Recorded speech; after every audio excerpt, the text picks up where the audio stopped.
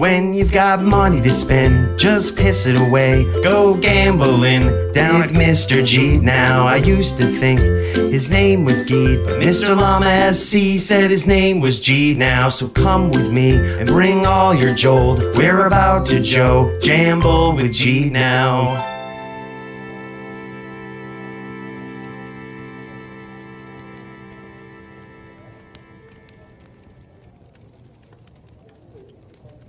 Look,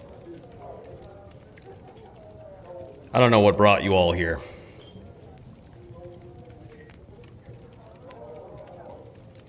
But we've got one rule in this tavern.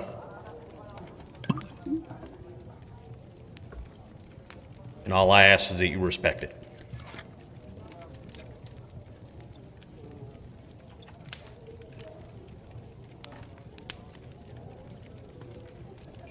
There will be no jambling today.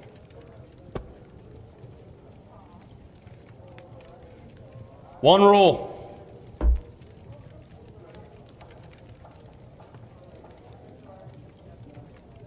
So you bust out your drinks, your chalices, and you get ready.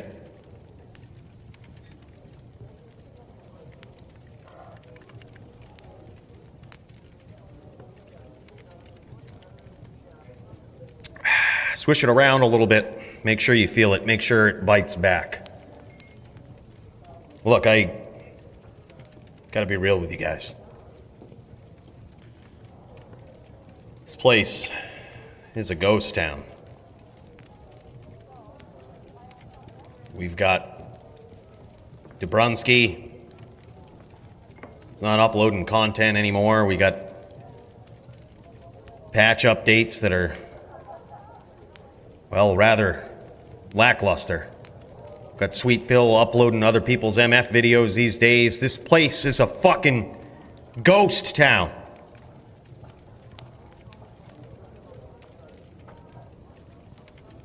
But luckily,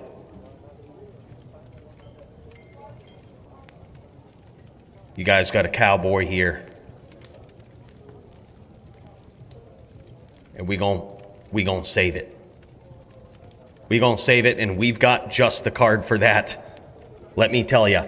We've got some last-minute additions, and goddamn, I can feel it. We're gonna have a fight of the night tonight.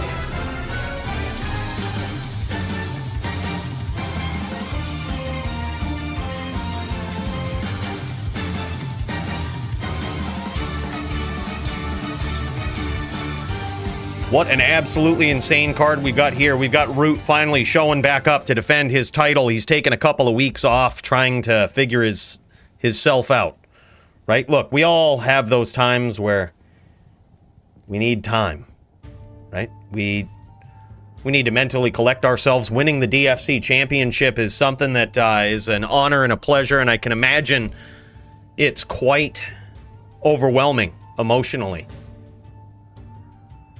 Root needed some time, but he is back tonight to unify the belts against Serenity, the top din in the DFC, and top performer. Look at this. Look at this. This guy's moving up like a champ. Serenity, the #1 contender, and surprisingly, I don't know how this guy got there. This must be a glitch in the system.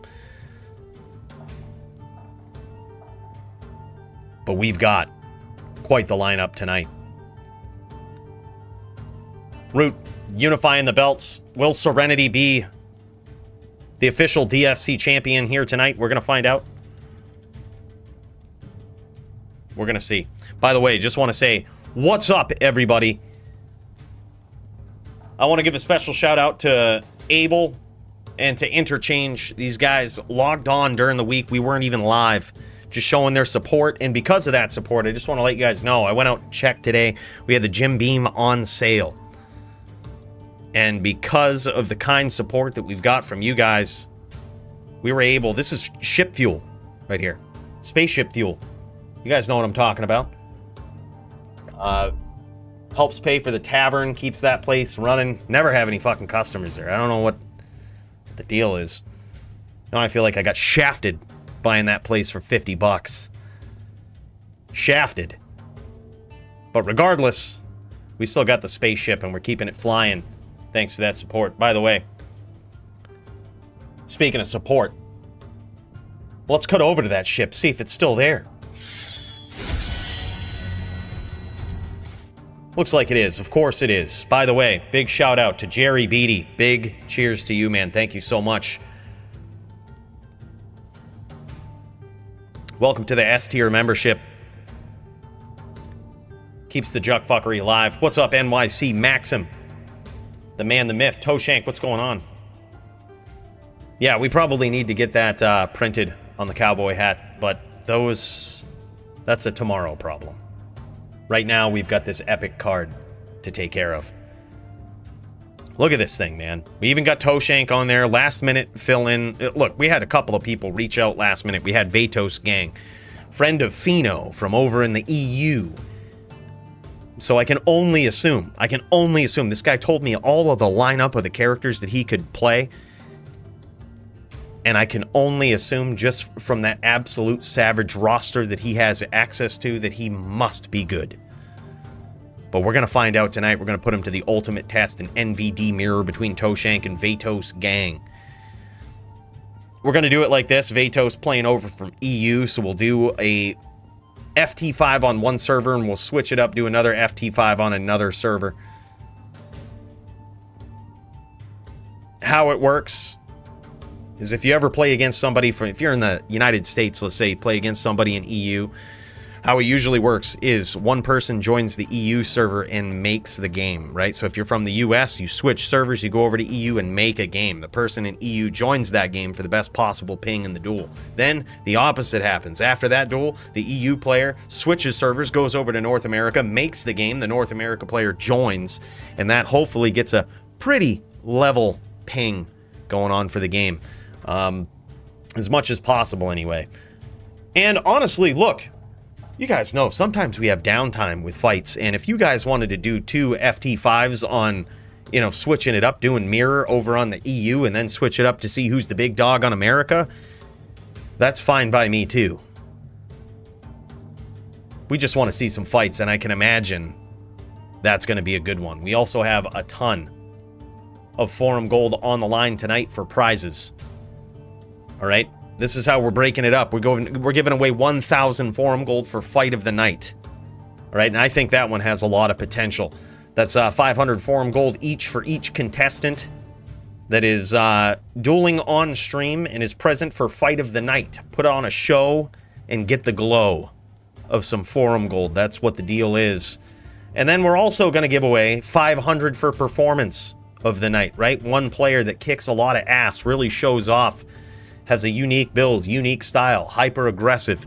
It could potentially come from the same player involved in Fight of the Night. You never know. That's all up to you guys, and we're going to vote at the end. Now, that's only 1,500 forum gold. What am I doing with the other 500? Well, we're going to save it. All right, we've got some good sponsorships. Thanks to some very generous people. And we're going to hold on to that.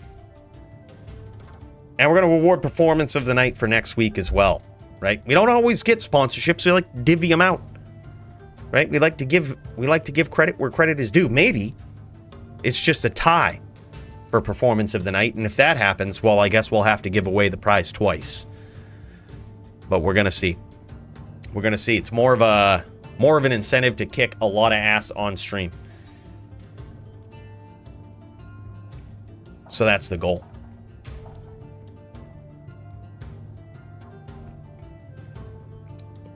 Toeshank says he's going to 5-0 him on Europe. Do I have to go to NA? If that happens, if you 5-0 him on Europe, switch the class and go to NA.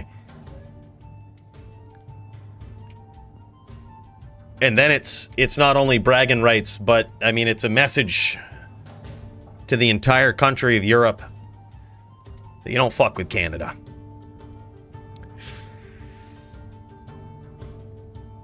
That's sick. Very happy to hear that. I'll keep an eye on the Discord, but if I miss it, give me the heads up. Look at this. These guys ready to go, man. Ready to go. I see Vatos in the Join the Stream channel. By the way, if this is your first time, Vatos picked up on this. He don't even need to be told, right? If this is your first time in the DFC, you're wondering what the hell to do. If you're on this card, if you're, you know, one of these fine fighters looking to kick some ass, looking to get your fights featured on stream, looking to get put into the mix for fight of the night, for performance of the night. This is all you got to do. Join up on the Discord. The link is in the description of this video. And all you've got to do, just join up. I think everybody is accounted for on this card. And all you got to do is just pop into the join the stream channel and share your screen once you're in game with your opponent. Now, if you need some help connecting with your opponent, reaching out to them, getting a game set up, try tagging them in the Discord and the DFC channel chat first. And if you can't find them, just tag the mods. One of these fine fellows will help you out. My boy Primo right there. He's the man, the myth.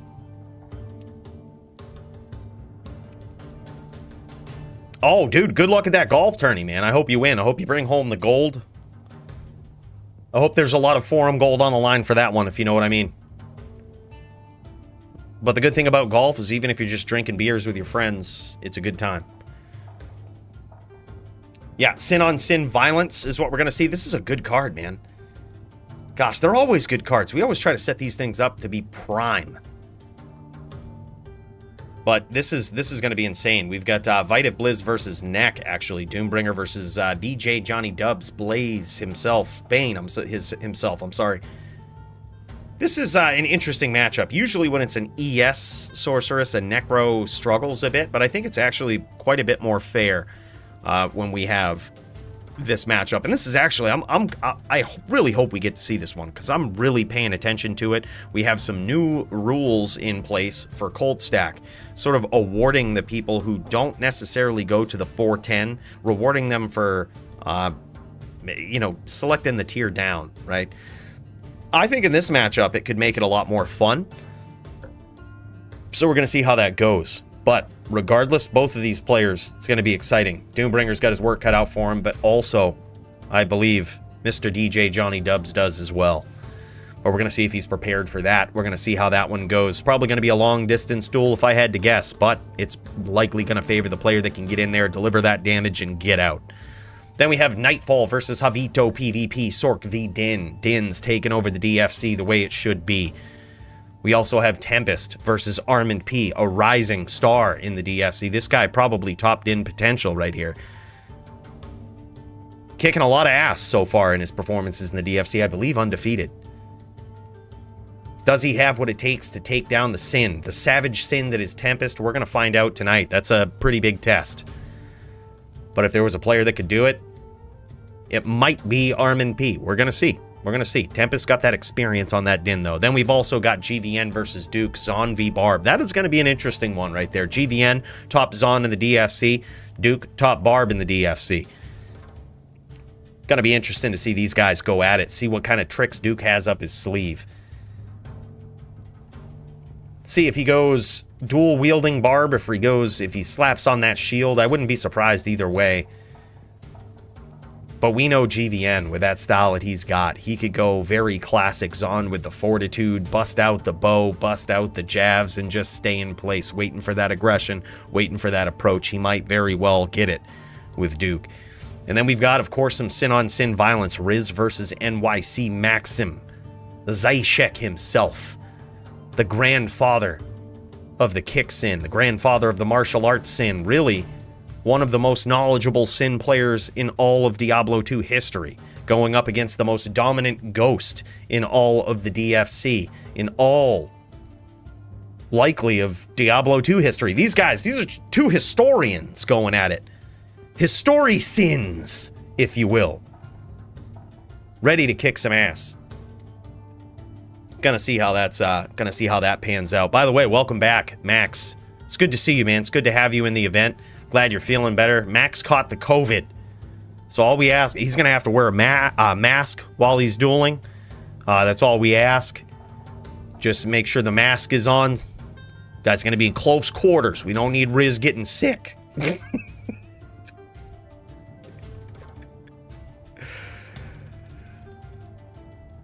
I don't know what you guys would do without these epic dad jokes every week. Really don't know. Your lives might even be better without them.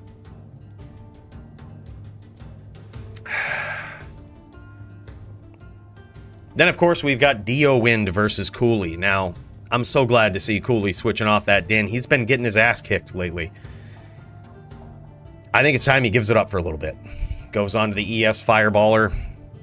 Gives Dio a run for his money. Now, I believe this matchup has happened before in DFC history, and I believe it was a close one. I think Dio took it. I can't even remember. It was so long ago. But we're going to see if he can do it again tonight. Coooley's ES Fireballer skills definitely not on par with what his din skills are, and will potentially give Dio a lot of opportunities to take advantage of the mistakes that he makes. And we're going to see if Dio can do it. We're going to see if Dio can beat the eternal lates of Coooley. We're probably going to cut them more right away. We heard Coooley is notorious for latesing, so we're going to try to prevent as much of that as possible. Cutting the more so that late's dumbass doesn't waste everybody's time. Don't tell him I said that.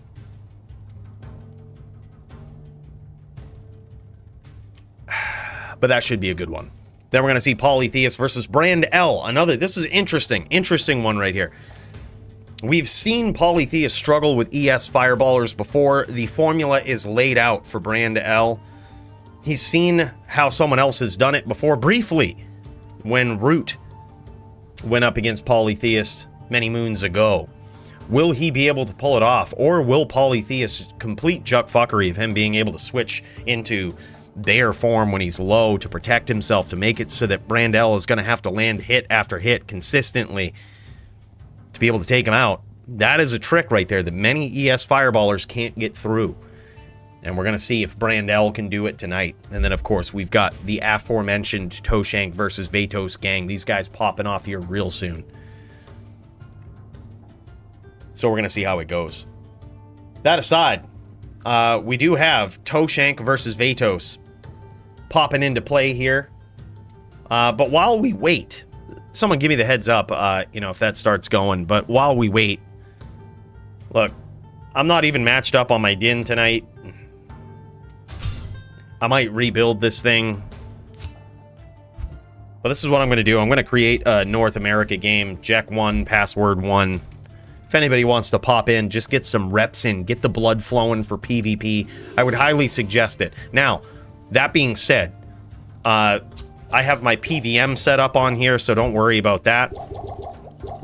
But that being said, you will be going up against one of the top dins in the DFC. Someone who's hoping to reclaim his top din status, his top din title, very soon. So don't be surprised, don't be let down if your ass is handed to you on a silver platter by this din, okay? Those things just happen, okay? It's nothing to be upset about.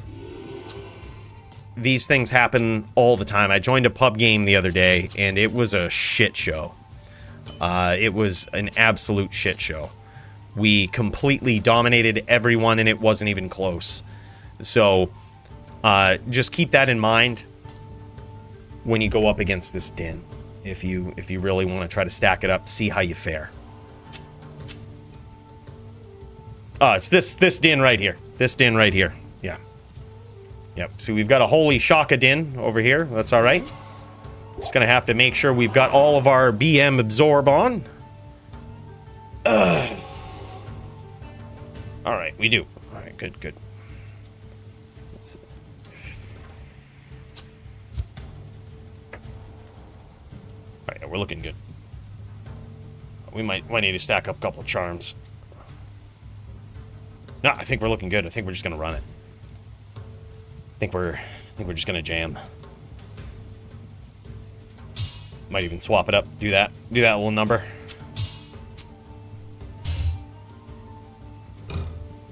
Let's get our bow out. This is a bow din variant.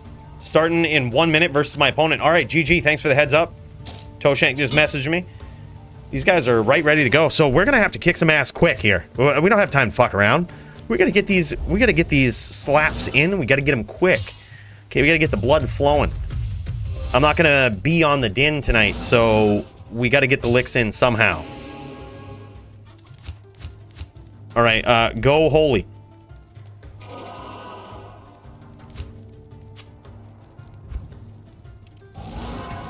That's all right. Run it with the Merc. Just run it. If she wants to get in, she can. If she wants some, she can get it.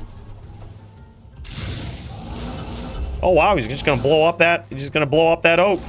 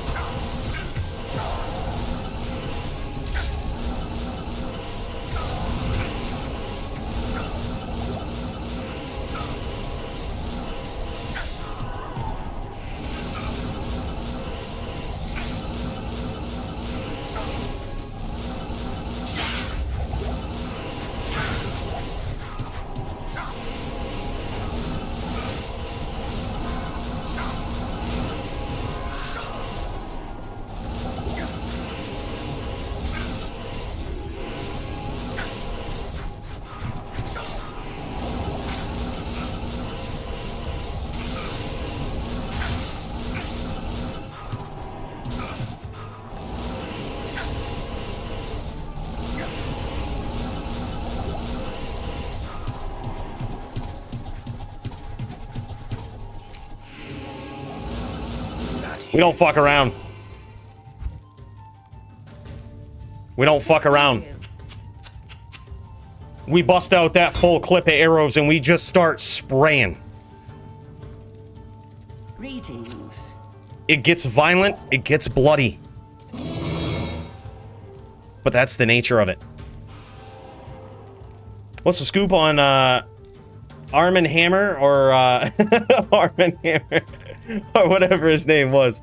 Last time I watched, he was beating a NATO druid with a smooth transition. Yeah, that guy's a savage, man. I actually like that name, Arm and Hammer. Absolutely savage din, man. Working his way up the ranks. All right, so it looks like Toeshank is live. I'm gonna get this fired up here. Gonna pop this out, make this visible, and let's pop over. Let's pop over to Toeshank's point of view. This right here is likely going to be a savage fight. I hear a little bit of music going on here, so make sure we're paused up. Here we go. This is going to be something. I believe he's starting on Europe. We're going to see. He's going at it with his opponent. Oh, yeah. Oh, he just muted the music. All right, that's cool. Now we get to listen to some Lord of the Land. Are we going to miss the sound effects too? No. Oh, we sure as hell ain't. Oh, this is so perfect. I love it when we get the sound. No, I guess we are. I guess we are missing the sound. Look, Toe, we gotta hear the sound, man. What the fuck? Don't you know there's people that tune into this for some ASMR shit. That's alright, we'll listen to Act 1 music. We'll listen to some Act 1 music, that's fine by me. I don't have no gripe with Act 1 rogue encampment music. I jam to that shit when I go to sleep every night.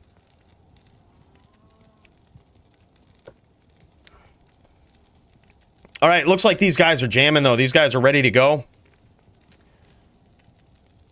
And here we go. I believe this is on, yeah, it looks like Toeshank's ping is 141, so it appears as though he is on the European server. These guys just getting it done. Just getting it done right away. And Vatos is in EU, so it's probably 6 a.m. for him over there. Something like that. It's very late. Or very early, however you want to look at it. I believe it's actually midnight. It is kind of late, so I'm happy these guys are getting this done early. This is sweet, man. Just as soon as we get fired up here, these guys just going at it. We're going to see if Toeshank has what it takes to take on this absolute savage of a player. He's from EU, and those guys are just bred different over there. As soon as they graduate high school, their first college class is a class that involves magic finding and PvP in Diablo 2. And if you don't believe me, you can look it up. It is indeed online. It's something that every public college has to offer over there, and it's no surprise. These guys are born with it in their blood. They are trained very early on. Every European citizen after World War II, I believe. And you can tell, man, a lot of good fighters in all seriousness coming from Europe. These guys are trained like absolute savages. They compete in PvP. This is what the game is for them, is straight PvP. And they know what's up. They know what to do. Look at this. They even going bear only versus Toeshank. Toeshank putting on that pressure, stomping, looking to punish Vatos for taking some time to recast that pet. But here's the thing. Vatos going bear only. It doesn't take them a long time to recast these pets. It also looks like these guys have waived the mana pool rule. So both these guys having access to mana pools. This is going to mean one thing, that we're going to see a lot more bone spirits from Toeshank here. And I actually like that in this duel. I think that even with mana pots, this is a pretty skillful duel and pretty high pressure, high aggression. Now, we are seeing a little bit of pixelation here. Don't worry about that. That's on my end, not necessarily yours. Unless my face is pixelated, and then that's your problem, right? You're going to have to figure that out. Yeah, Teeth is definitely not banned. Jess is just Jess. Jess just going, he's just going his own route with this, man. But also, Teeth is a little less useful here. Sure, you can take out the oak, but you're probably not going to take out the bear. Teeth is very useful when your opponent is using 3 wolves, right? Because then you can take out their pets, you can take them out pretty easily, pretty quickly, just blow them right up. And depending on what gear you have, well, I mean, you're always going to get life per kill on those pets, mainly because of your Enigma. But some people actually stack up Dracul's Grasp to get a ton of life on kill from the pets. But now, look at this. Jess is actually using Teeth a lot more now because his opponent is extremely low in life. He's actually landed quite a number of spears, kicked quite a bit of ass here early on. And this could make all of the difference. So he's using Teeth now because his opponent is very low, and he actually does finish with Teeth. There it is. Hagla slain by Bandit. A very close duel. But Bandit, the absolute savage, Canadian savage, gets there. This guy, even on 140 ping, you don't fuck with this guy. Absolute savage, man.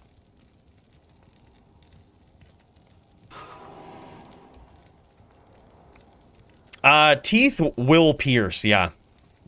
Teeth will pierce.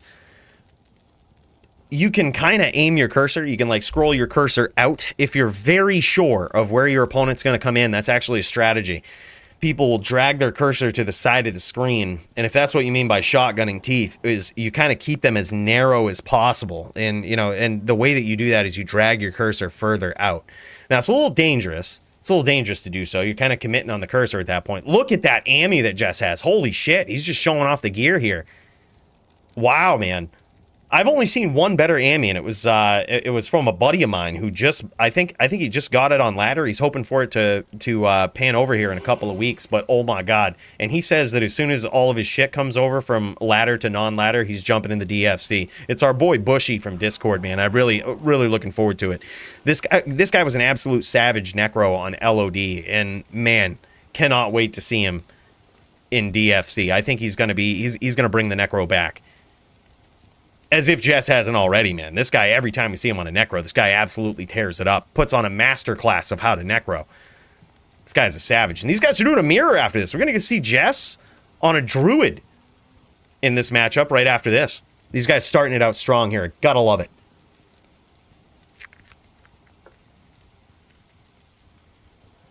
Yeah, this is likely, and that's a very good point, Triton.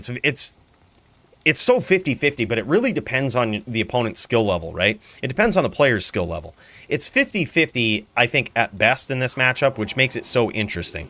Because if you're extremely good on a necro, you can really just make druids look like fucking nubs on a necro, right? Like, if you're leagues better, man, you make it look easy. But then again, sometimes you have druids that really know what they're doing too, and they do the exact thing to a necro. They make it look so unfair when you're playing against, when you're playing on a druid against a necro. They can make it look unfair. But every once in a while, you have some very skilled players like this that have an intricate dance back and forth and make it a very skillful duel. And that's what these guys are doing right here. Very nice NATO placement from Vatos. Vatos with the NATOs. Nice shots from Jess, takes a few NATOs, a nice cut there from Vatos. He actually, instead of stomping him, got below him, noticing that he was puddled and could not walk down, and made Jess pay for it. Is he going to be able to capitalize on it? Jess's bone armor recasted right now. It was down there for a little bit. Nice stomp, but Jess avoids any damage there. Actually, very nicely done, but a crucial stomp from Vatos himself finishes the duel. There it is. Absolutely nasty. What a back and forth. Yo, Vatos should stream his screen, man, over in the Europe, so we could cut over to that. Someone tell Vatos. Start streaming the Natos. I don't know, maybe he's playing on a laptop from 92, though. You never know. Hey, what's up, Fax? Yeah, it's a very, very close matchup, though. Yeah, Jess wasn't thrilled about the EU matchup. It definitely does make it tough, right? Like, when someone's playing from an entirely different server, it makes it tough. You know, and we can see here... We can see a little bit of pixelation on Jess's screen. I can only imagine it's because something's going on. There's some very high ping. Oh my god, big hits early on from Jess. Even with 140 ping, just tearing it up, dude. Holy shit, that one finished early, man. You notice his strategy that's really paying off for him here, especially where his opponent's going bear only. What he's doing is he's launching a couple of bone spirits, and instead of having a whole train waiting for him, he's launching those bone spirits and making the most out of the time that those things are alive. Timing his opponent whenever they come in, right? And so those bone spirits are live. And what he does is he shoots that spear, blows up the pets, sometimes shoots teeth, and makes it so that those bone spirits have the best chance of landing. So you notice that he'll shoot a couple of spirits to set himself up. He'll teleport into him, and he'll try to shoot his opponent's pets away with the spear, try to get those spear hits in. Not only do they cut through the pets and hit the opponent, but they clear the way for those bone spirits. And when you have a very skillful player like Jess right here setting up these combos, man, it can get devastating very quickly, just like that. Nice spear hit. Looks like Vatos might have escaped some damage there, as his bear might have eaten that spear. What's up, Darius? Toad Bank, dude, that's what it is. Oh, nice spears from Jess and a nice hit from Vatos. It's very back and forth. Jess re-upping on the mana.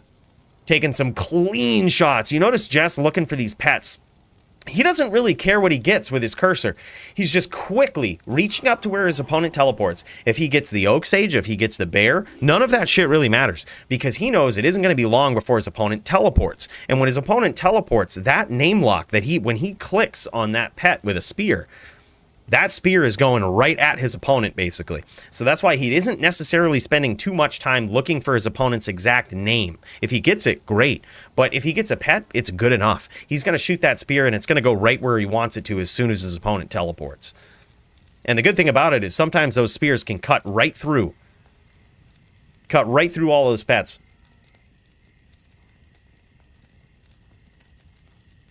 Yeah, casted Bone Armor mid-telly, what a gamer. Yeah, I mean, he's a savage, man. This guy's a savage. Fact, someday when you set up your hotkeys, you'll be able to do the same. And there's a lot of people waiting in the DFC for finally when Fax gets his HLD together and starts using hotkeys. You have no idea how many people are waiting for that, anxiously awaiting. Some might even believe that the entire DFC is fucked when that happens. You think Fax is a savage in LLD. Just wait till he figures out hotkeys. I'll roll you with the nauseous stab. Can't wait. Can't wait. Oh, man, a risky name lock there from Jess, and he ends up paying for it. Vatos cuts him off, gets below him there, punishes him for that name lock. Unbelievable. Right back and forth, man. I believe currently it is, what is it, 2-2 or 2-1?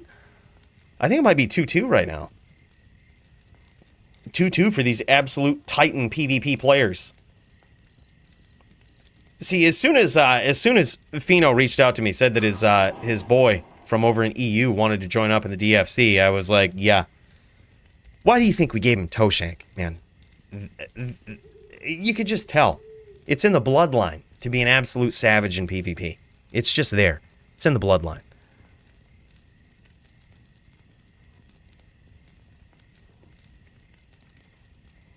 Yeah, yeah.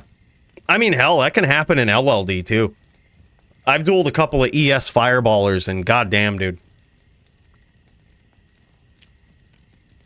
Duels feel different in LLD, though. Man, they really feel different. There's... I don't know if you could call it more aggression, but there's more action. You know what I mean? Like, a lot of times in HLD, there's a lot of time spent off screen, almost no matter what matchup, right? People are resetting, recasting pets, reapproaching with angles. It doesn't necessarily mean that they're not aggressive. It's just they tend to happen at a higher range than LLD. And that happens because in LLD, all you have is teleport staff, so you can only teleport so many times in a duel, basically. In HLD, you can teleport a lot. So when you need the distance, people get it. But I gotta say, that's a good feeling. A lot of people hate it, but it's honestly a good feeling. The fact that you can get out of there when you need to. Jess taking a lot of damage early. Is he gonna be able to come back from this? Is Vatos gonna get a little aggressive? Trying to finish a little too aggressive, maybe. We're gonna find out.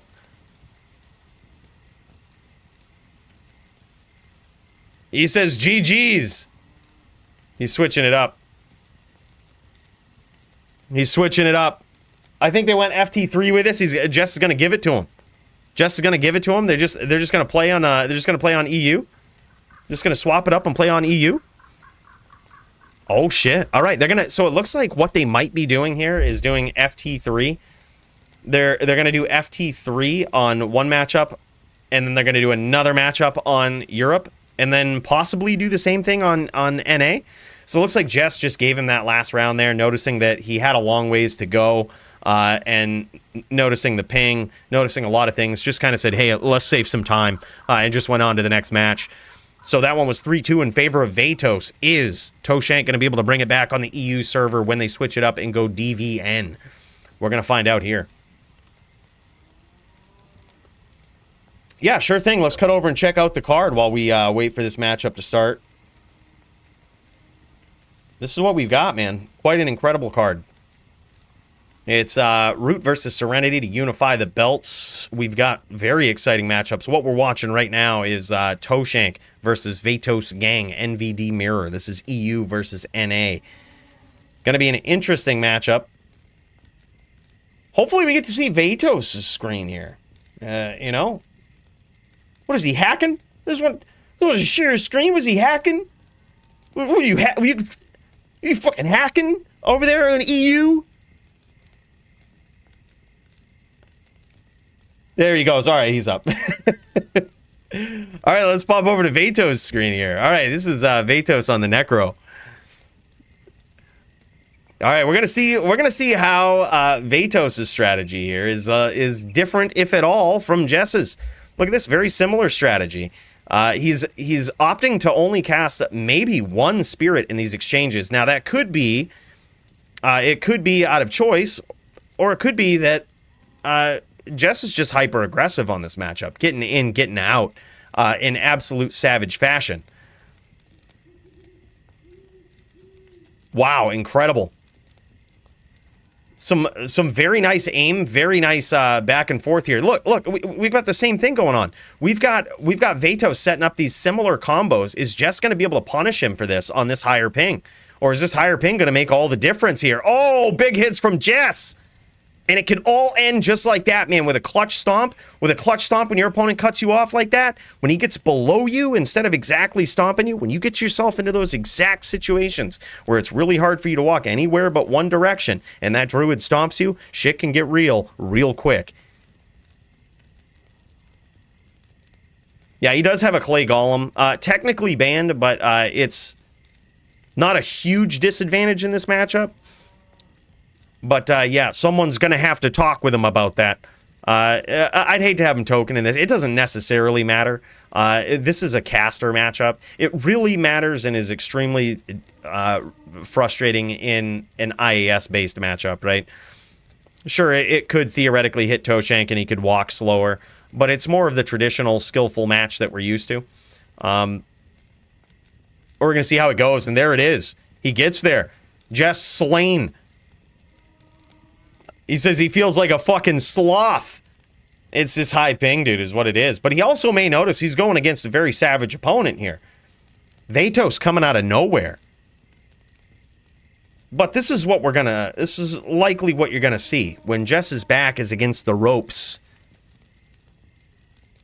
he's probably got some sort of substance by him, whether it is a bong or whether it's a little bit of that PBR. And you don't want to see him when his nerves get chilled out and he goes into God mode mid-duel, rips it, hits it, and tips him sideways. You don't want to see that. What's up, XP Dog? How you doing, man?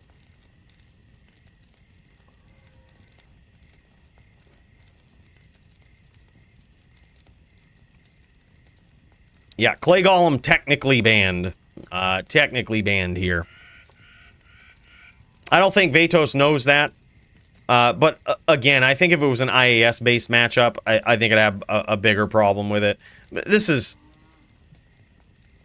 I mean, that's the reason the rule was in place, is that, you know, Necros, they were so godly with Clay Golem and all of their big buffs to bone spells, that Clay Golem just shut out all of the IAS-based characters, right?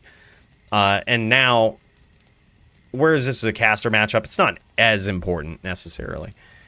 You can't get tagged by the Clay Golem and have your IAS slowed down, or, I'm sorry, your FCR slowed down.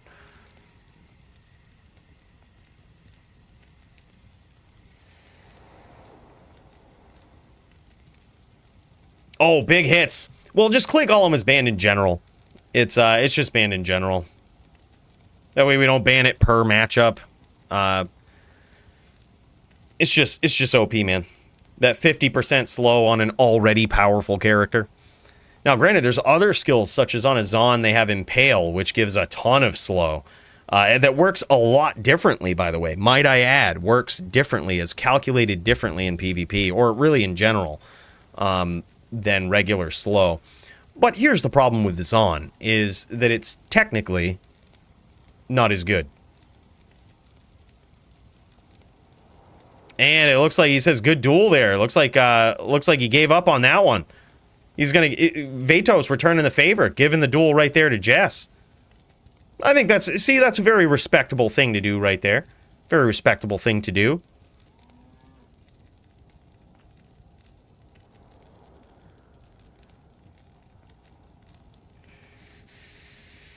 Yeah, it's very hard to do in a telly-heavy matchup to play aggro. Toeshank basically has to play to his ping level at this point, which is extremely high. So what he's going to do is, you see him CT telly in all the time.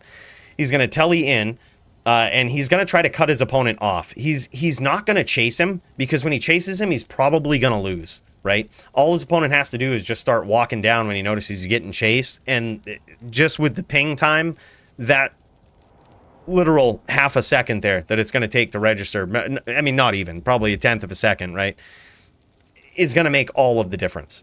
It's a number of frames that's going to make all of the difference. Resist Paladin auras in a matchup? No, you can technically do it as long as it doesn't break the rules. So as long as your Paladin resistance aura doesn't bring your maximum resistance to something that is not allowed in the matchup. So if you're going against a Fire Sorceress and you show up with an Auradin, well, it would be an auto DQ. But if you show up with, you know, if you got an Auradin and you show up against a Cold Sorceress, you know, and you have the right amount of cold resist, you're fine. Yeah, so Auradin's not necessarily banned, with the exception of fire-based matchups.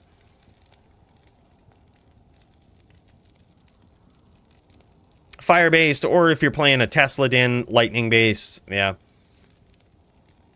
Oh, big hits early on, and there it is. Big finish from Vatos gang. It is now 2-1, I believe, on this matchup. Toeshank says, "God damn, can't wait till this goes to NA." Let's go over to Toeshank's point of view here. Check out this gameplay.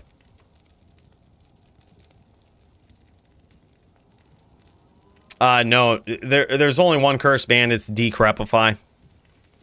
You can't cast Decrepify. You can technically have items that proc it, but you can't cast it.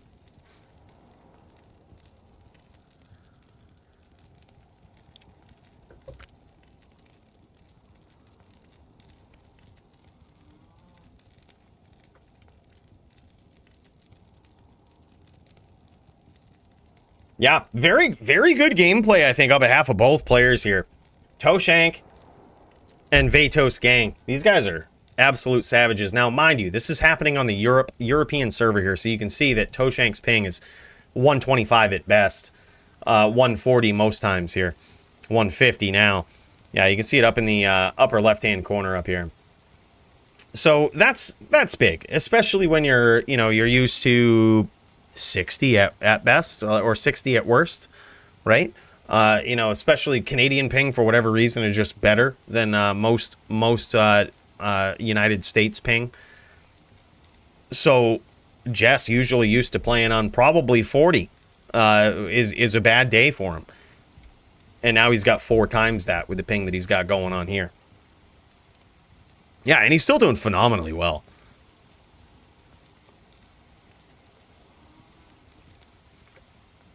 All right, let's see how this round goes right here. I believe it's 2-1 in favor of Vatos gang. Can Toeshank bring it back? Can Toeshank make the most epic comeback that we've likely seen in all of cross-continental play? It's this chat bug all of a sudden. Yeah, we saw that on his end. When he defeated Toeshank in that last round, it didn't pop up. A little bit of a chat bug going on. He probably restarted his client. It's a good way to get rid of the chat bug most times. It doesn't always work. I get 20 to 40 ping higher on D2R than any other game I play. Yeah, it's bad, man. I think especially since D4 came out, they started devoting a lot of the servers to Diablo 4, and I don't think a lot of them came back until recently. I think recently they might have given a server or two back to D2R. And I only say that because I've been failing to join games less.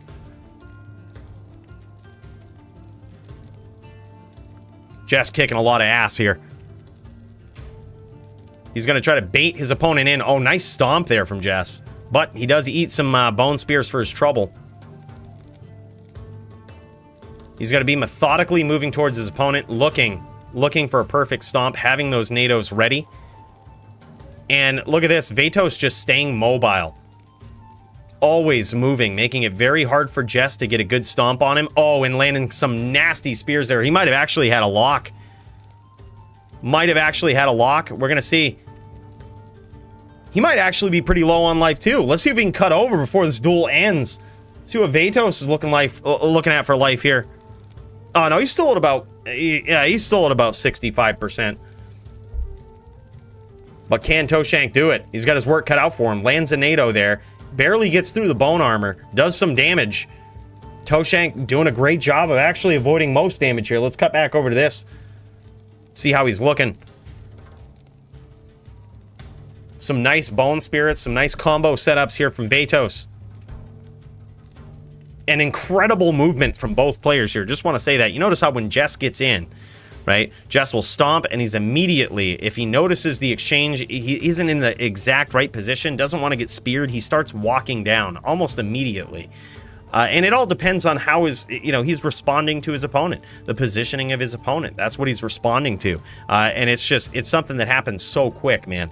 This is some pro-level dueling. And especially when you consider that this is on 140 ping. This shit is insane.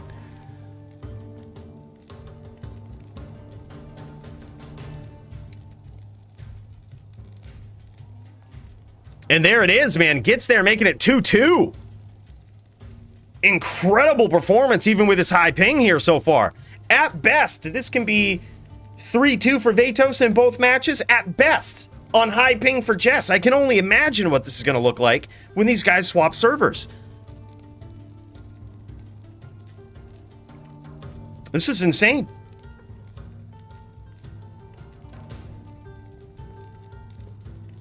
Yeah, I mean, that's true. That's true. I think they're really getting ready for the merge with Microsoft, right? Like, that's all you hear about in the news these days. Microsoft's soon gonna take over. I think that's probably why they don't really give too much of a shit about Diablo 2 Resurrected right now. That's why we didn't get many updates. I honestly think it's because they all see the writing on the wall. They see that their company, Blizzard, is about to merge with Microsoft. You know, so I think they're all kind of dialing it back. They're trying to get Diablo 4. Oh my god, nice aggression there from Vatos. Absolutely savage finish from him there. He lands a couple of spears, and as Toeshank's teleporting away to recast, he follows him, telly stomps him, and finishes. All right, while these guys switch servers, let's cut back over to this card, check this out. This is what we're looking at right now. We are looking at Toeshank versus Vatos, gang. These guys just got done dueling their mirror matchup on EU. I believe they're switching servers right now, switching it up to go in America, in North America. And technically, the better record will win. The better record shall win. So, at this point, if Vatos gets any of the matches, if Vatos wins any of the matches, he wins. But if one of the matches goes 3-1 in favor of Toeshank and he doesn't lose the next match, that's it. Toeshank wins. A lot on the line. That means we'll get to see both matches here, which is going to be interesting.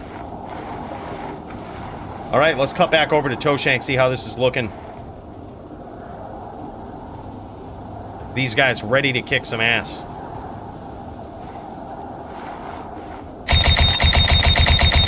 Jesus Christ, that's fucking loud. Is that loud for you guys? That's fucking loud for me. I'm actually happy he's doing it. It helps me sound check a little bit. All right, there we go. That's a little bit. That's a little better. Yeah.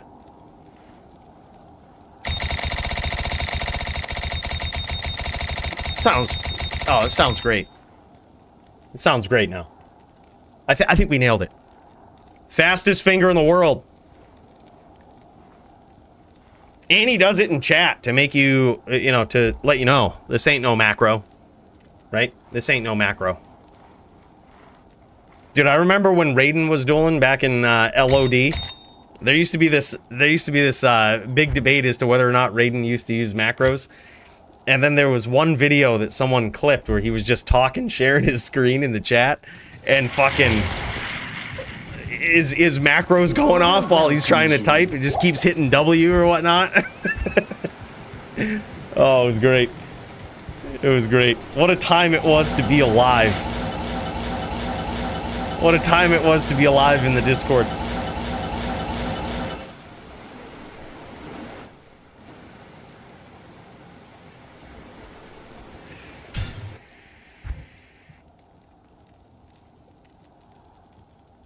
All right, and here we go. These guys doing this matchup on Americas.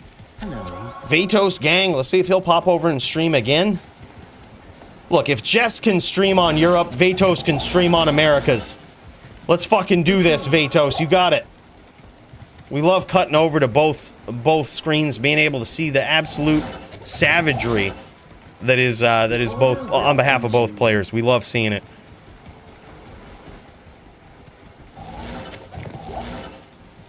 Good day. Yeah.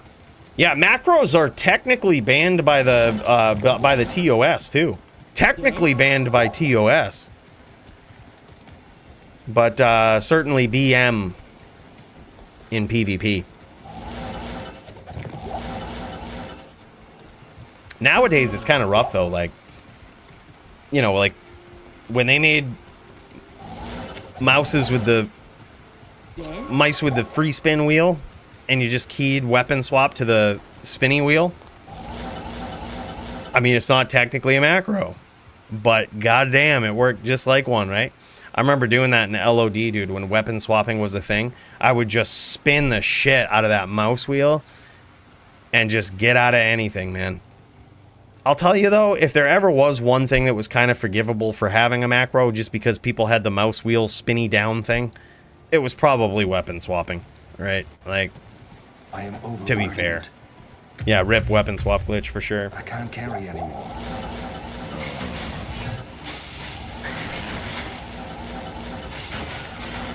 gonna be an interesting duel here. Can Toeshank put a stamp on it?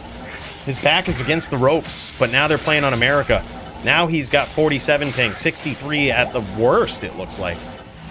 So this very well could be a different kind of duel right here. We might see a lot more aggression from Toeshank, as to be expected.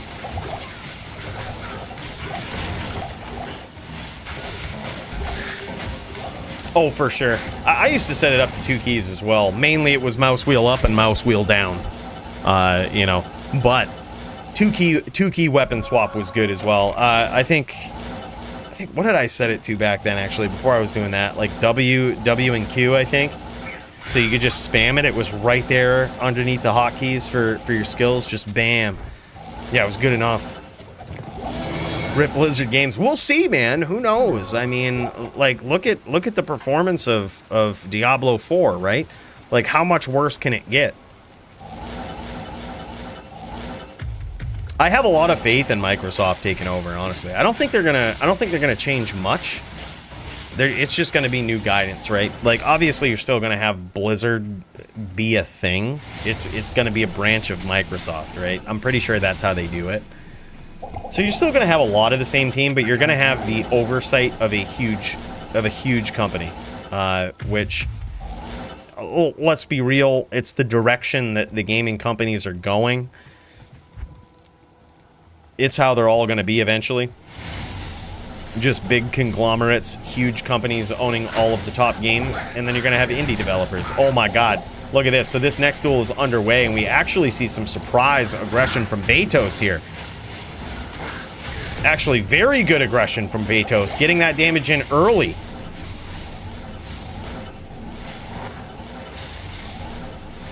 Wow, we didn't expect this. This is insane. He's actually getting it. Now Toeshank really putting it on here, recognizing that he's actually up against a pretty savage opponent, keeping that name lock, pushing that pressure.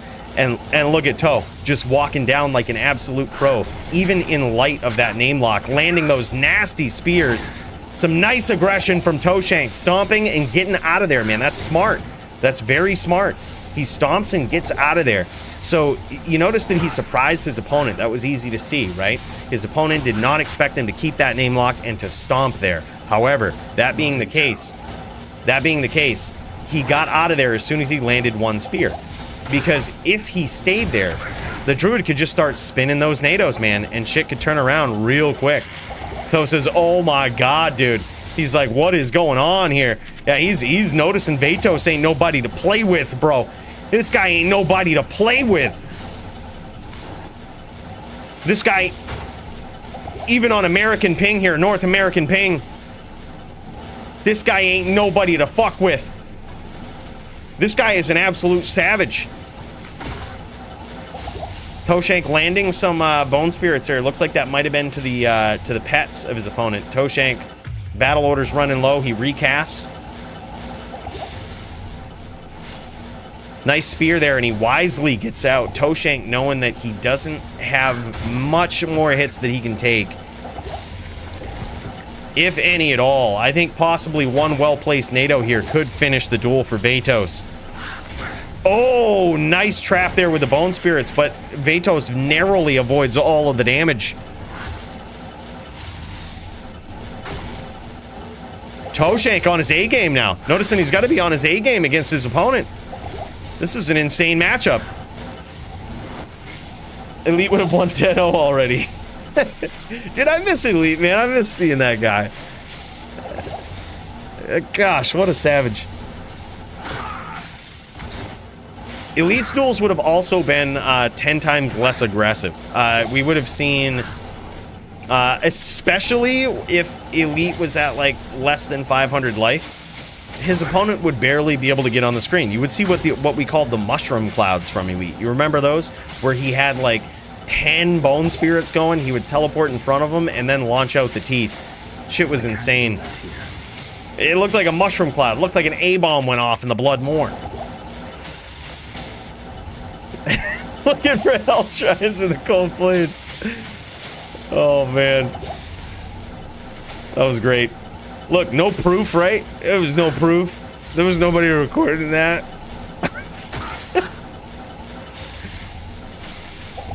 Sponsored by Infinite Mana Pools. Yeah, exactly, dude. Yeah, I think Elite was one of the big reasons, like, just... He was a great dueler, don't get me wrong, right? Like, Elite, a lot of people shit on him, but Elite was a phenomenal dueler. Not just on Necro, either. Like, this guy was just phenomenal in general. And there it is, a nice spear train from Jets. I'm not sure if you caught the tail end of that, but he actually set his opponent up with a spear train, teleporting directly into his spears, waiting for his opponent to stomp and taking full advantage of it. That was extremely good. It takes some very good timing to be able to pull that off. I'm sure he's also happy to be on 31 ping right now. I can't carry anymore. But one of the things about Elite was that when he got low on life, that's when you would see Elite, like, just turn up the heat, dude. He would be off screen. He was one of the most competitive PvP players in all of Diablo 2 history, so he was not gonna fucking lose. So when you got him low, he would teleport way off onto the corner of the screen, start launching bone spirits like nobody's business, and before you know it, the entire moor was filled with IBS trains. It was crazy. But, you know, it was perfectly understandable. He was practically dead. You know what I mean? So, and he had this famous phrase, too. Like, he had this famous phrase. When he would get him low, especially if he was aggressing that whole duel, he would say, "Your turn," right? He'd say, "Your turn," mid-duel. Start doing that strategic mid-duel shit-talking. And try to turn the page a little bit. Yeah, it was very interesting, man. He was a very interesting player. One of the best duelers in Diablo 2 history, in my opinion. I think he was so savage, and not just on a Necro. We saw him play on a Sin. We saw him play on a Druid. We actually saw him play on a Barb once as well. Actually mix it up on a lot of the FPK characters, and I wouldn't be surprised if he has the ability to play on a Paladin, play on a Sorceress, but he just chose not to a lot of times. I mean, once you have the PvP skill, you have it. You know, once you got it in you, you got it. Terror begins to form within Sanctuary, boys. Looks like we're going to get a declone pop here. Terror's spreading. If you don't have a non-ladder hell game up, I would highly suggest you create one. Would highly suggest it. Looks like we're going to get an Annie real soon. In fact, you know, why don't we just make sure we're in a game here. All right, good stuff, good stuff. We're in a game. We can take this on. We can do this too. Get ourselves a free Annie, maybe a 2020, maybe a 2020-10. I always get my fingers crossed. There it is, boys. Diablo. Oh, and Toeshank keeping the screen shake alive. Now that's some style points, boys. Keeping the screen shake alive. For true immersion during declone. Declone mid-duel, boys. We don't fuck around. Brian says, "Let's Joe, boys." Yeah, that's what it is, man. Declone just popped. Just survived the declone screen shake mid-duel. Gotta say, man, that was awesome. You love seeing it. You absolutely love seeing it. Some very good damage here so far from Jess. Jess doing an incredible job of making it discouraging his opponent. Joby just joined my fucking game and he's gonna try to steal my Annie. What a pub, dude. What a pub. Doesn't say anything in the chat. Look, I'm not even cutting away from this duel right now because this duel is epic. Doesn't say anything in the chat. Joins my game. He says, "Okay, I failed," and he left. Joby just lurking, looking to steal Annies. Oh my god. You just got a 2028 from it, Senpai? Congrats, man. That's fucking awesome. That's what we're hoping for. We're just hoping to get a 2020 from it, you know? Shop 2 pairs of 320 BOA gloves and a pair of 320 MA gloves. Chasing the 320 Java gloves, though. Hell yeah, Brian. Got to get the trifecta. Dude, believe it or not, Vatos making this duel here very, very difficult for Toeshank. Toeshank, actually, I think he might have underestimated Vatos here a little bit. Vatos is an absolute savage popping in here, even on the American servers. Playing like an absolute phenom. This guy's really, really cranking up the heat. And you can tell, Toeshank going into this zone right here, he's hyper-focused. Really picking his angles, really setting up his combos, really trying to land these spears, not trying to drop any rounds here. Holy shit, Laser got a 2025? Shit, dude. Maybe they gave everybody 2020s. I fucking hope so. I fucking hope so, man. Holy shit.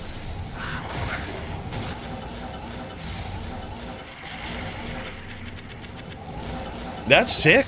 Good finds, boys.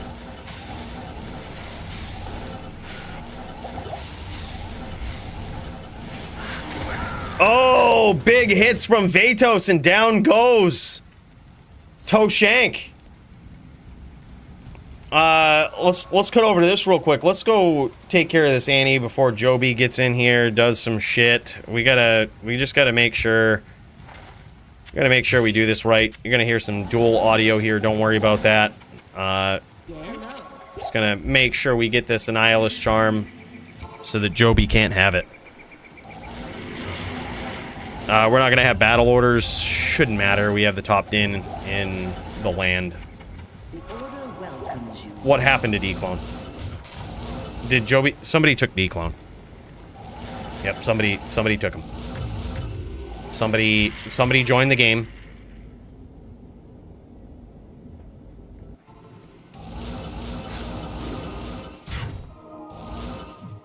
What the fuck? 18, 17? Not bad. Yeah. I can't carry anymore. God damn it! Or we're joining a new game. I can't carry. We're making a game I am overworked. with a stupid password that nobody can get into. So the next time we can enjoy our own D-Clone. I can't carry anymore. Damn it. We wanted to kill D-Clone with the top din in all of Diablo history. And someone robbed us of that. You guys were going to see some bonus entertainment there, but we can thank Smitey Boy. Alright? We can thank Smitey Boy for popping in and stealing the D-Clone. Just stealing it. But you know what? Hey, look. He needed the 1817 Annie, and at that point, more power to him. He needed the 1817 Annie. Boy's just grinding. You can't hate him for that. Boy's just grinding.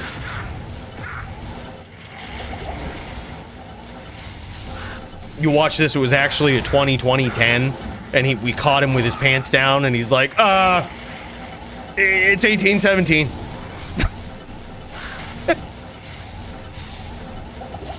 Can I have it? Here we go, boys. Back to the duel. Toeshank in a lot of trouble here early. Can Vatos take it on the American server here? I believe currently it might be... I forget the score. I forget the score. What is it? Oh my god, it might even be... It might be 2-2 right now. It might be... Holy shit. It might be 2-2. Yeah, dude, he's pretty... Dude, look, even Toeshank saying he's fucking GG and playing like a fucking champ, dude. Yeah. Toeshank says he's playing like shit, but dude, this guy, he's showing mad respect for Vatos right here.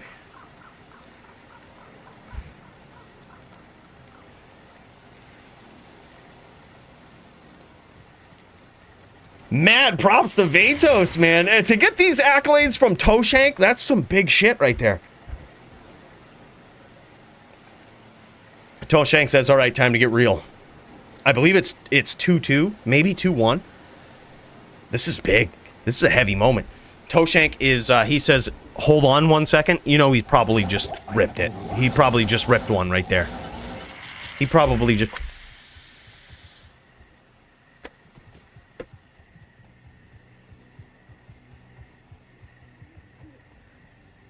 Time to get real. This is Toeshank in God mode. Yeah, it's 2-1 Vatos. That's what I thought. Yeah, 2-1. This is Toeshank in God mode. Toeshank realizing he's got to get in the game. This is incredible. I told you, boys, this has the potential right away for fight of the night type shit right here. This is insane. EU versus NA. The last time I saw some Team EU versus Team NA. NA obviously took it home. But goddamn. I bet they wish they had Vatos on their team. This guy is an absolute savage. This guy's got a lot. I hope we get to see a lot more of this guy in the DFC, because this is some shit right here. This guy don't let ping get in his way. Ping is just a formality for this dude.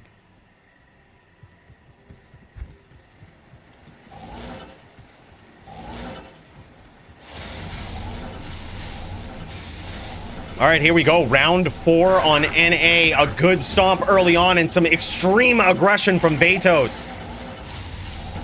I think he's figured out the style of Toeshank here. He's really figured out the style. He's getting to the point where he's predicting when Toeshank is going to teleport away, and he's really going to punish him for it. As soon as he gets rid of that golem, as soon as he gets rid of one of Toeshank's pets there, he really cranks the pressure right up. And now Toeshank learning from that.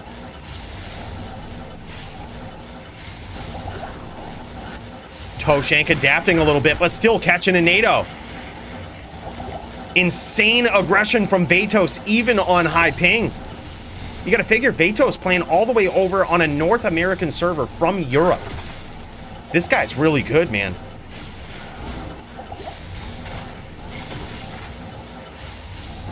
Absolutely insane. This might be some of the best FPK gameplay we've seen in a very long time. From both of these guys right here. But I gotta say, I'm very impressed by Vatos. I mean, look at this. Look at these traps Toeshank is setting up. This is not easy to get around. This is high-level traps Toeshank is setting. With these bone spirits, he's setting them up. When Vatos gives him time, he sets up these multiple angles traps with these bone spirits.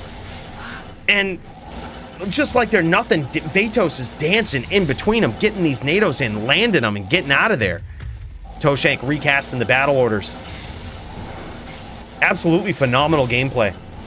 Yeah, Euro has some really good players, man. We were making a joke earlier on about these guys just being born into Diablo 2 PvP, but man, I'm telling you, there's something different about how these guys play, man. A lot of them are just absolute savages. You guys remember Pheno himself.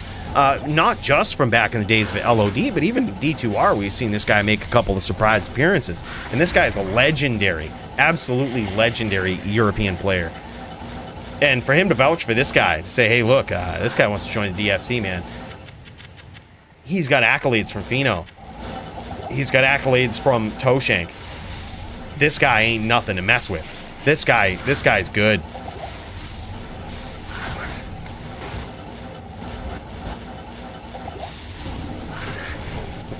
Yeah, no problem, Malcolm. No problem, dude. I'm glad you could put the ante to use. We would have only accepted, to be real, we would have only accepted 2020 antes. Let's be real. I'm glad you could put it to use, bro.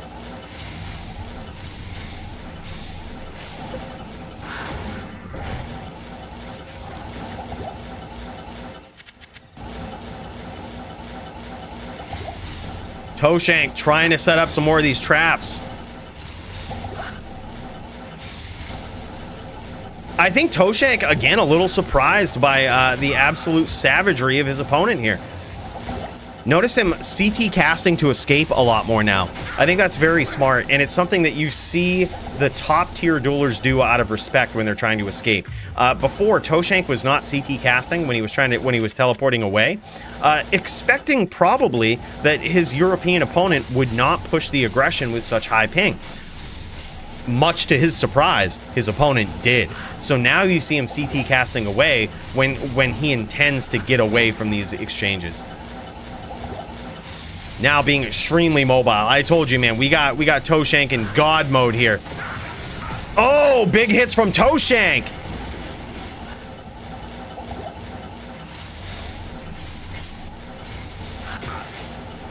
And Vatos pushing the aggression. Another hit from Toeshank. Hard to tell if that landed. His opponent might be very low right now. It's hard to tell. And as a necro, you really can't kick around and like look for the name lock, look for the name grab to really check.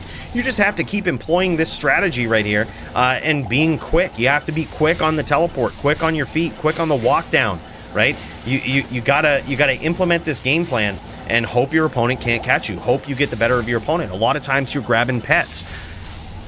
You're grabbing the oak, you're grabbing the bear. Not in town. You don't have a lot of time to check how high or low your opponent is, but now, unfortunately, looks like Toeshank might even be a good old hurricane PK away. You know, his life total is getting to be at about that point. Getting a little dangerous, man. Getting a little dangerous.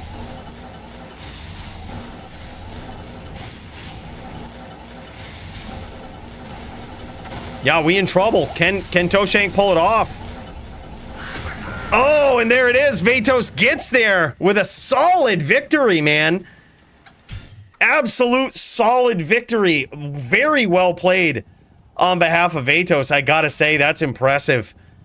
I gotta say, that was impressive, man. Against an opponent like Toeshank, holy shit.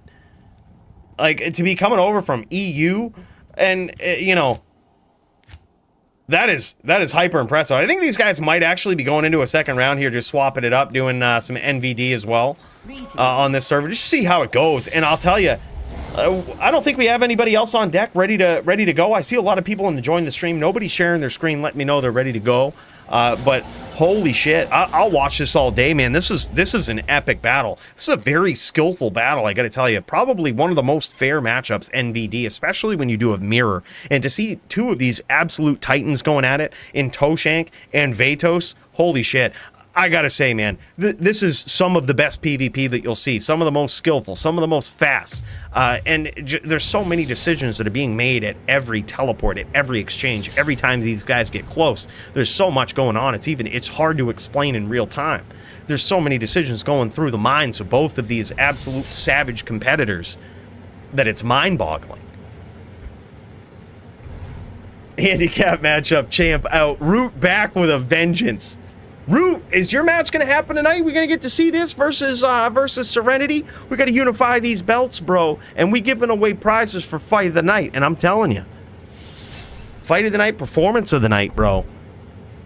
The people want to see Root. And the people want to see Root unify this belt.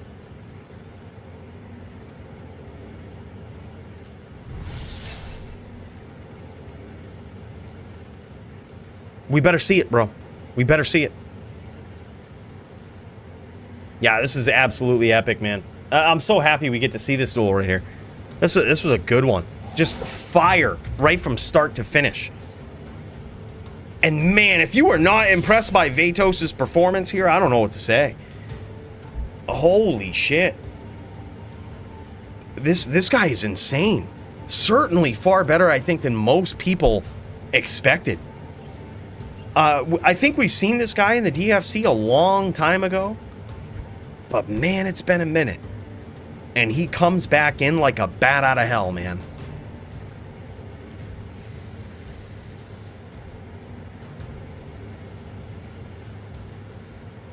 Rich says, how about follow the rules?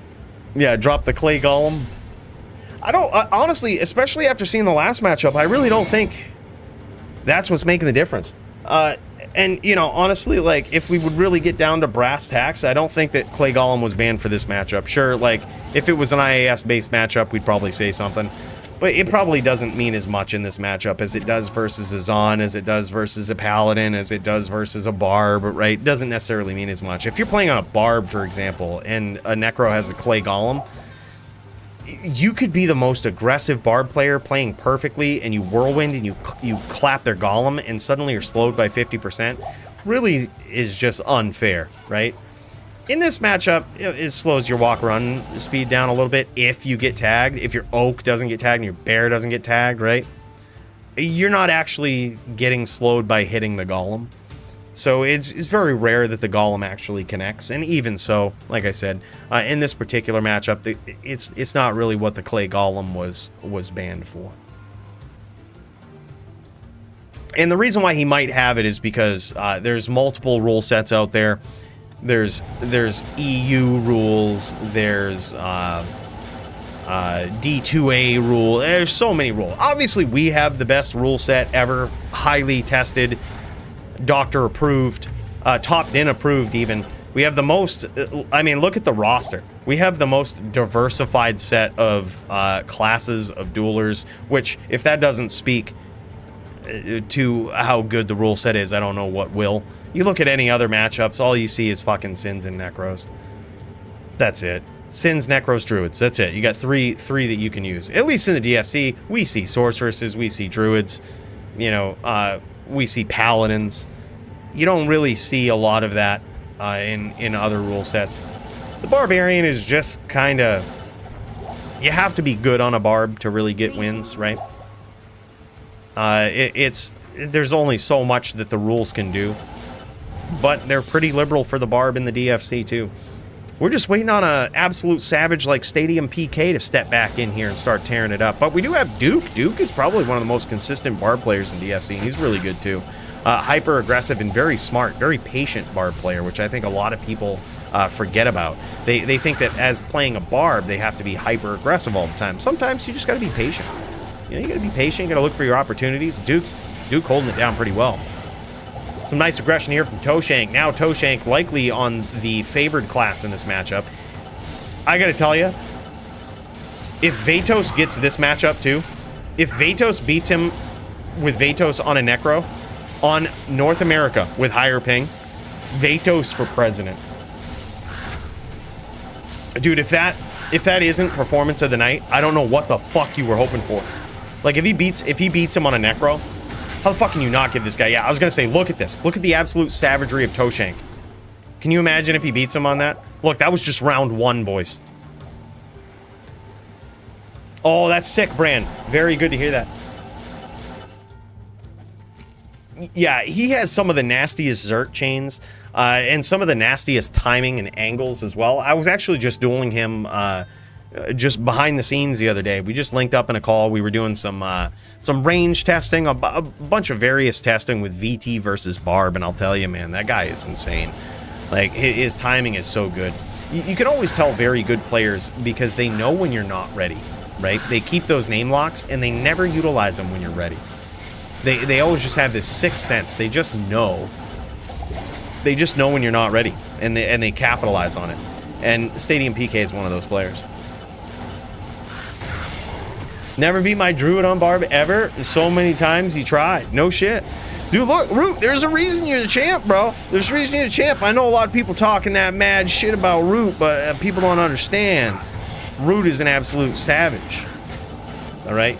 Root's an absolute savage. Oh, it looks like he tapped out in that round right there.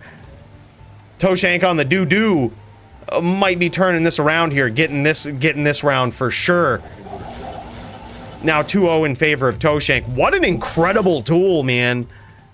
Like, holy shit. Vatos might be the EU Toeshank, dude. Vatos might be official European Toeshank. This matchup, even if you look at so far all of the rounds, right? Like, if you just had to gauge this match, right? Who would you say even wins? Look at this absolute aggression from Toeshank, turning up the pressure with nasty chains. Nasty timing. Looking to get that chain lock going on. Oh, and there it is.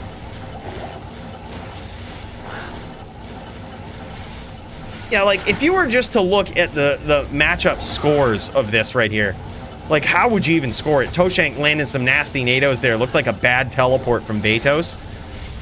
And Toeshank certainly punished him for it. Keeping those crows going to proc that block. See, that's the reason the Druid uses crows in this matchup. If you get into these situations... Oh, wow. Actually, Vatos had a pretty healthy life total for having a bad teleport there. But if you get into these situations where your opponent is walking down, which oftentimes that's what the Necro does, right? They'll walk down. Those crows will actually chase after them and proc their block. Nice aggression from Jess. And that can freeze him in place for a little bit, giving you just enough time to get in there, do a telly stomp, throw that nado, launch it off. Nice name lock from Jess. I think he might have actually finished with Hurricane PK there and a telly lock. Good looks from Jess, man. And he gets the 3-0 on the Druid. Yeah, that is insane. He goes, mirror split realms is stupid. I don't know how else to do it, though. How else would we do it? Yeah, even Jess, a hell of a guy. This is actually very, very good of Jess. He says, you outplayed me in every matchup except this one right here. Yeah, and I think that's very good of him to say. Like, those are great accolades coming from Toeshank, man. Like, because even on this guy's worst day, he's better than most other duelers that you'd ever see on Battle.net, right? This guy could just be not paying attention, be getting a fucking Blumpkin playing fucking D2, and he'd be better than half of us, right? Like, at least. And, like, for him to give these kind of accolades, this guy is very good. Yeah, what a hell of a guy. What a hell of a duel, man. This is back and forth.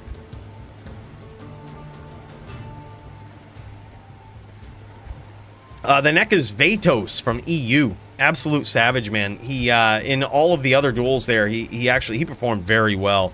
In the EU matches, he beat Toeshank in both sets of the mirror. In this one, he beat Toeshank when he was on the Druid and Toeshank was on the Necro. As soon as Toeshank switched to the Druid, he cleaned the floor. Just mopped the floor with him. But in all of the other matchups, even Toeshank says, you outplayed me, dude. That was very good. Let's never do a mirror match split realms again. Is stupid. What else would we do, man, when we get people joining up from Europe? How else would I feel like this was the coolest way to see it. Yeah, I feel like the way you guys did it is like the fairest when people join from both realms. Oh, I see what you mean. So do like a set matchup on each realm. I see what you mean. Yeah, TVM split FT2, yeah. Yep, I see what you mean. So you just pick like NVD and then do both realms, yeah. Well, hey, I mean, at the very least, we got to see more Toeshank duels here today, and I'll tell you, that is something I look forward to every week. So, you know, right or wrong, man, it feels right. I gotta say. I take mental notes, and I even take physical ones sometimes. He says, so the first time on D2R, a Euro dueler had me on the ropes, and that is big accolades from Jess, man. Yeah, congrats, brother. Very good performance from Vatos, man. A big win over Toeshank. We expected. I didn't expect that, man, I'll tell you. Yeah, he says, guy is actually insane. He telelocks like I do. I'm not used to it.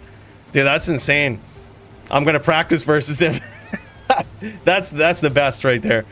If Jess wants to practice against you, that's some good shit. That's some good shit. GG's, man. Very good duels from these guys. All right, we got a couple of more people streaming in the Discord here. We got Nightfall. We got Javito. Looks like these guys are going to be going at it. Let's pop over and see what we can see from these guys. See if these guys' matchup is up and ready to go. We got hdin versus sorc. Right now, we're looking at Nightfall screen here. He's going Cold Sorceress. Cold Sorceress versus JavitoPvp, the Lord of Sanctuary, on the Din. How is this gonna go? Let's check out Javito, see what he's on here. I think he's probably on a mage. I would guess he's probably on a mage, maybe a murder din, maybe some sort of hybrid paladin. Oh yeah, he's ripping that FOH, man. He's ripping that FOH, which I really like that versus a Blizzsorc. By the way, like, a virtual round of applause for Toeshank versus Vatos. That was one of the best duels I've seen in a very long time, boys. We're putting that down on the list tonight for Fight of the Night in consideration, but I gotta tell you, it's a high bar. That's a high bar right there. I'm putting wow after that one, because holy shit, surprises everywhere. Now we've got a very aggressive Blizzsorc here, refreshing to see, versus JavitoPvp on what appears to be a VT. So he is on a VT. He's looking to score these FOHs from the outside. That's certainly something you want to do on a VT. You don't want to get too close unless you're really sure that you're going to get a smite in on a VT. I gotta say, man, I appreciate the aggression. Look at this, though. He is at such a low life total, probably, or PK at this point. Oh, accidental towning there. Let's cut over to Nightfall, see how he's doing. Oh, man, we don't even need to. Look at it. Look at it. He caught actually quite a bit of damage from that FOH. Probably good 400 damage. Well, when you got to figure, you've got an Oak Sage that's always getting in the way, always eating up those FOHs. That's pretty insane. That's some serious damage coming down from those FOHs. I wouldn't be surprised if he went full damage on this, full Vita, full damage on this Cold Sorcery. So you notice him here either with a Spirit or maybe even a J-Mod. Hard to tell exactly what he's got here. Possibly a Spirit because of the resist. He probably wants the Spirit. He's trying to maximize that resist against the FOH especially. But I mean, you never know, man. I wouldn't be surprised either way.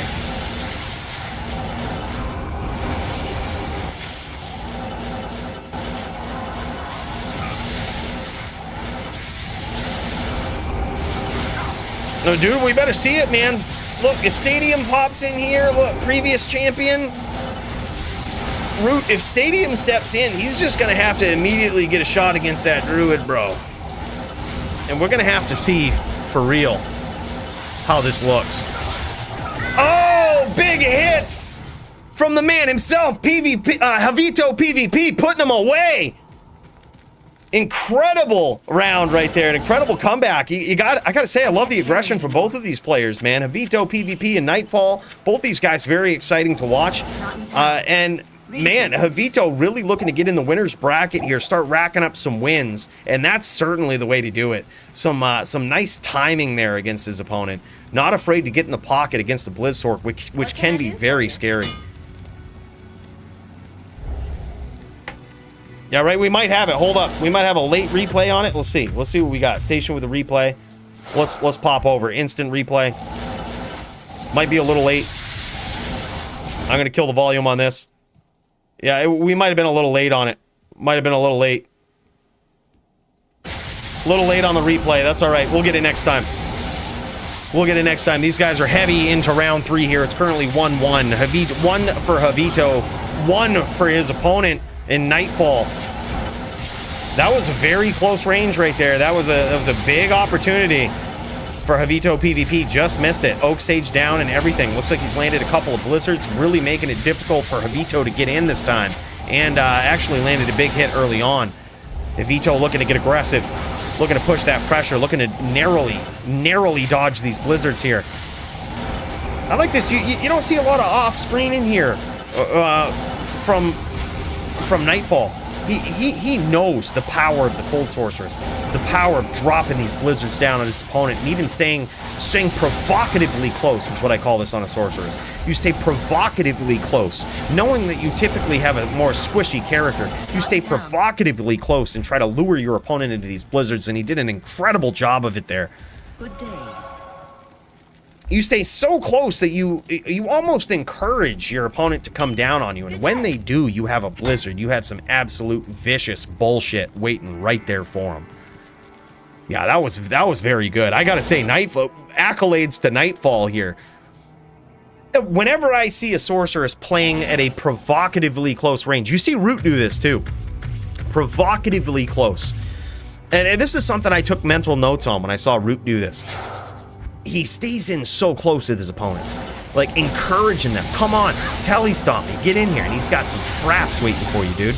Oh, nice FOHs. Those actually hurt quite a bit. That FOH is hurting quite a bit, man. He almost halved him with that FOH, especially when he got that conviction aura on him. Yeah, so we know for sure now Nightfall is full Vita here, trying to get these name locks in. And now that his opponent is aware of this, Javito is probably going to try to take full advantage of it, only stomping in when he has the opportunity. He's charging around a lot, though, which could be very dangerous. Charging in, charging around, especially. Ooh, look at this. Dangerous. He catches an orb there, but this FOH has done all of this damage so far. It's so crazy because he has to get in. He also has to get pretty provocatively close to get these FOHs in, especially with the conviction aura to actually hit his opponent. And, you know, it's provocatively close because, look, the Sorceress just has to reach over and touch off that Blizzard, and that shit is doing a ton of damage, man. Just like that. here. I gotta say, this is one of the most aggressive, one of the most close range Blizz v Paladin matches we've ever seen, man. This shit is insane.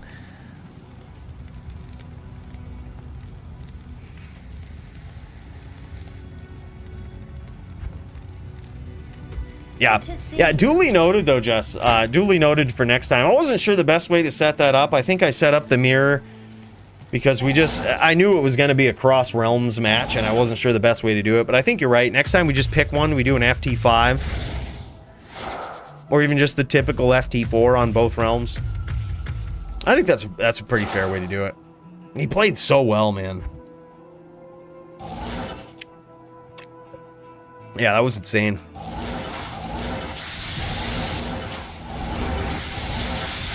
All right, here we go. Looks like maybe 2-1 in favor of Nightfall here. Nightfall getting pretty aggressive, chasing his opponent around. Now, Javito going to be trying to rely on that FOH, but here's the problem. If you rely on that FOH too much and you make your opponent think that that's all you're going to be doing. Oh my god, nice chains here from Javito. Big opportunity for him, though. It looks like he just gave it up, but he had a big opportunity. His opponent puddled and everything. It's going to be tough for him to get it back. Can he do it? He chained in on the oak right there. Just channeled right in on the oak, smited him right away. Oh, another one. Another close teleport from Nightfall. Giving his opponent plenty of opportunities here. It's only going to be a matter of time before Javito really capitalizes on this. Conviction aura up.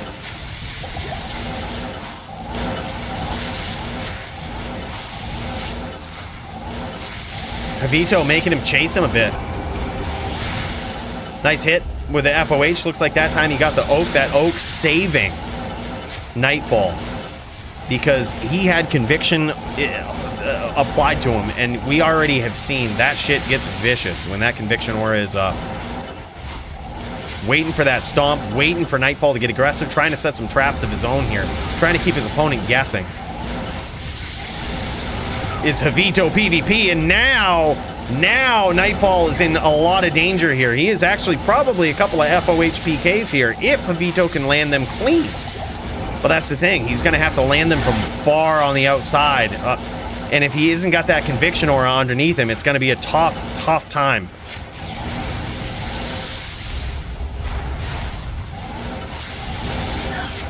There it is. Lands another one. He's probably 3 FOHs away, I would say 3 or 4. Now he's going to make Nightfall chase him a little bit. He's going to try to finish with that FOH, and he's almost there. And there it is. He finishes with the FOH. Playing it safe. GG. It's now 2-2 in this very aggressive matchup between these two guys. This is refreshing, man. Gotta say, this is really good.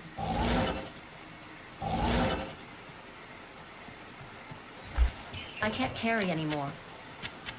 He's a France player, so he has 90 ping on NA. No shit, dude. Not here. No shit. Yeah, he did play very well. And dude, props to you. Cheers to you, Toeshank, for you're a hell of a guy, man.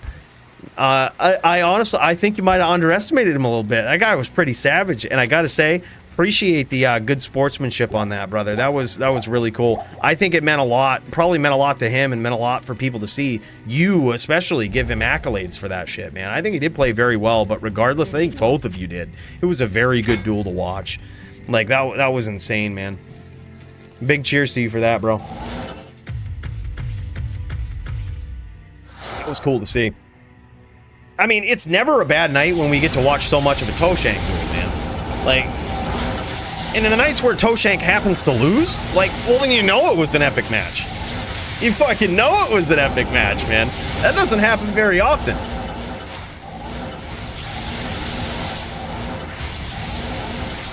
Yeah, exactly. Most of the time I'm running with 100 ping on most random games I create on NA.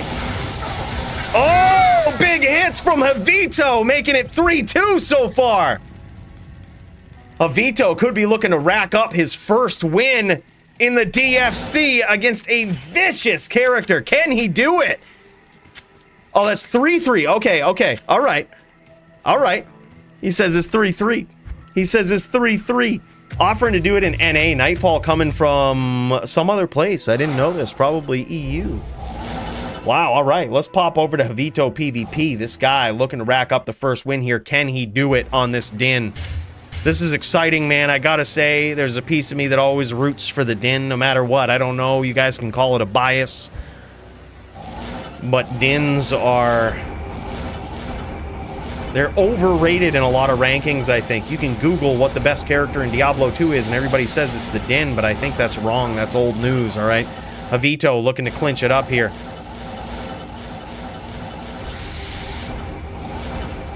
Looking to rack up. Oh, man, and he's going to that FOH, too. He's going to that FOH, looking to frustrate his opponent, looking to make him make some bad decisions. I like this strategy. He's reverting to the FOH, knowing that it bothers his opponent, and he's trying to get him to come in. He's trying to bait him into getting a little too close. I like this, and he's landing some. Very nice job avoiding that orb there, getting out of the way for that name-lock Blizz.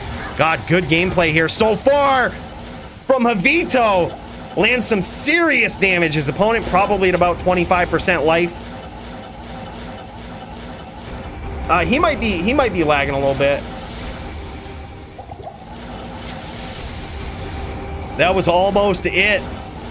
Nightfall looking to land this Blizz here, looking to land one more devastating hit, and Javito really playing it smart. Really looking for that name lock, looking to frustrate his opponent. Playing very well here.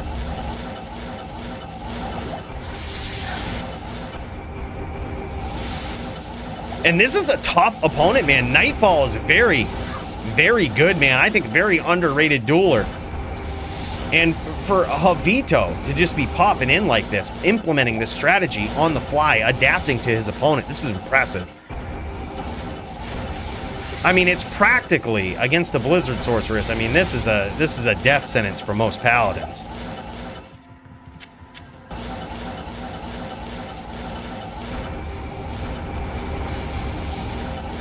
Some nice ice blast there from Nightfall. He might have him name locked, and Javito wisely teleports out. Might even be trying to finish with that FOH, and there it is. Gets the name lock FOH for the finish. JavitoPvp gets his first win in the DFC.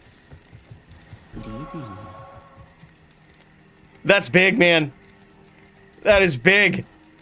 Incredible win for JavitoPvp, and this is just the start, boys. I can tell. I can tell this is just the start of something good.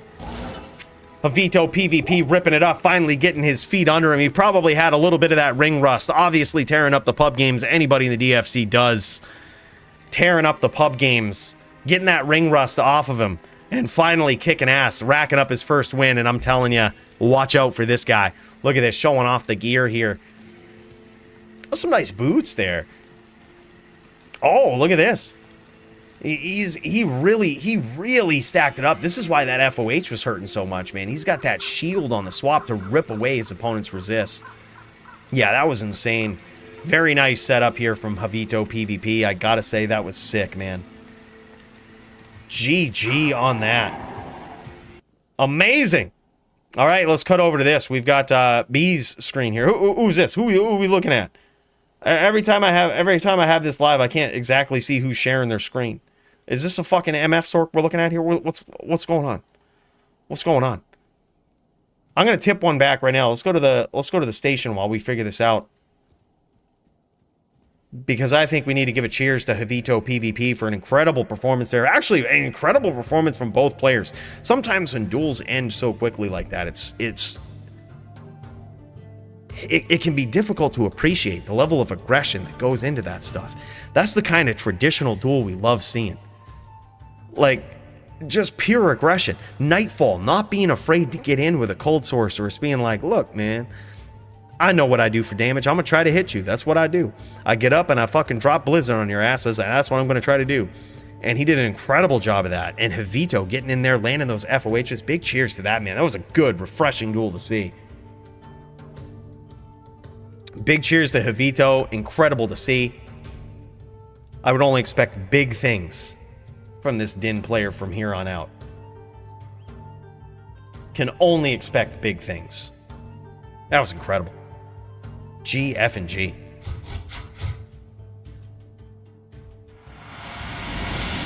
Hey yo! Good games to everyone so far. I have to go put my shit in pants on.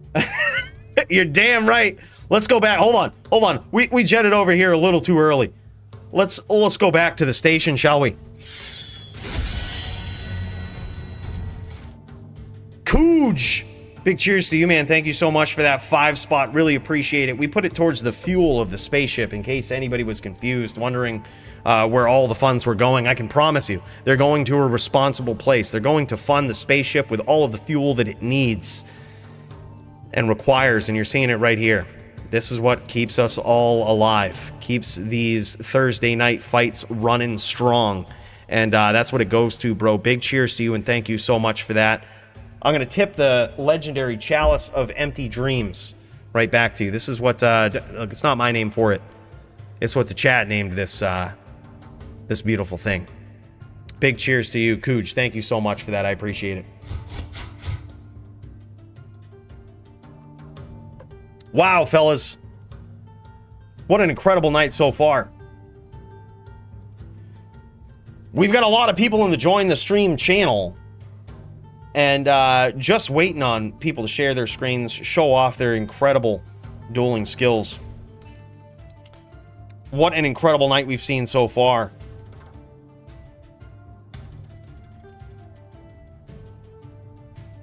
Yeah, a lot of people, I think a lot of people were tuning in for Vatos there. I see a lot of messages that I'm getting in the Discord. These guys are, this was insane. Apparently Vatos had quite the fan base over there in EU, and I gotta say, I completely understand why. This guy is an absolute savage. This guy don't mess around, man. This guy was good. This guy was impressive. And I really do hope to see a lot more of him in the DFC. That was some incredible dueling. Yo, Coooley, give Fino the win. We should do a spin the wheel. Who gets host advantage and an FT2 each side, but don't have time for that. LOL. Look, wheel spinning is all random. We like coin flipping. We like, look, I got coins over here. A lot of people do it electronically. I think that is not free of reproach. That's all based on numbers that people don't know or understand. See, we actually flip coins right here. We flop it on the hand. I'm not even looking at it. What do you guys think? Heads? Tails? I haven't seen it yet. I got my hand over it. See, this is how we do it. This is true random. This is real life random. This is how we do it. It's not some technical shit.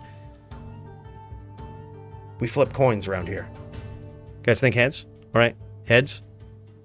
It was heads. It was indeed heads. This is the side that it has ended on. Here it is. This is a nickel. There it is. It's heads. See? Real shit. Not that digital RNG shit. Last time I relied on that, Blizzard fucked my drops over for 2 years straight. We don't go with the digital shit around here. We go, it's all real. It's all real. We don't mess around. What an incredible card so far. Now, by the way, may I remind you, we got Forum Gold prizes on the line for Fight of the Night, Performance of the Night. And I gotta say that those first couple of fights that we've seen so far, Nightfall versus JavitoPvp and Toeshank versus Vatos, have been probably right in line for that, man. That is incredible. Both of these guys really, all of these guys really tearing it up. But just keep in mind, we've got quite the card here lined up. I know that in a little while, it's going to be a little while, Dio's got to get the kids down. He's got some responsible father things to do, but a little later on tonight, we might get to see this matchup between Coooley and Dio. We also got Doombringer versus DJ Johnny Dubs. That's going to be an insane match, man. I'm hoping it's just as aggressive as the one we just saw, man. I gotta say, Nightfall just showed how to fucking duel on a cold sorceress. No fucks given, threw all caution right to the wind, and just said, let's fucking get it. That's how to do it. By the way, cheers for my first win. Love DFC nights. Hell yeah, man. Javier, let's jet back real quick. Let's do this. We're going to the spaceship to congratulate Javier on his first win in the DFC. Very good performance. Thank you so much for the 599 euros, bro. That is awesome. Big cheers to you. I'm already running low. Look, you know what? We're running low on the fuel, and whereas this is all going to a good cause tonight, you guys' kind memberships and donations are going right to the fuel for the spaceship right here. I think it's time we probably pop some more of this stuff out. And a big cheers to Javito for that first win, and I suggest if you guys are sipping on anything tonight, that you do the same thing. Because that was impressive. We've been waiting on this guy, seeing him play a din, you know, and just playing the most savage people in the DFC, finally racking one up tonight against a very tough opponent, and that shit was insane. So, bro, big cheers to you, congratulations to you, and thank you so much for that dono, bro, I appreciate it.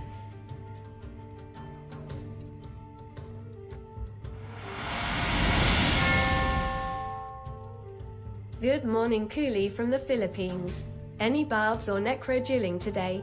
Also, if you got time, you should check out my PvP YouTube, Gaming with Aira. Ayo! Cheers.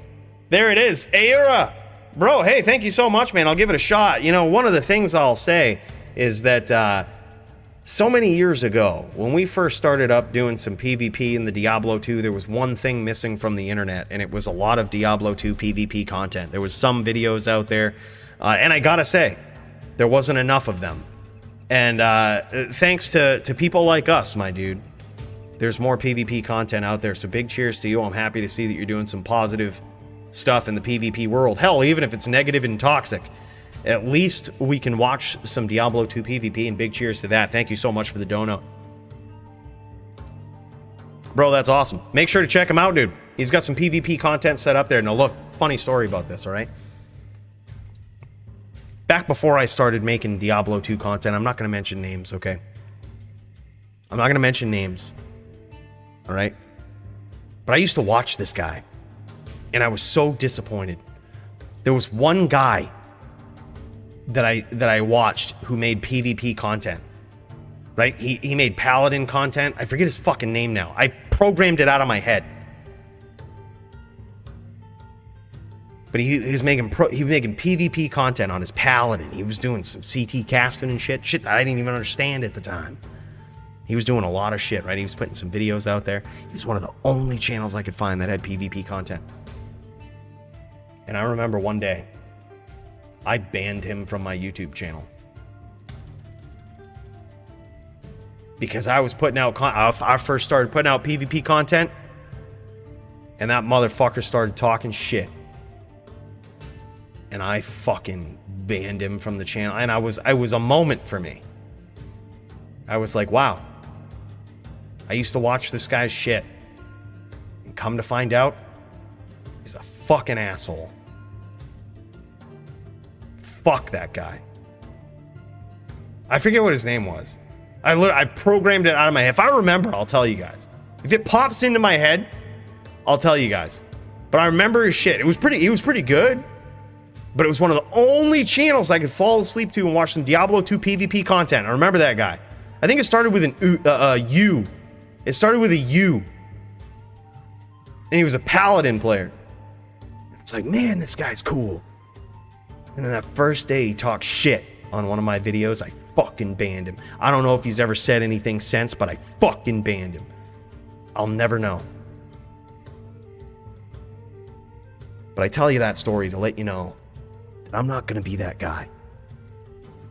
I don't care if your PvP videos are good, bad, if they need some work, if you're fucking up, if you're terrible.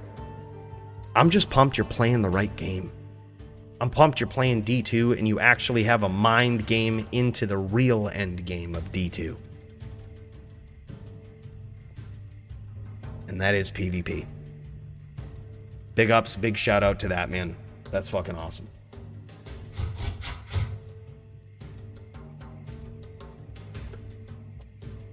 Yeah, I don't even remember what it was. Honest, I don't even remember what it was. His name started with a U. I remember that. It was some weird name that started with a U. And I'll tell you, his picture was him without a shirt on, and he was one of those dudes you could tell, you know, it was probably pretty insecure, but he didn't have a shirt on, and he was flexing his muscles and shit. And I was like, yeah, dude, I was so pumped that one day I found his channel. This was before I started making content. He was like one of the people that I was like, man, all right, if this guy can do it, dude, all right, I might not be as good, but I can do it. And I just remember he he made some shit ass comment. I can't remember what it was, but this is how it goes. Like, there's plenty of shit to say to me, right? Like, I'm not the best dueler and I know it. I make a lot of mistakes and I know it. But there's also one thing that I know about myself somewhere deep down, and that is that I don't have enough time to deal with all of the fucking retards in this world. So what do? I ban them. Mainly because it's easier and I don't have to think of a response, right? But come to find out, that guy was one of those dudes. And I was like, that is kind of shitty. I was like watching this guy's stuff. And at that point I started gaining a little bit of following, you know what I mean? I think I had like 1,000 subs or something like that. I was so pumped. I was pumped that he finally saw my videos, but I was so disappointed that he had something shitty to say. It was probably something like, you fucking suck on a paladin, you're fucking garbage, and your hair sucks. It was probably something like that, which is true. But I mean, I don't need to hear that shit.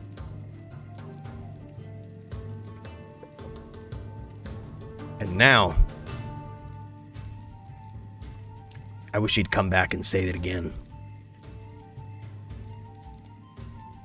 I wish I could remember his name.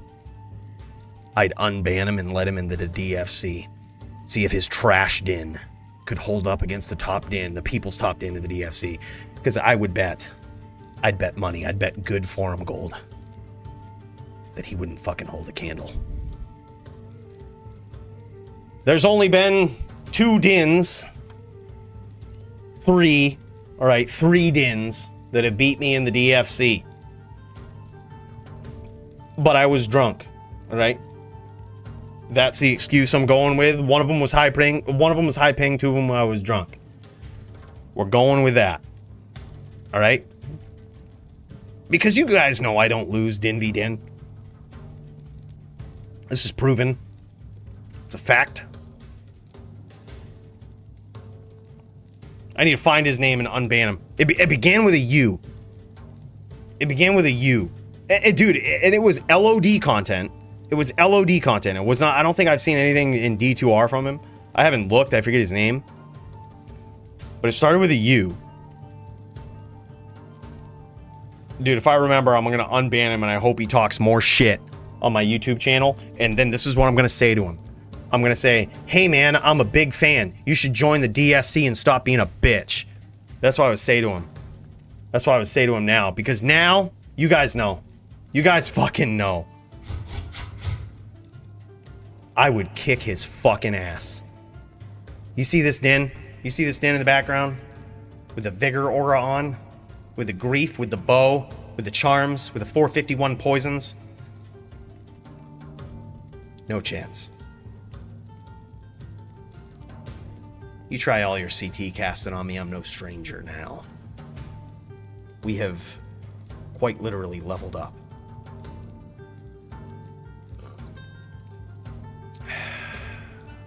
Dude, seriously, I'm gonna have to go find him. I'm gonna go find him. Hold on. Do you guys want to find him? I want to find him and tell him to join the DFC.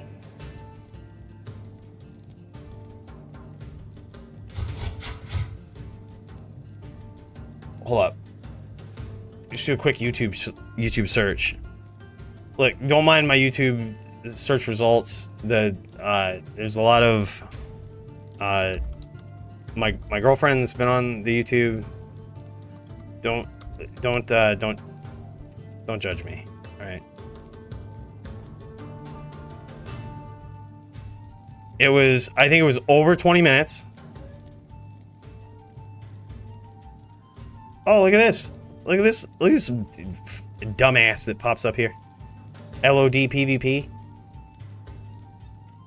Hold up. What was this guy's name? It started with a U, like Uber or something? Maybe Uber? Uber PvP. Uber.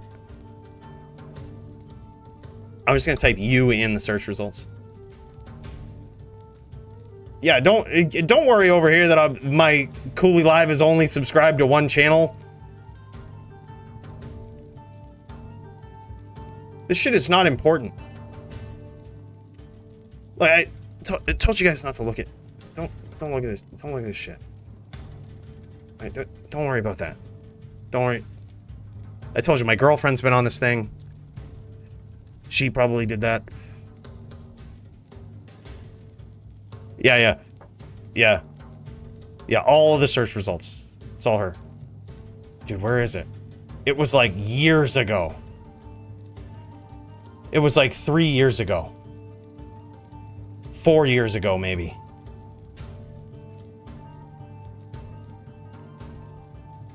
Dude, I'm gonna find this guy.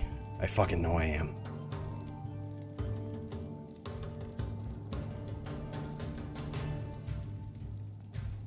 I don't know, dude. More on this later. We're gonna find him, we're gonna check it out, and we're gonna challenge him. I'm gonna find his name, I'm gonna unban him. And that is gonna be performance of the night. It's gonna be comeback of the century, performance of the night type shit. There's not many things I know in this life, but that's one thing that I can guarantee you guys. It's gonna be a fucking slaying. You know for goddamn sure, and it's gonna be this top din. By the way, I don't know what game I'm in right now. I made a dumb game, but look, we're gonna make Jack 2 password 2. We're gonna make it in hell. We're gonna make, take that back. We're gonna make Jack 3 password 3. If anybody wants to get warmed up for their duels tonight, I'm on a din, okay? We've temporarily retired this character. I've suffered some great losses against some great dins. All right, but I think it's time that we switch classes. That's why I'm going against Dio on an ES Fireballer tonight. Because I think it's time to take a break from the din. I think I've become actually too good on the din, and I need a little bit of a break from it. So if you guys are here to help me with that, do some dueling, get me ready. All right, we got Tempest up in here. We got Issa. Also, let me know if people pop into the Discord and I don't see it. Yeah, this is gonna be a shit show. We've got Emilio helping to kick some ass here. What's my cast here? Am I set up for a necro? I am not. Hold on. Let me get set up for a necro. I need 125 casts, and then I'm gonna show Tempest what's up. Hold on. Good day. I need 125 casts. I need to lock the cursor onto the screen. This is a trick that a lot of PvP people don't use. Okay. Lock that cursor onto the screen.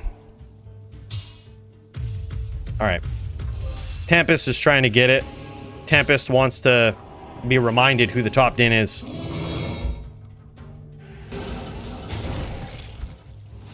What is it? What are you doing killing Emilio? He was in this fucking duel too, man.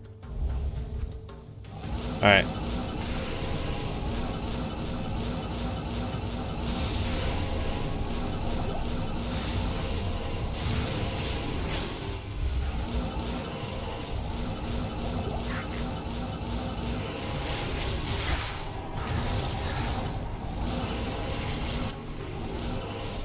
He's about to get reminded.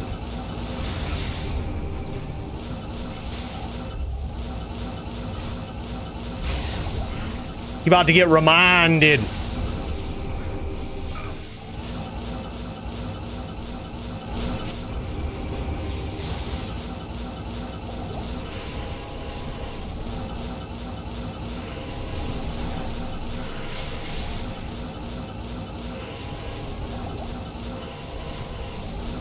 I can't get him with the FOH. He's obviously sorbing.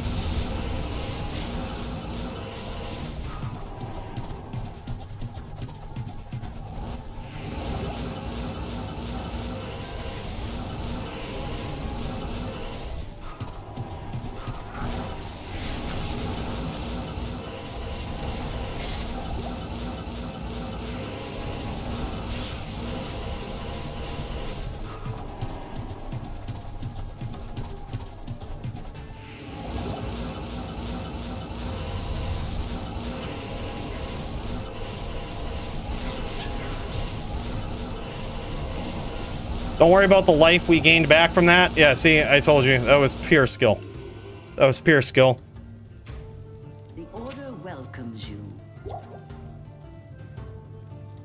It was only a matter of time.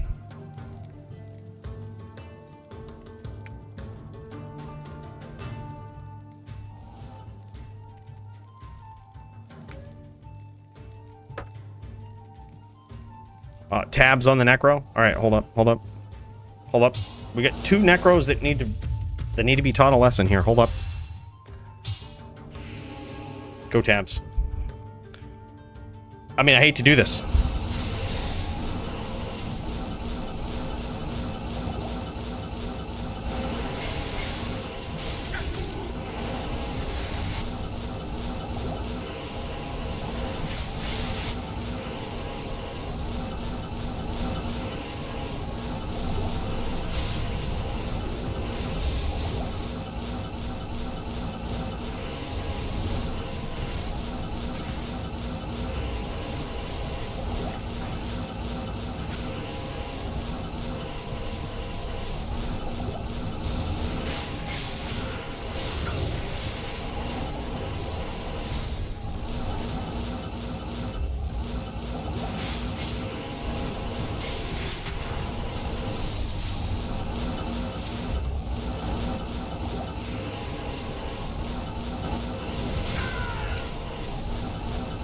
Two necros that just needed to be taught a lesson.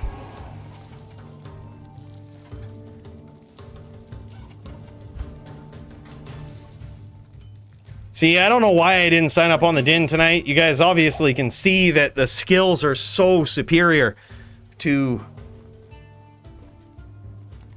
many other DINs out there, especially all YouTubers with the name, screen name that starts with U.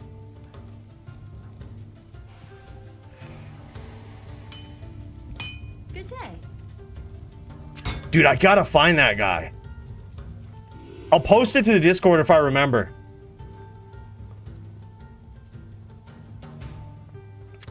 Ooh, llama. It's uwu. No, dude. The dude's profile picture is like him shirtless, I'm pretty sure. I'm not sure if he's flexing or if he's like facing into the sunset. It's something. There's two uwus here. There's two uwus in this game right now. This is really fucking with my head, guys. What are you trying to do to me? What are you trying to do? Only LOD PvP starting with U was what I saw underrated. No, that doesn't sound right. It like starts with U and it's some weird name. I'll know it when I see it. You know what I mean? It was one of those guys. I'll know it when I see it. I'm gonna go try to find it. I wouldn't be surprised if he's hiding all his videos now. He's probably watching. He's hiding all his videos. He don't want none. He don't want none.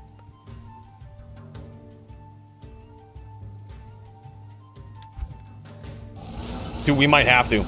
We might have to. By the way, Kyle, I see you, bro. I see you, bro. I'm not sure how long it's going to take for these notifications to catch up. There it is. Might have to put a bounty out to find him. We likely will. We gotta let him know that he's been officially challenged by Coooley for all of his shit talking. He's gonna have to live up to it now. He's gonna have to bust out that din. He's gonna have to bust out that E-penis. And see if he's got what it takes to take on the people's top din. But you might be right. We might have to put a bounty out there. By the way, thank you so much, Kyle. I appreciate that support, dude. Big cheers to you. Much, much appreciated.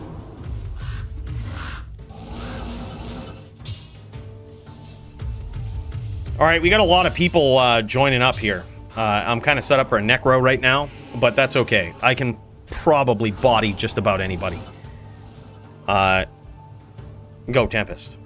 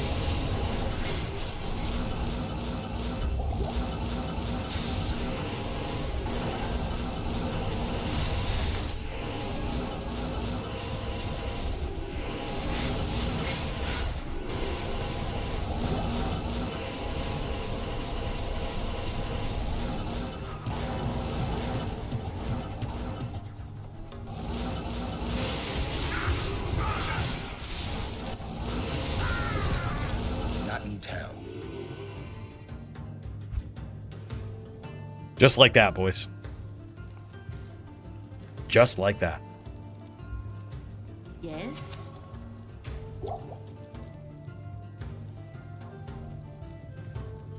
Let's hire someone on Talkspin. Dude, I'm gonna realize it eventually. I'm gonna realize it, and I'm gonna, dude, it's unbanning someone is so hard. I've probably banned hundreds of people on YouTube. There's like a lot of people that, like, it takes a lot too. I like let a lot of negative comments go through. I really don't care as long as people have constructive shit to say. But as long as they say, like, if they say like the overly toxic, non-constructive shit, and they're obviously just trolling, I just ban them. But there's probably hundreds. I've been doing it for like 3 years now. So I have to it's a pain in the ass because you actually have to sift through. There's no way to search. You have to sift through and look for the names. That might actually be a good way to do it. To like sift through and look at all the people that are banned and be like, what name looks familiar? That might be the way to do it. And then I'll know it when I see it. I'll be like, it's that guy. I don't need to see any video. I'll just know it when I see his name. Autist right now to find him for you by the end of the week. Dude, I'm telling you, I think I'm seriously gonna do that. What can I do for you? I'm seriously gonna do it. I mean, he was a pretty good dueler. He had some pretty good duels out there, but you also have to figure that I've also noticed that probably people, especially back in those days, are only putting up like their best highlights, like the best duels. And granted, back in that day, probably a lot of people weren't really recording their duels. They weren't really recording a lot of shit. So like the fact that anybody was in the first place was good, but you know for a fact they're only putting up their best ones. And you guys see me for better or for worse up on this shit, getting my ass kicked, sometimes handing someone's ass to them on a silver platter, right? Which is oftentimes more the latter, as you guys know, right? But how fucking sick would that be? No, it was not underrated. No, it was not that. Nope. Yeah, there should be room in the game. Oh, there's not. There's not.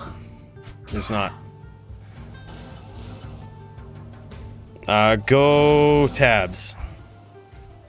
Sorry, I misspelled his name. A little tipsy.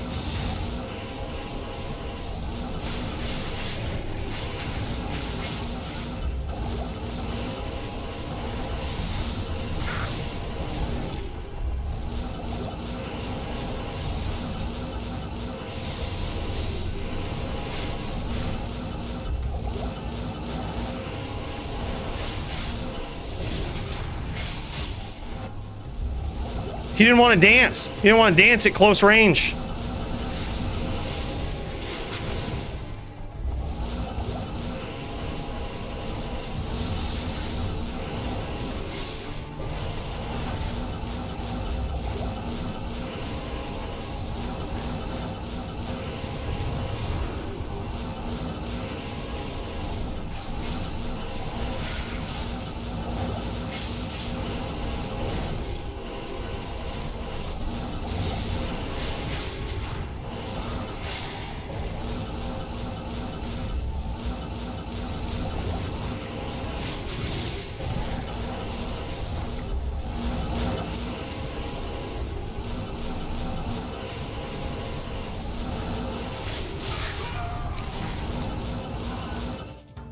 Just like that, boys. We let the life total get down. But we always come back from the brink of defeat. The order welcomes you. Just like that. We'll clip it. We'll send it to the guy. Let him know what he's got in store for him. By the way, big shout out to that dong. What you need?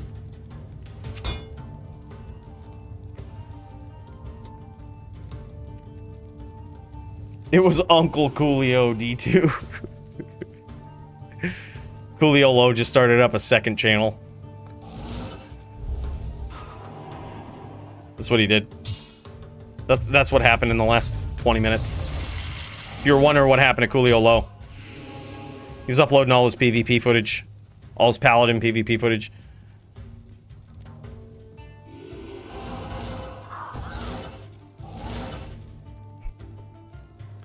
That's what's up.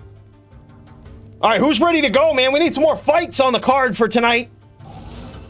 For fight of the night, man. We trying to get it. We trying to get some more in the bank, in the tank, to figure out who's going to get the Forum Gold prizes for fight of the night. We got 2 on the roster so far, and you know, also performance on the night of the night on the line. So just want to let you know right now, you guys want to get it in. Let's get it in.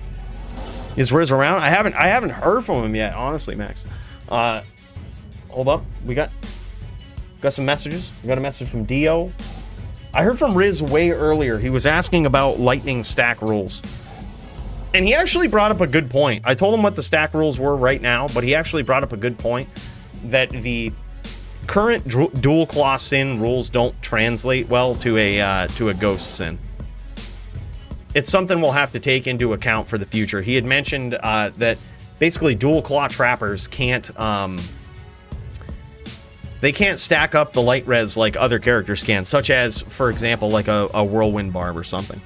Now, while I don't think such a matchup should be shifted so heavily in favor of a ghost sin, he brings up a good point. We've oftentimes considered things differently for ghost sins because I think they're more exciting to watch, especially with Riz on them. But as it stands right now, no change in the rules, but it just definitely got me thinking because dual claw sins work just like, I mean, any dual claw sin is treated the same, whether it's a trapper or whether it's a ghost.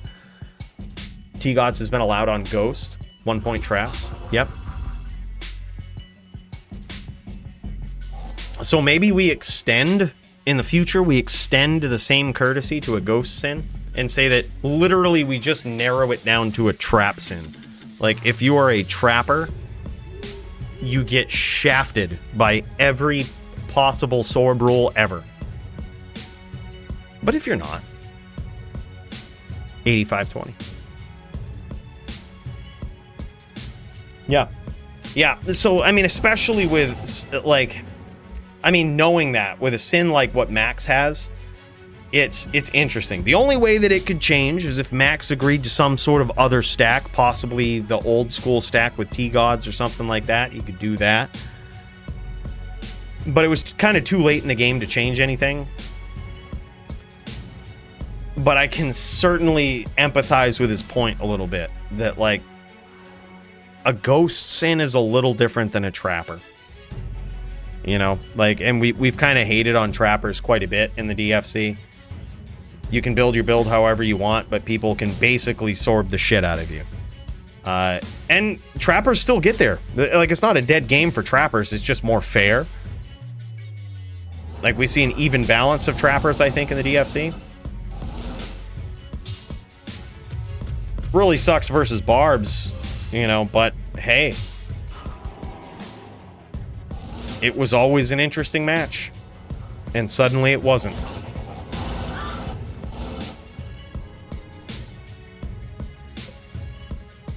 Yeah, and that's true too. That's also something you have to think about. With what Ayur is saying is that, like, they're basically like whirlwind barbs with block. Like, they have claw block, which is something that with any dual claw sin, I think you have to take into account, that they have claw block. But also, it's particularly challenging, I think, in this matchup, because even hybrid sins know that you never whirlwind another sin, because you're just gonna be whirlwinding in a 5-stack a lot of times. So, like, it just gets very demoralizing, discouraging. It's probably one of those things where we'll have to look at matchup by matchup, one of those cases. But what Riz said certainly got me thinking. I'm like, yeah, that's kind of true. Like, a ghost sin already doesn't have necessarily the advantage versus a trapper. But I would hate to extend the same sort of 85-20 to a ghost versus a trapper. Because we've seen how it works versus a barb, right? Like, they have to hit them so many times to kill them. They have to be on point. The barb has to be on point too. But yeah, it's like, I would hate to see that with block. Like, that would be crazy. Yeah. I mean, barb is in a class of its own. Quite literally. Like, there's very few variants with barbs either. Like, you kind of have to be a whirlwind barb these days. There's very few. You can be like a barb with a bow. But, I mean, there's not really a lot of room for, like, creativity on a barb either. Yeah, I mean, they have Fade, and that's going to be a little bit of damage reduction and resist. But, I mean, they could stack up res in any other way. Like, if they didn't have Fade, they could stack it up some other way. Alright, going up against Tabs.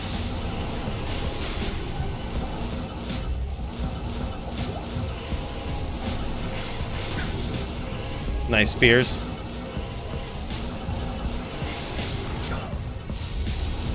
We're getting a little too aggressive here. We need to institute the Coooley lates a little bit. Our back is against the ropes. We need to institute the Coooley lates. You can't out-lates Coooley, is how the saying goes.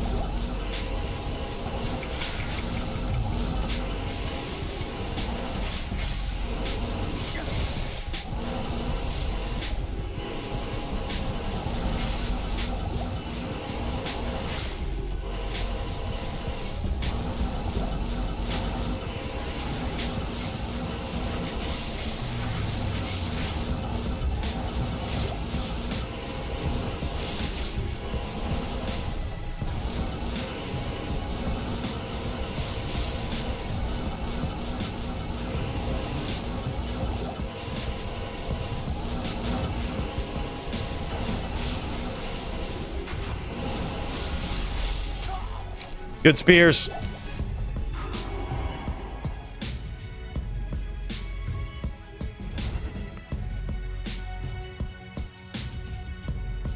We had to lates a little bit. Back was on the ropes. That's just top din shit. Don't be hating on that. That's top din shit. You remember Elite, right? You remember Elite. When his back was on the ropes.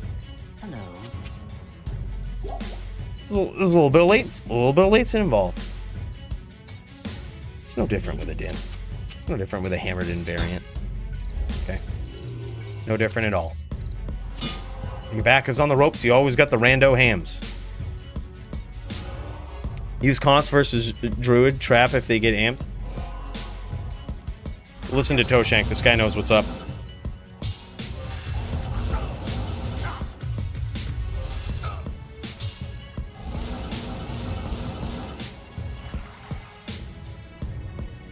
Go Tempest.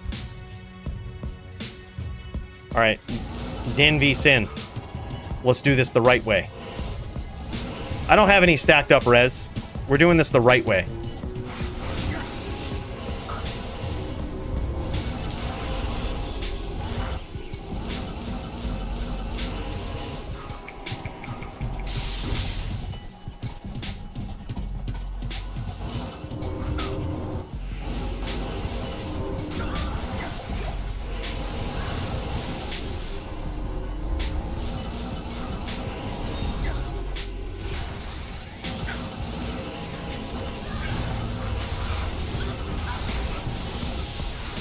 We got cracked.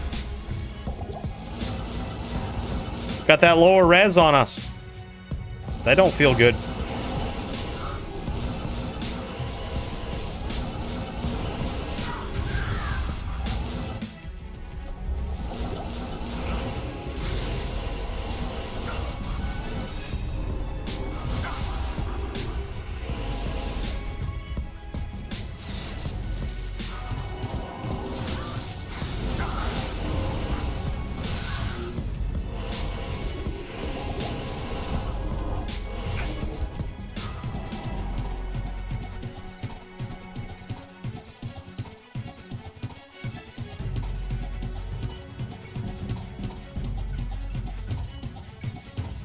I think we just cracked either him or his shadow with an arrow.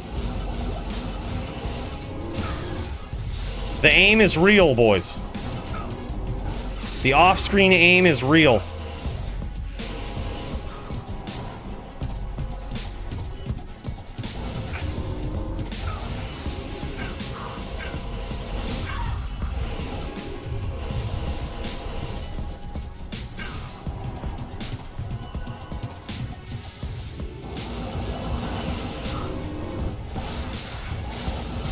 Claw block for the win. That was 2 charged claw blocks for the win.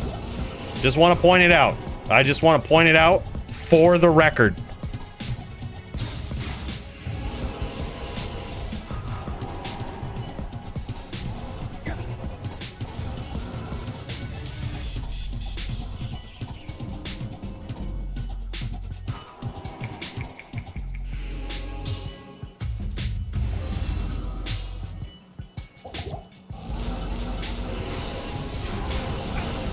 Nice traps.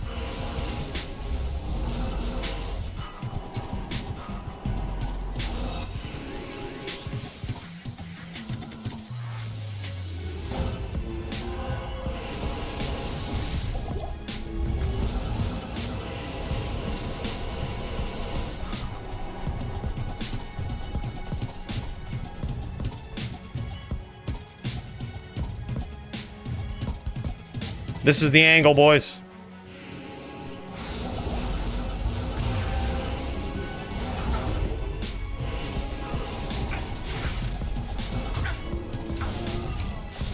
Fucking Bay. That was Shadow Bay doing all the work. Shadow Bay for the win. Hashtag ban Shadow Bay. Gosh. What a skillful duel otherwise. Oh, I think so too. I actually think that I probably had him on that second approach, but I misclicked hard. Dude, Jess, I've been doing what you told me though. I've been increasing the sensitivity of my mouse. Look at this shit, dude. I'm working up. I'm working my way up, dude. I'm getting comfortable with this shit, and it's like hyper sensitive. It allows you to grab name locks a lot better. But I'm to the point where I don't really dare to increase it at this point. Like it's to the point where I'm kind of comfortable with it. Golden glove, bud. I might have to get it eventually. Yeah, that was a good duel though. Not here.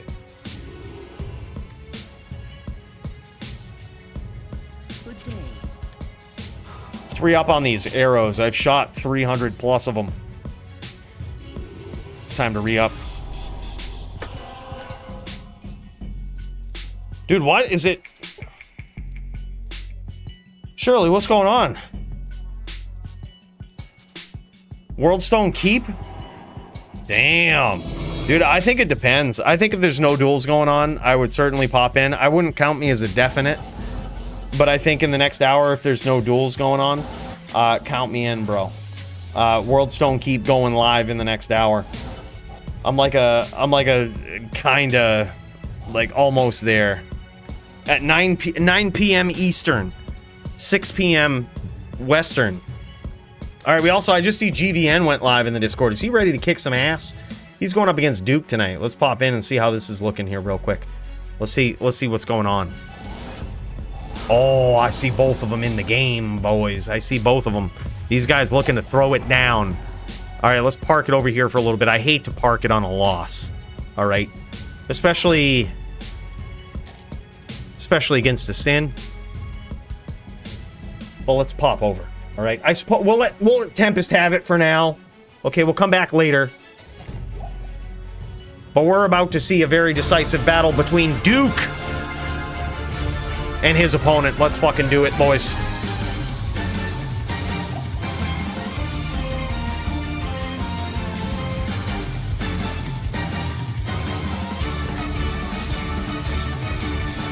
In this corner, we've got GVN, one of the most savage Zons ever. Going back to the old school, it looks like, with the Fortitude Amazon kicking some ass. Is he going to be able to hold on to his top Zon status? Likely so. Regardless of the outcome of this duel, probably Dooke's still going to be the top barb in the DFC, along with GVN, top Zon. But regardless, it's going to be very exciting to see both of these guys duke it out in the most epic matchup between these two. And we see GVN practicing that walk down. Oh my god, look at this. These guys going at it. They're just diving into it right away. I thought these guys were setting up with a mana pool or some shit. But damn, no, it ain't looking like that. These guys both, because of their class choices, are going to be allowed the mana pools. Nice damage already from GVN, and he was able to luckily avoid any damage from Dooke. Unfortunately, none of those whirlwinds landed. Sort of unfortunate. Dooke going with a dual-handed setup here. I actually like that. Gives him a lot more AR, and he's not afraid to stay right in the pocket. Notice he's not typically not teleporting too far out. Yeah, Zon pool is allowed. Yep. Yeah, we recently changed the rules, and basically fuck sins is what it comes down to. If you're playing a sin, fuck you. And you get fucked. If you're playing a necro, kinda fuck you. If you're playing a wind druid, you're not allowed the mana pools. But everything else, yeah, you're good. Yeah, no offense, Max. Big hits from Dooke, and he almost got there, dude. He almost got there with those last whirlwinds, but it's so hard to land on a Zon, man. They got the dodge, avoid, evade, and it looks like with GVN, with his classic Zon, he's running the classic Zon setup with a fortitude and everything, dude. He's got the storm shield, the fortitude. He's running basically a Zon from when patch 1.10 was announced, dude. This guy is running the classic walk down Zon setup right here. He's got the max block. He's got the dodge, avoid, evade. He's got the hybrid setup with the jabs and the bow, and this guy's looking to turn up the heat. Yeah, this is a stand your ground sort of Zon. This isn't the telly boa. This isn't the bitch sort of telly boa Zon going to teleport all around the map and multi you. This is a Zon that's looking to stand and trade, and he's only going to punish you if you run away.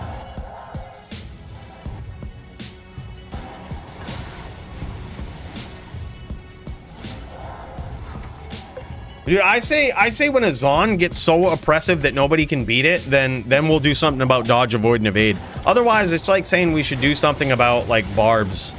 You know what I mean? That's the way I see it. It's just like until one really takes over and it's so evident that, like, nothing can beat them. Like, sure, it just gives bad matchups to some characters. It's just how it is. Dooke actually getting some serious damage in here. He's probably likely a lucky whirlwind away from a victory here. Oh my god, and he's staying in the pocket. And he steps outside. That could be dangerous at such a low life total. And there it is. GVN gets there with the jabs. Good aggression from both of these guys, man. I think Dooke stepping out on the outside right there might have given GVN the window that he needed to get some chip damage in with the bow. Like, he was so low. You know for a fact GVN hates being on Jav side with this Zon, right? Like, he loves being on bow side when he's basically getting this free damage in from afar. So the more that Dooke can keep him uncomfortable at close range with these nasty whirlwinds that he's been pulling off, the better, I think, for him. Like, the more that he keeps him uncomfortable on the inside, on the Jav side, is going to be really good for Dooke. I mean, granted, it's still very hard to hit the Zon, but I think the jabs hurt a lot less than the bow from afar. Well, you never know, though. Look at those jabs from GVN, man. Even though it's still hitting pretty good. Just got that classic Zon. And look at that aim, too. That's something you can't really understate there for GVN. He's got some serious aim. Some very good angles that he's picking. And just immediately, it's just an impulse for him. He immediately switches to that bow as soon as Dooke steps on the outside. Dooke almost punishes him for it right there, though. Lands some big shots. Now he's just going to click and hold. Now he's just going to click and hold as long as Dooke comes on screen. He's going to click and hold and just hope to poke him. He's going to hope to impale him for the win. Yeah, Dooke just says good duel. He ain't going out like that. He ain't going out like that. Just hoping to impale him, jab him, something, dude. It's just a free shot.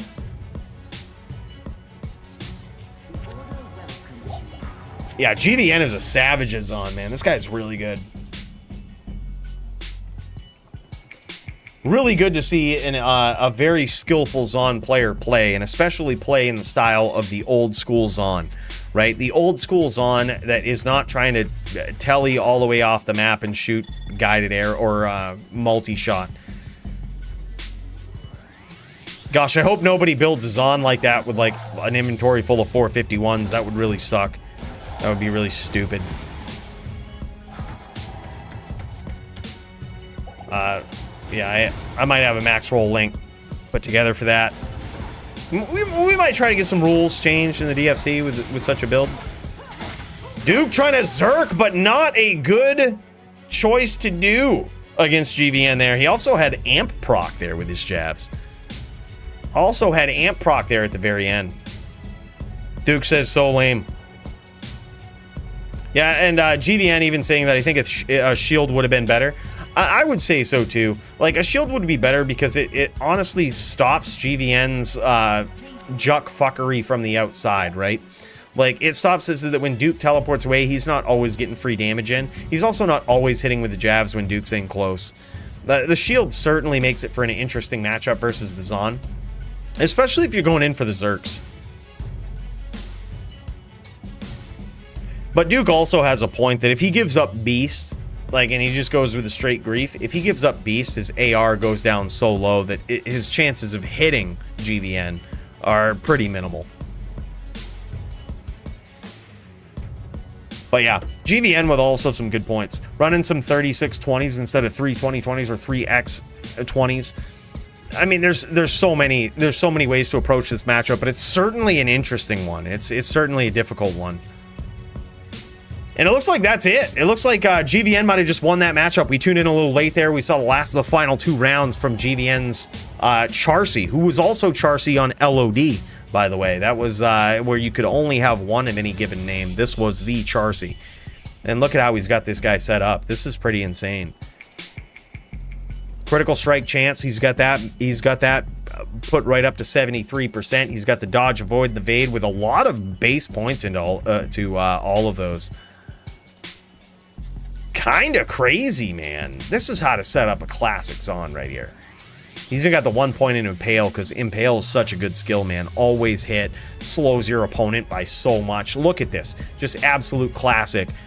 You know, with the 15 or 45 120 helm and the stat ring, the perfect fortitude, the perfect Raven Frost, the knockback gloves with stats 220s. Insane. What are those Javs, by the way? Those things must have been the ones that casted the amp.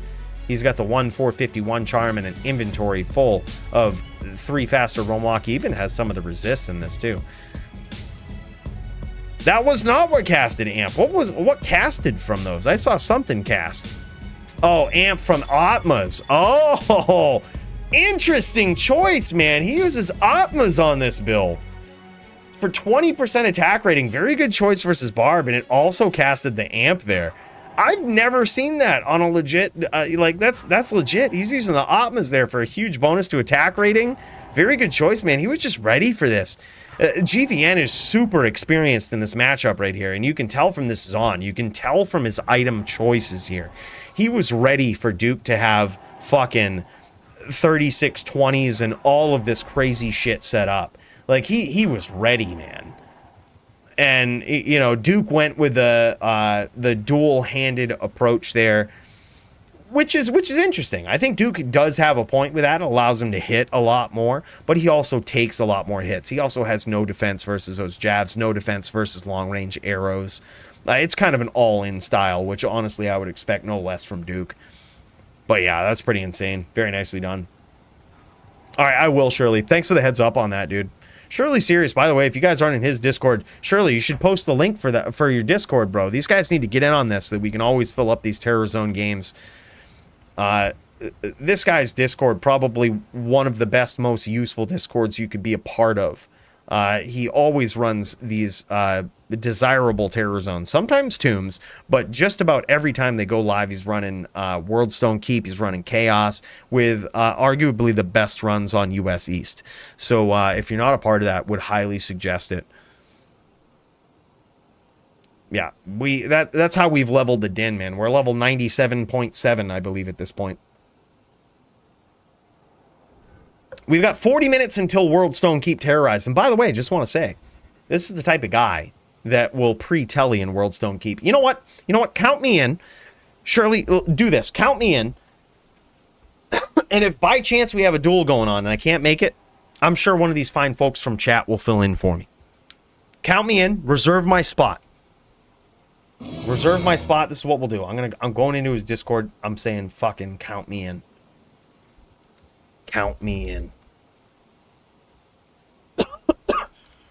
Put me in for best TZ runs on East. Fucking reserve my spot. And look, if we don't have any duels going on, we'll pop over, we'll do some TZ runs, we'll keep an eye on the Discord. And like I said, if we do pop in, we do happen to have some duels going on, no problem as well. We can easily fill the spot with someone else that might want to be a part of them. And mind you, best Terror Zone runs in all of US East. You won't find better on ladder or non-ladder. Dio, you ready, bro? I'm so ready, man. I'm so ready. Let me go grab, hold up, make a game, bro. Message me, or do you want me to make a game? I'm so ready. Let's fucking do it, Dio. You guys want to, you guys about to see. Hold on, we got to pull out Santiana. It's been a long time. Look at this.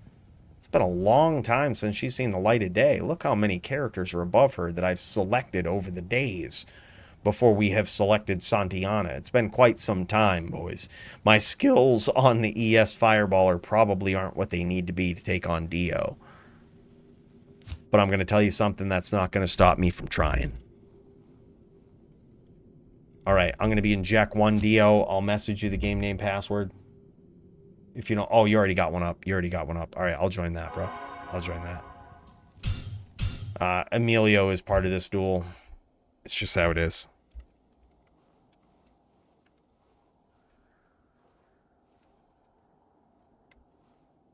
He hasn't seen a lot of action on this character, obviously, and, you know, this is just how it is. All right, we got to make sure we're ready, okay? He's got a lot of cold damage that he's going to be doing. We're ready for that. We're fucking ready for however this goes. I'm feeling like I'm ready to take on the Dio. It might have not gone my way the first time, but don't think that it won't this second time. Let's get ready to rumble. Kyle, big cheers to you, man. Thank you so much for the dono. It goes all towards a good cause. In case you didn't see it before, this is the cause that it goes towards. I feel sometimes like a bum standing on the corner saying, we'll use your money for bad things. But in this case, it's not a bad thing. It is the fuel for the spaceship. Okay, if you don't believe me, the spaceship runs on Jim Beam or really just bourbon whiskey in general, then you haven't really been paying attention for the last several months, okay? This is what it goes towards, and I just want to say thank you so much, honestly, Kyle. I appreciate that. It goes to a good cause and will hopefully allow us to take on Dio with absolutely no issue. We're going to find out here tonight. Big cheers to you. Let's do it, boys. We got the chalice ready to go, ready to flow. Big cheers to Kyle. That was super nice of him. Yeah, that's where the support goes to, boys. It goes to fuel for the spaceship. And you're looking at it. You know? Oh shit, sorry about that. Didn't mean to hit you with a fireball there.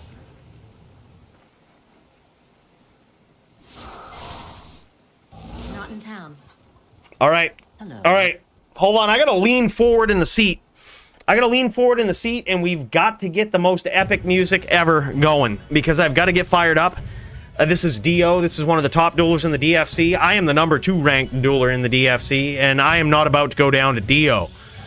We about to show him what's up. We about to show him why I'm the #2 ranked, and Dio might be he's somewhere in the top 10. I done forgot. It's lonely at the top, boys, and we about to show him that. All right, we about to show him that. I'm sorry you got to put the hurting on you like this, Dio, but you know, every once in a while we got to show up to the duels. We got to show up to the duels. We got to show improve. Yeah, sure. Sure, yeah, man allowed. Sure. Sure, we'll just allow it. It's technically not. As long as I can get a belt too.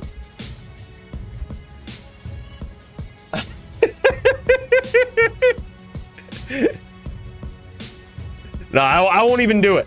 I won't even do it because I know that this is gonna be tough for him. All right. We ain't gonna play it cheesy like that, alright? We're gonna do this right. Alright, we don't go past that shrine. Alright, hold on. Now I have to explore this map a little bit. I have to know what I'm looking at. I have to know what I'm getting myself into.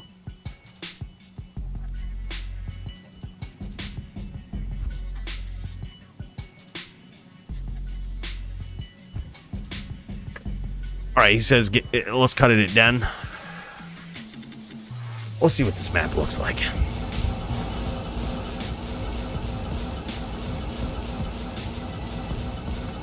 There's a lot of fire immunes down here, and I don't really feel great about it. Let's clean this up a little bit. I'd hate to be leeching life.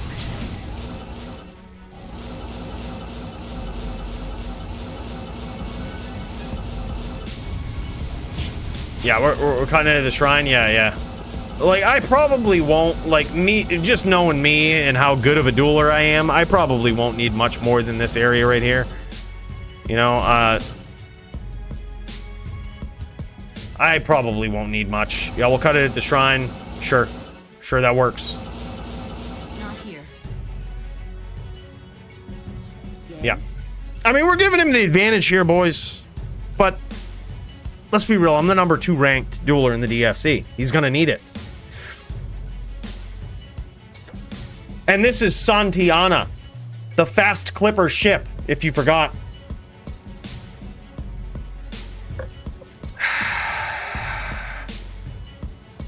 Yeah.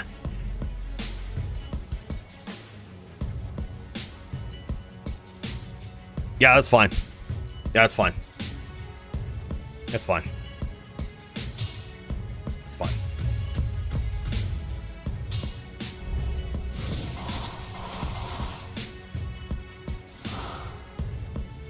All right, here we go, round 1. All right, I haven't really been on Santiana in a while. My skills aren't really what they need to be. But we're gonna light it up.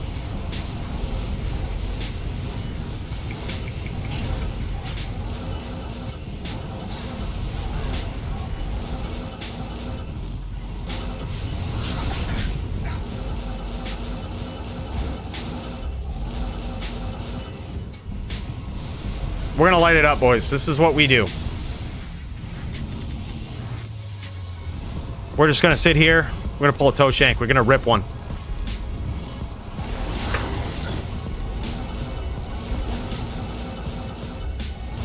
And that's obviously gonna give us all of what we need for this matchup.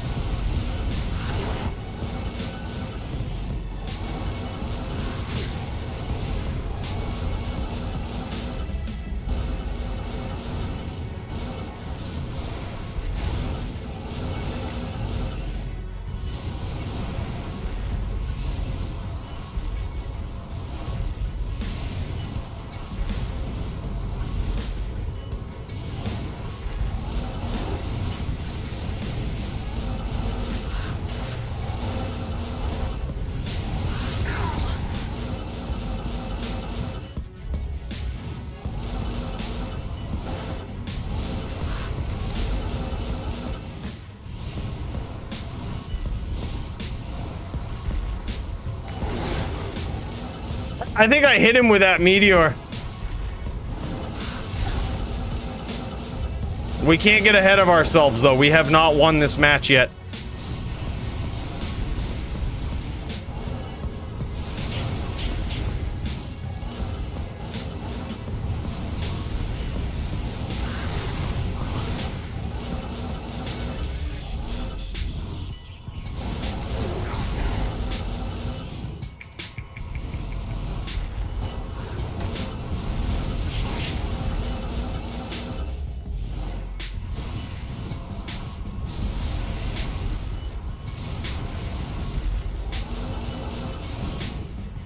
Alright, I don't want to fall into his trap. Look at these NATOs that I'd be running into.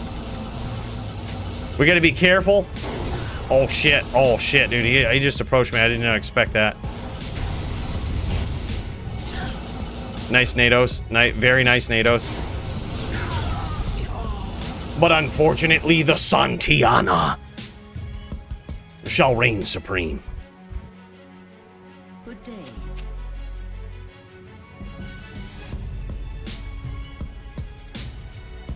Alright. Alright.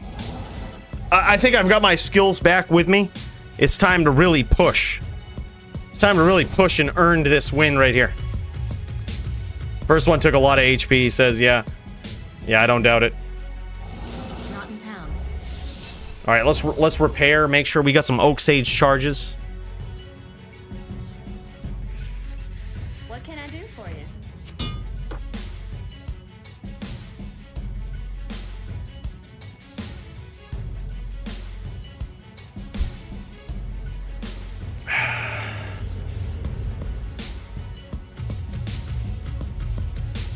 It's Santiana, boys. We needed a break from the Paladin.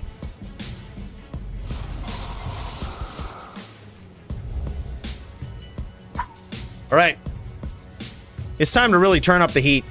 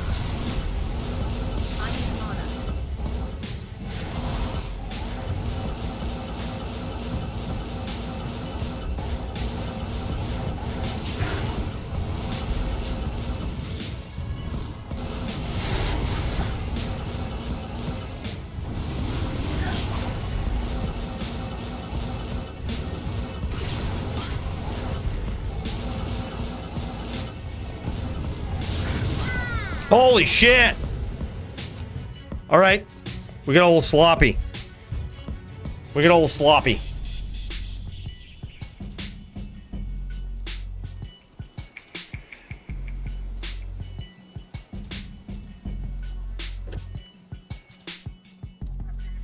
We got a little too aggressive there.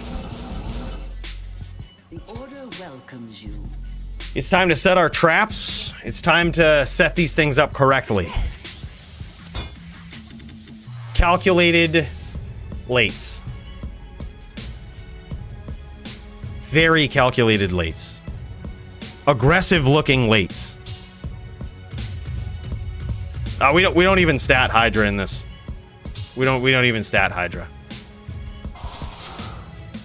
No Hydra. That's 2 lates. It's 1-1.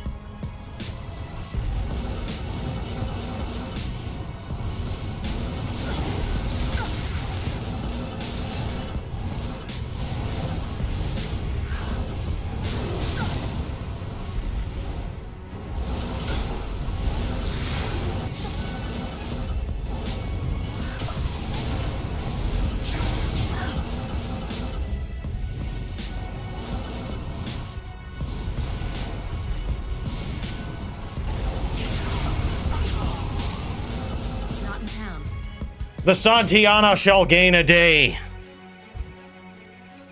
Yes?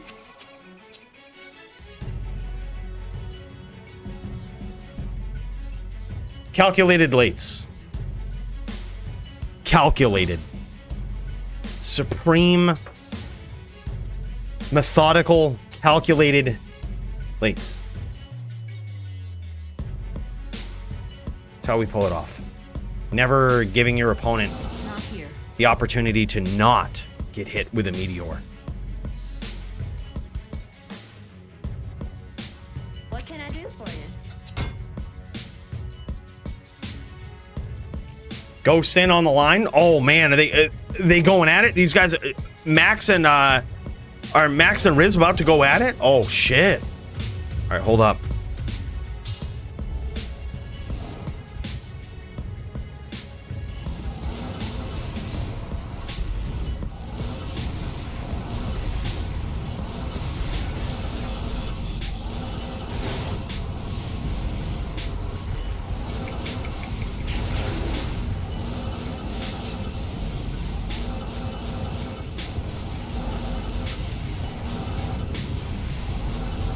Not here.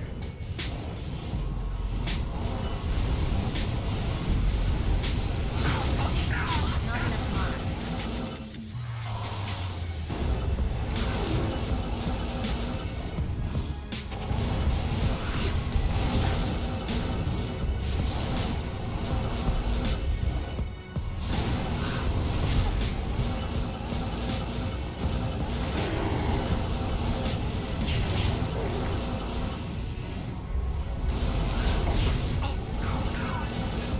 I think that was a direct hit with a meteor.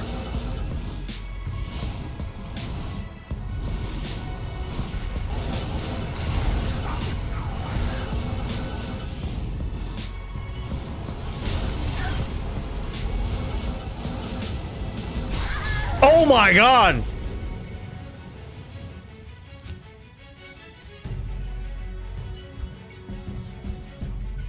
We almost had him.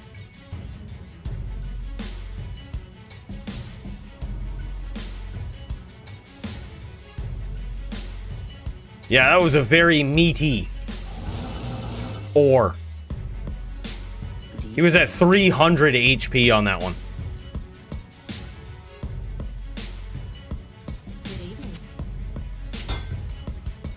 It's time to go into Santiana mode. This was the first ever level 99 that I ever legitimately got in D2R or otherwise.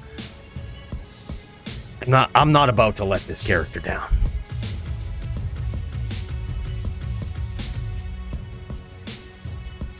I'm not about to do that to her.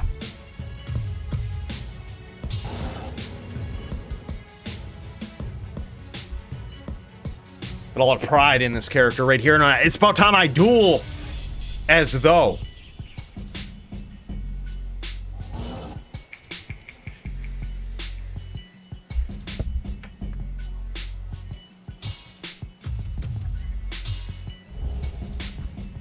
All right, here we go.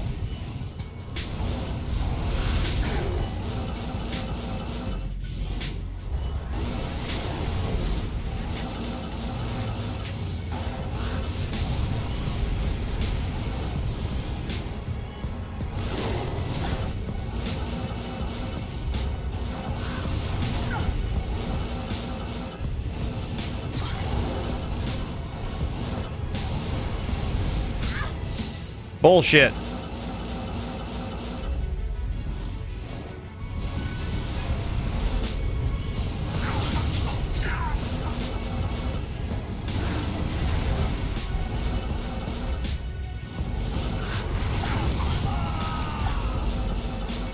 Just like that. That's how we gotta roll. We don't even need to go to a car. We're just gonna let this life rep back. RTF gang.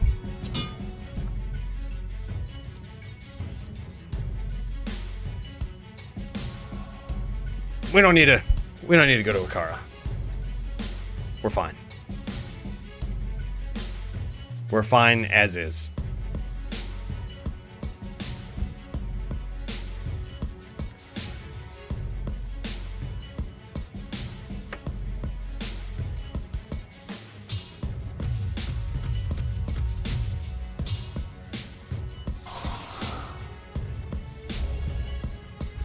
3-2, boys. It's getting real.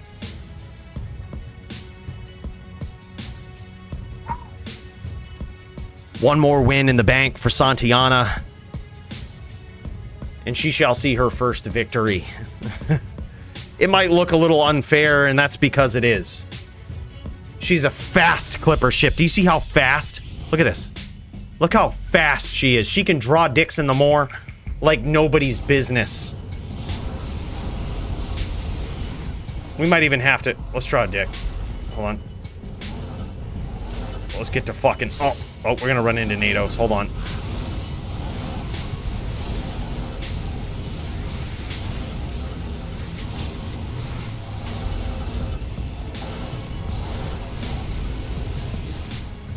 I mean, we kind of got a dick there.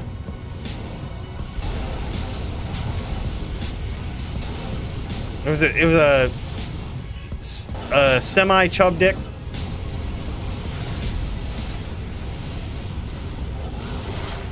Nice stomp. We gotta get the fuck up out of here.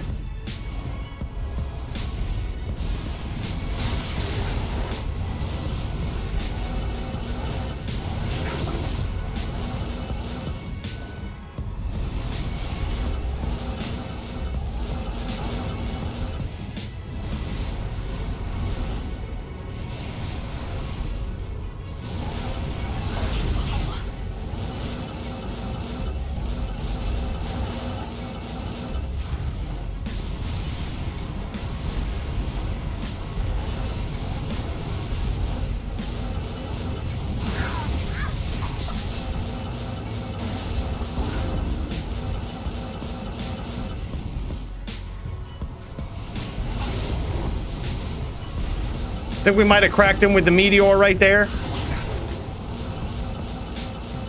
Pure skill. We knew he was gonna be there.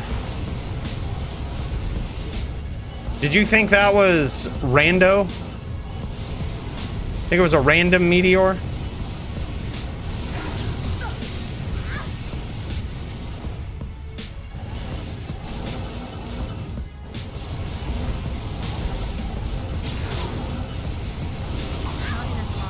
Did you think it was random that the Santiana herself,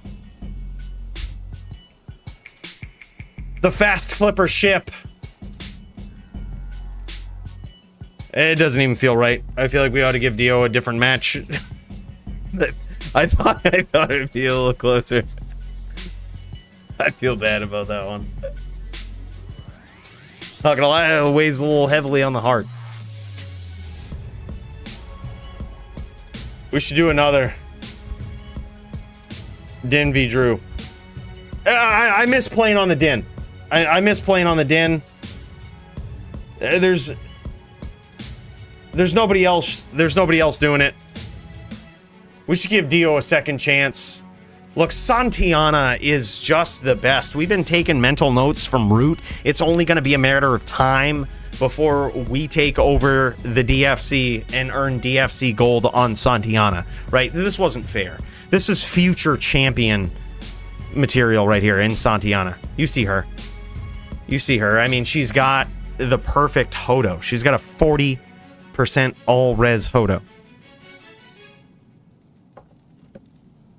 Do you really even need to see the rest of the gear?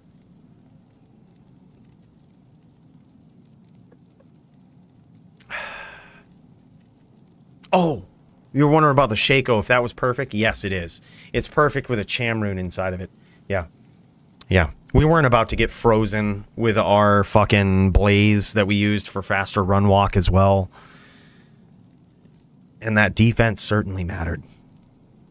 And we got the Mara's Pentagram, Mara's Cross.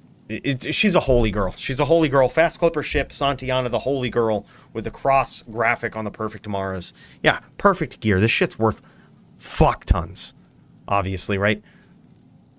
35 spirit with 8 magic absorb means the most. Yeah. I'll do that. Drew versus Din. Dio has a Din that he just built that he's trying out. And he wants me on Drew, him on Din. I'm down for that. Let's fucking go. I say it's rematch time because obviously, how did he ever stand a chance with a 100% perfect Enigma on this guy? This is a 100% perfect self-rolled Enigma. Do you think he stood a chance with this? Think about what I'm saying for a minute. Just think about it. We didn't skimp out for this character. 40 Hodo. Perfect Shaco, perfect Maras. It's a breastplate, obviously, for the style points. Santiana's named perfect Mage Fists, matching SOJs. The best items in the game. And just so that you know, we've repped to full from Half-Life in the time that we've just been talking about the gear. He didn't stand a chance. Yeah, 100% perfect Arachnid Smash. Yeah. No chance. It's a sad truth. I'll switch to Drew. Yeah, I feel like it's only fair to give him a shot. He just built a din that he's trying to level up. And I have a shitty druid. I'm not very good on a druid. You can see because it's the last character I've selected in like one of the last characters I've selected besides the sorceress in the last like 9 months that I've been playing this game. Yeah.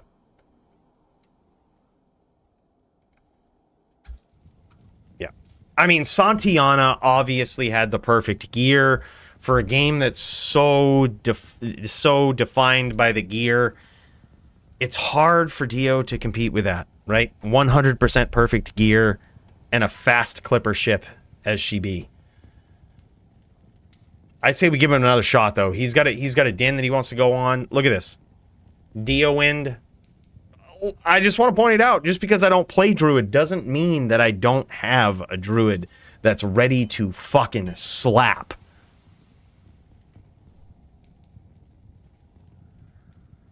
Right? Just know that. This druid's ready to go. You guys want to see? You guys want to see what he looks like? I bet you do.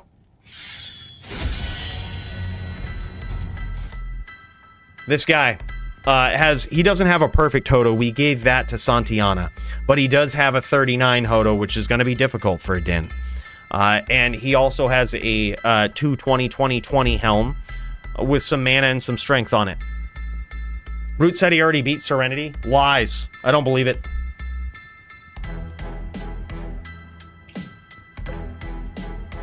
I don't believe it.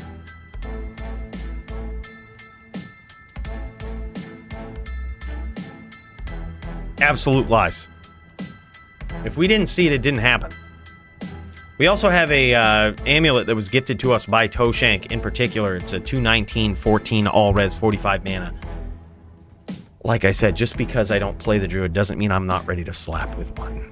We also have a perfect mage plate base. I'm sorry, no, 15-14 mage plate base with a shit roll Enigma on it. This is a budget druid right here. Very, very budget. Almost perfect spirit. I don't know why that's not on Santiana, to be completely honest with you. It's almost too perfect. But we do have the 29 Mage Fists. You can tell we didn't spend a lot on this character.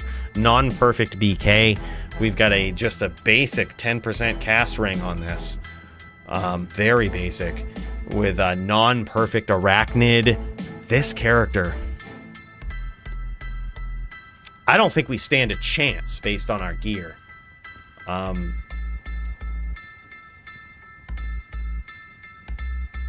Non-perfect torch. Shit. Yeah.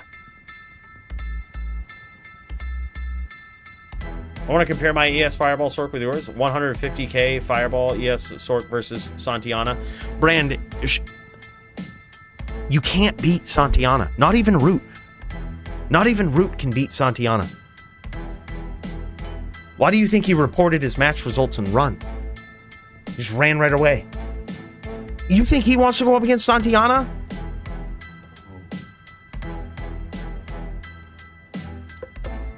You can't do it. If Dio can't do it on a Wind Druid, which is clearly a fair matchup, nobody can. Dio's wearing budget gear too? Yeah. Yeah, he's got the Shaco on, which tells me it's gonna be a rough night for him. I also have the full rejuves. I'm gonna have to get rid of those. Yeah, I actually really do think he has budget gear though. I think he was telling me he needs Pecomb lifers and stuff. Like, yeah, he's in an interesting spot.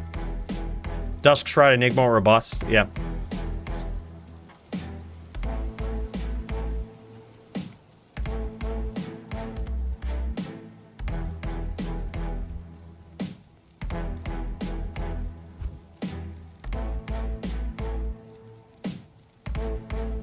Oh, he just needs one? Oh, dude, Merlin's got him. Merlin's got him. Oh, look at this. Look at this. So I already have an excuse in case I lose. He's getting funded by... He's getting crowd-funded. Dio getting crowd-funded on the din. Just want to point this out in case I lose. He's on an hdin. Oh, dude, he's got... I don't know if he's got a CTA out right now, if that's a Hodo, but if he's on an hdin, I gotta say I've seen enough Wind Druids win against an hdin to know I know how to play Dio on this matchup. And there isn't an hdin in existence that's gonna beat me on this fucking Druid. If he's going full hdin, this is gonna be bad news. This is gonna be bad news. Dio, you might... I'm just saying, you might want to slap on a grief, because as soon as I see you, as soon as I fucking smell that you have a name lock on me, or you have some sort of lock, I'm CTing out of there, bro. I'm gone. I'm fucking gone. Like, gone. Especially if those wolves are down, gone. No shot, man. No shot. Should be dueling Poly soon. GG. Coooley, can I get a bonus match? Root probably not going to show. He fucking didn't even show? Yeah. Yep, let's do it, Serenity. Let's do it.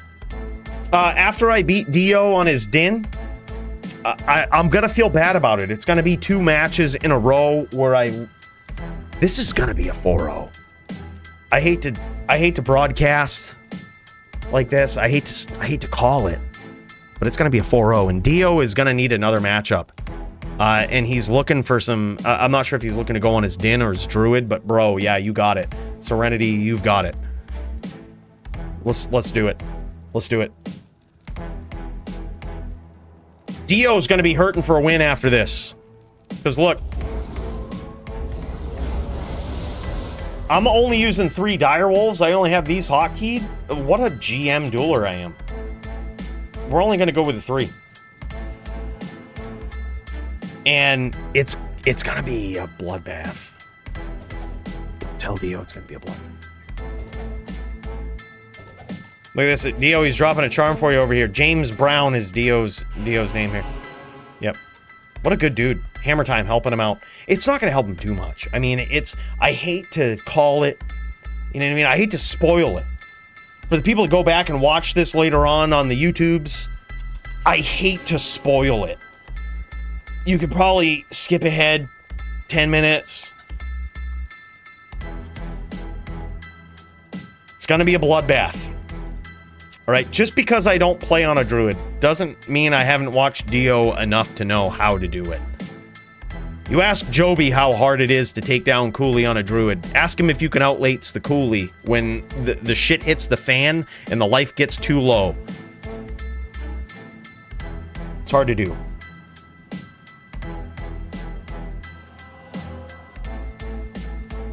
No, I didn't sign up for no NVD, all right? I only am accepting matchups where I have a blatant advantage right now. You guys might know I'm hurting for wins in the DFC, okay? And as such, we are only accepting duels where I have a blatant stacked advantage against my opponent today. NVD is not one of those. I ain't trying to get embarrassed today, all right? We're trying to have smooth victories against one particular opponent where I always have the upper hand. That's all we're trying to do.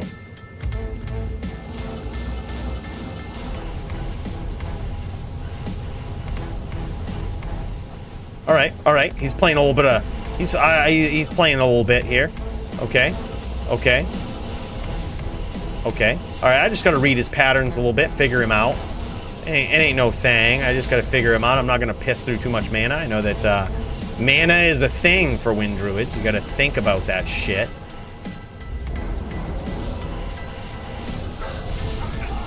Oh!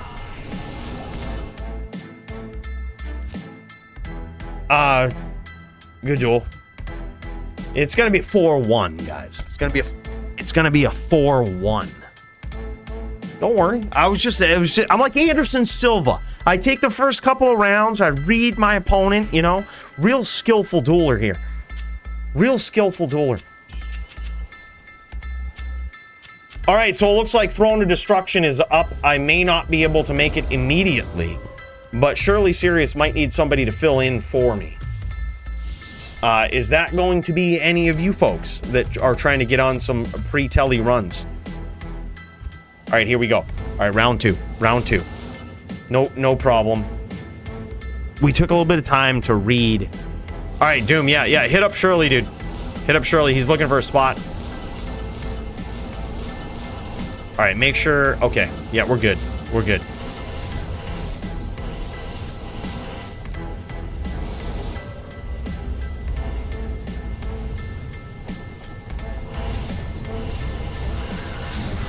I think I got this. Maddie taught me how to do this full walk. I think I can do it.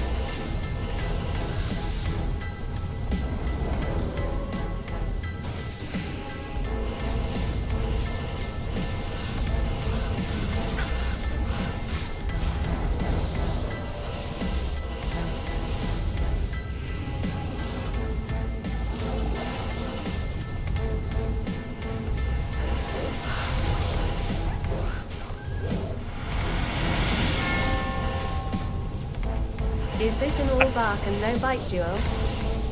No, dude. It's just me feeling out Dio, seeing what he's all about. Yeah. I got it eventually. It's nah, dude. It's probably gonna be a 4-1 from here on out. Just like that. Just chucking them nades just like that. You see that? You see that perfectly placed nade? Maddie taught me how to do this duel just walking. And I actually don't think I need to teleport in this duel. I might actually not even need Enigma. Might be able to swap off from Enigma. Might not even need it. Gonna walk my opponent down. Stalk him. I'm just teleporting there just to make the duel go a little faster for you guys.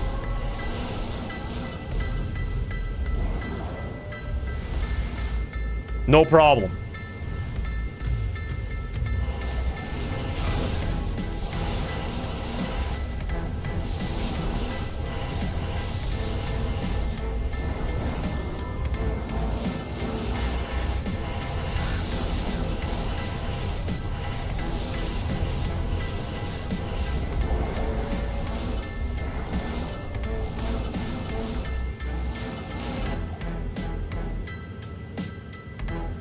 It's just a methodical stalking.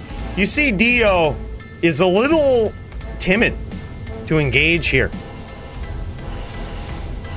And I don't blame him. We actually don't need Enigma for this matchup. I immediately recognize his strategy. And it's only going to be a matter of time. It might take a little bit, but I have learned this matchup. And I actually don't need to teleport at all. I can actually walk my opponent down just like this, skillfully.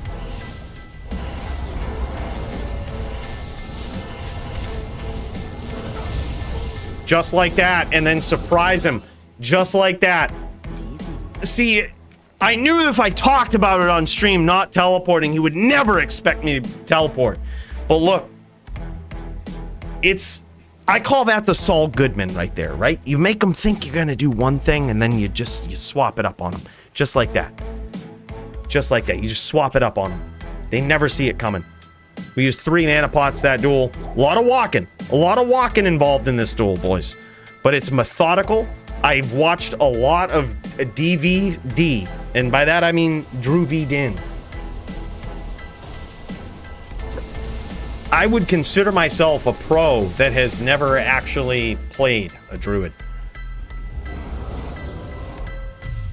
Dio says, I don't have my skills yet. Unfortunately for Dio, I'm kind of okay on a druid. You got this, bro.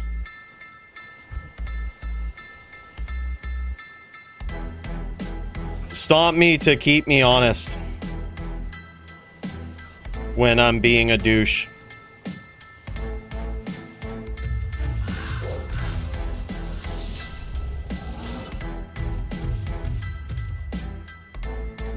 Yeah, you certainly wouldn't, though. The faster run walk is really good. All right, let's do it.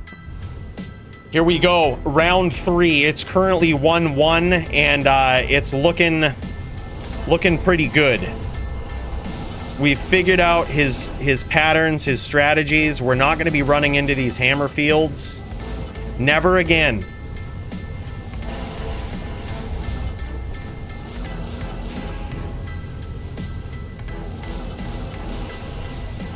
Patience. Patience is what it takes, boys.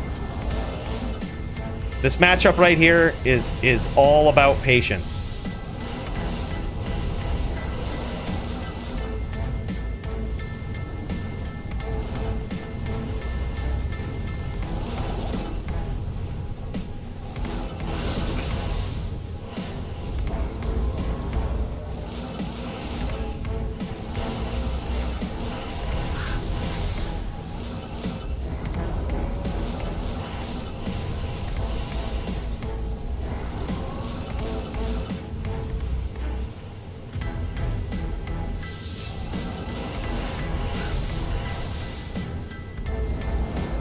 All about patience. Walking and patience. That's what it's all about.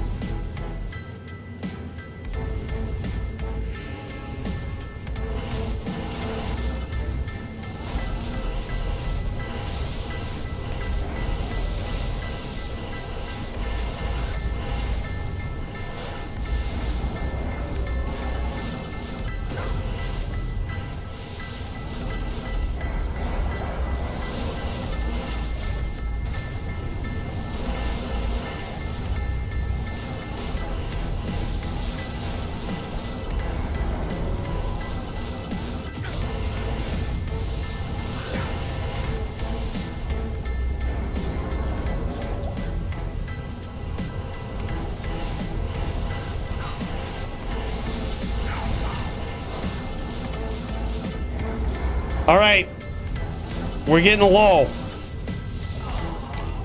That was lag. That was lag. 2-1 in favor of Dio.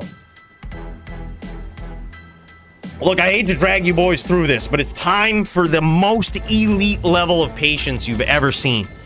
I fucking see him now. I see his game plan. I see it. I know what he's doing. It's just all a matter of being patient. Patient.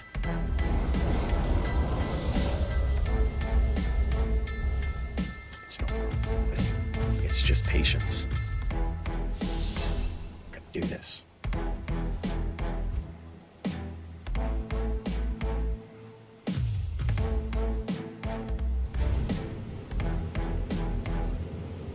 Yeah, 1 belt of mana. I suppose I have three mana potions that I can get. Yeah. Yeah, I get 1 belt of mana. James Brown needed a mana drink. No problem. No problem.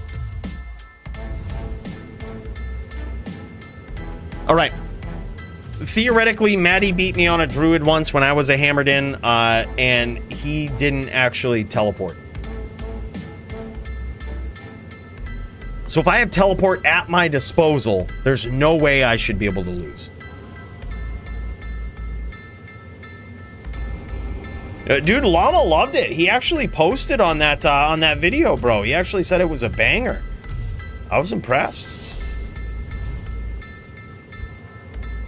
All right, here we go. It's 2-1 in favor of Dio, and we ain't about to lose this, not on a windy druid. Dins just immediately lose to druids, and that's how it always is, always has been, and will continue to be.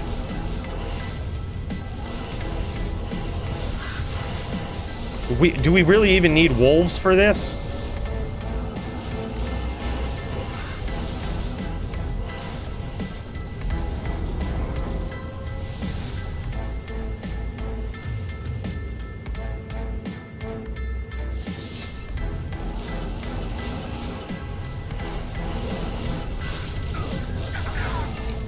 I don't really think we do.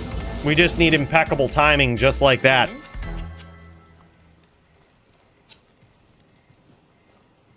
Just like that. It's 2-2. 2 more wins for either player will guarantee them the spot at the top of the DVD chart tonight. And man, oh man.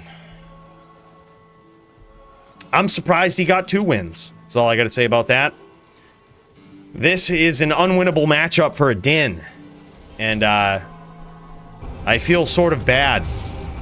But at the same time, I need the wins in the DFC, boys. I need them. I'm falling behind in the ranks. I really need to catch up. So, you know, I'll gladly accept these matchups.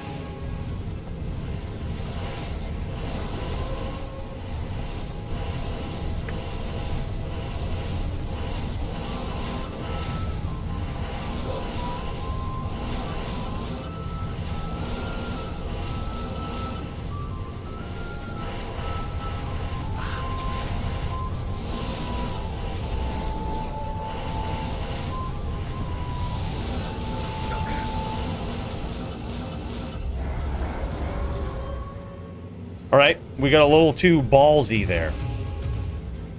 A little too ballsy. Let's make sure we're on the Hodo side. It's straight lates from here on out, boys. It's straight lates.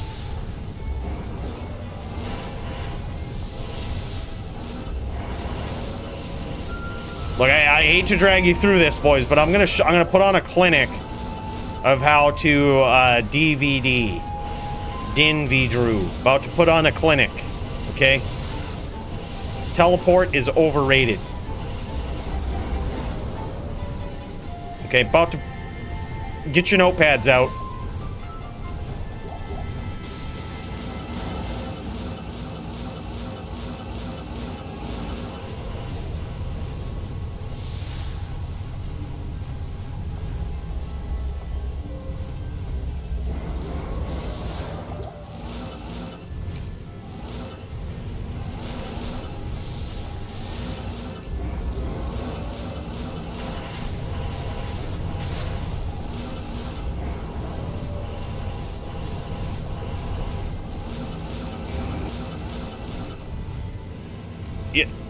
Just take some notes. Just look at this supreme movement. You see this? No teleports necessary. No teleports necessary. Just like that.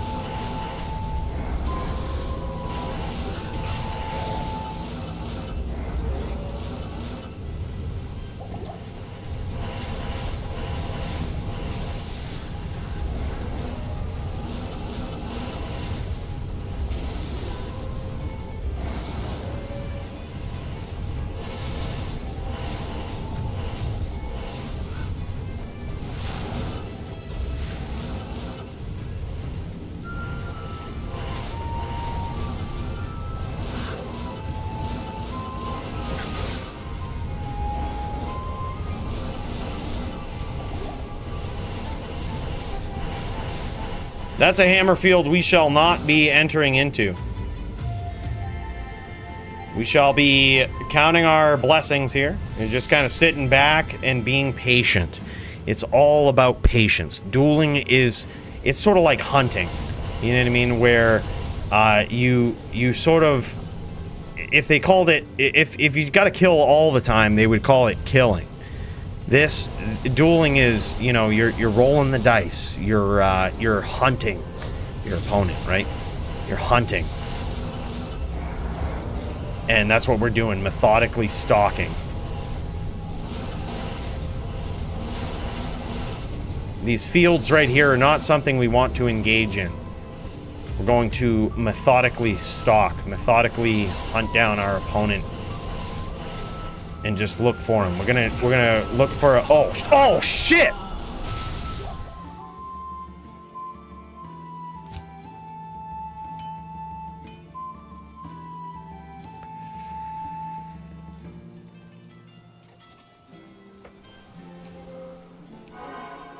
Good duel.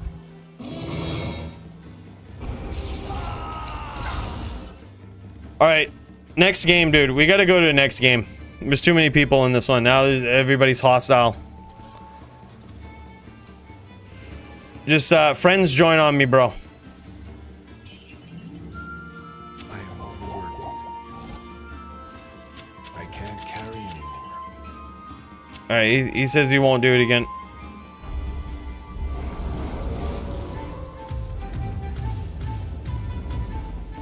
Alright, I think it's, what is it, like 3-2? Alright, it's time to stop fucking around.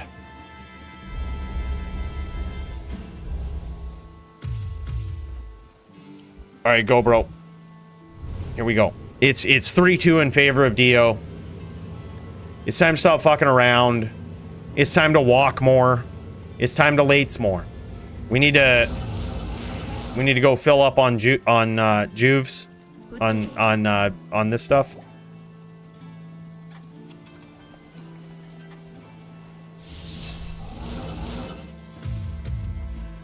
right, go. No, I don't need more than a full belt. All right, here we go. Here we go. It's a methodical approach, boys. You hunt your opponent down. See, we look at him from far off on the map here. We look at him in his natural environment, watching him spin the hams, as they call him, a hammerdin. We watch him spin the hams. We watch him create magic from thin air.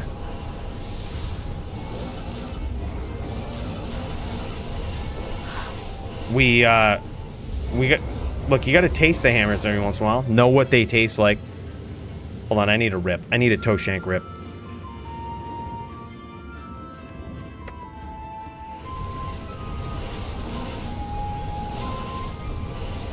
Alright, no problem. No problem. We're figuring out his patterns. Yeah, see, we're not entering that hammer field. Yeah, we should be good. We're just gonna kick around right here. Yeah, we're good. We're good. We're just gonna be way on the outside.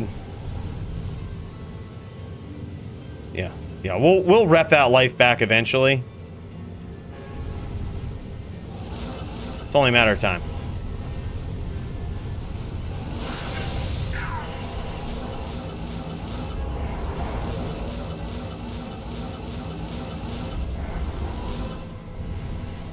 Make sure these wolves are bowed.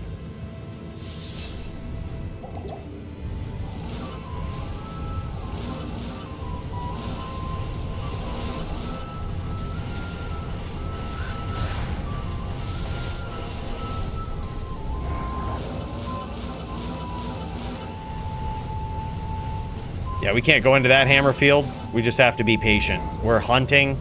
We're a hunter with his back on the ropes. Okay, look at this guy. Hunter with his back on the ropes. Right? He is being very patient. Alright? This is top tier dueling. Okay, our goal right now, this is a real duel. So our goal right now is if we sit here long enough, we might actually be able to rep to full. It might seem like a long shot, but trust me, it's not. Like it's only gonna take like 30 minutes or so. I would guess.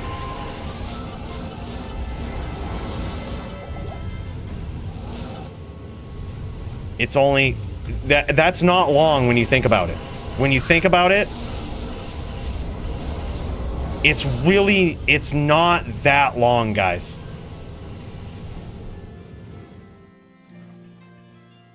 We got the wolves here keeping us company. We can start up a little campfire right here, honestly. This looks like a good place. Has anyone got any matchsticks? Might be able to start one up.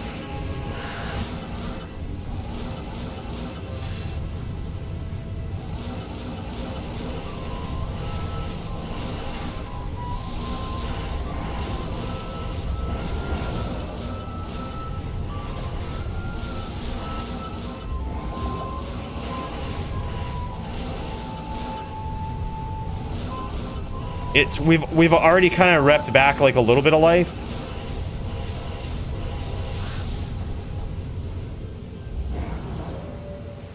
It's kind of like 400 life we've repped back.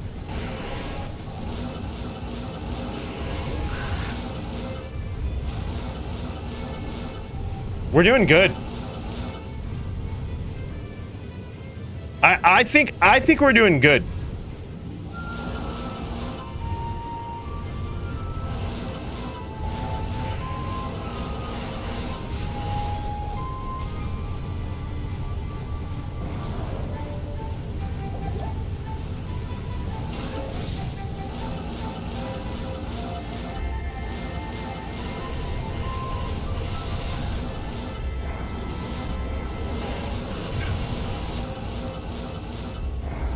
I think we scored a NATO there, and we didn't really have to, because we're repping life back.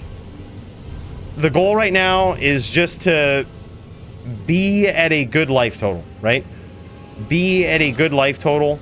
Perhaps he will piss through his own mana pool, right? And then that is only working in our favor.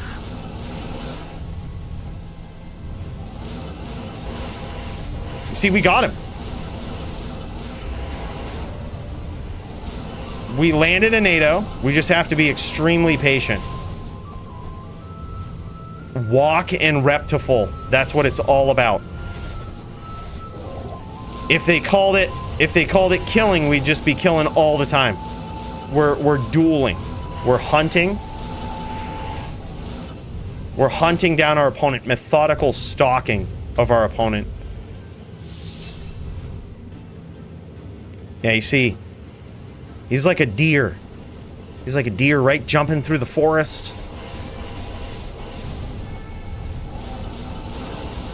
Oh, shit. We had a good opportunity right there. We missed it, but that's all right. That's all right. The good thing about hunting is that there will be another. There will be another opportunity. We just have to be patient. We just have to be patient. The deer is ever elusive, jumps through the forest like a like a gay little deer. You know what I mean? They're just trying to do their thing.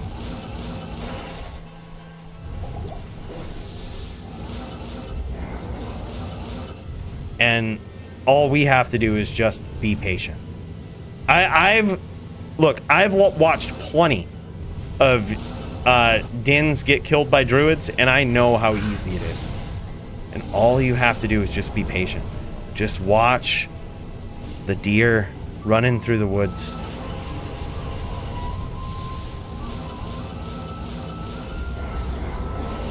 And just wait. Eventually he's gonna make a leap. Just like that. Just like that. You see that? You just have to be patient. You just have to be patient.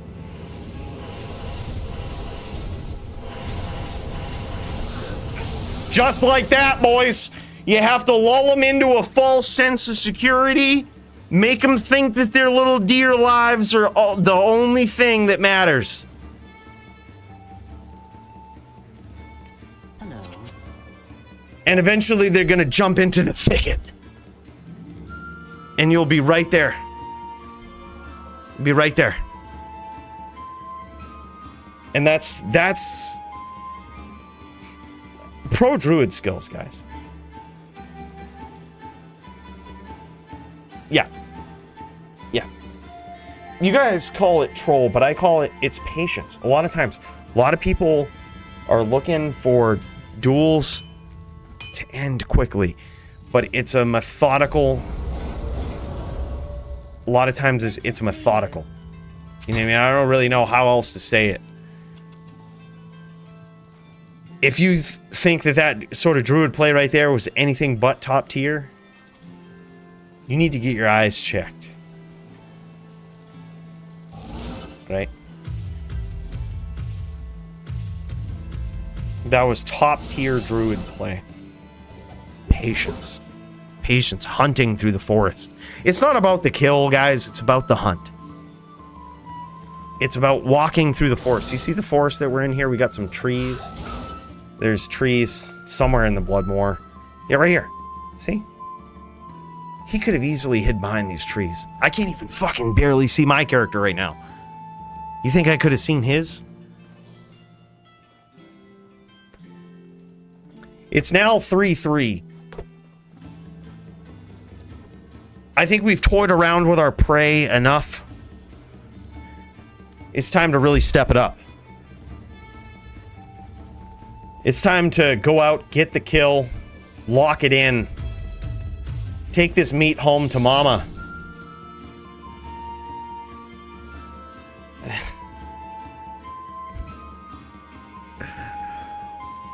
Let's fucking do it, boys. I told you I was a savage druid.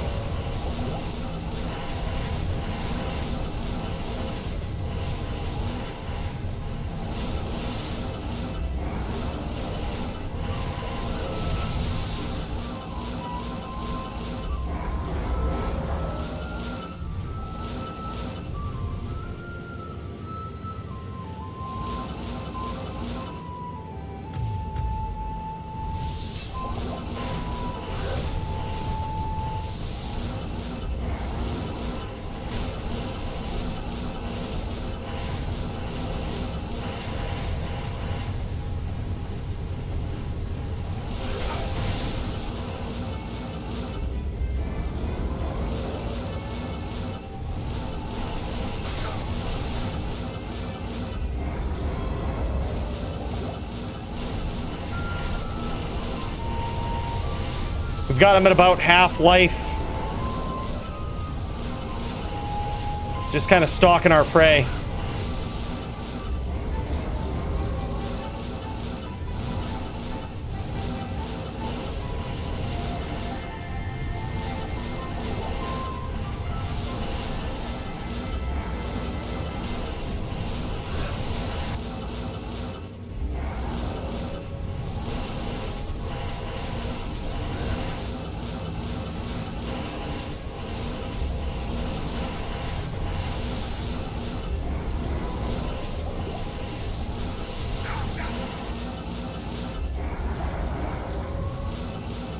Right? We've got our back against the ropes. You guys know what time it is. We have a grand total of 20 replenished life on this druid. And it's time to utilize all of it.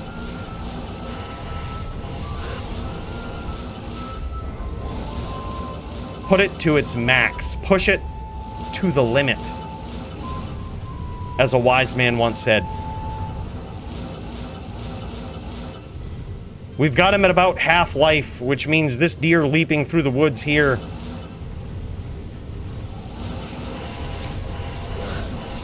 is halfway to meeting his creator. If we lull him into a false sense of security,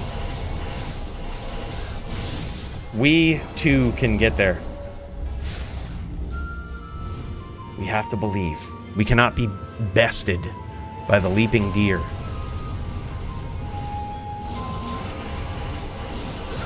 Oh, shit, dude. I thought I was gonna cut him off.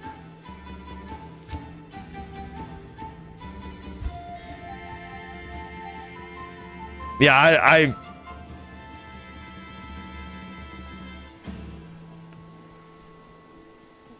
look, when hunting, it isn't always about the kill. Yes? It's about the adventure. All right? It's about the adventure. We went on an adventure with this druid, and the wild deer escaped.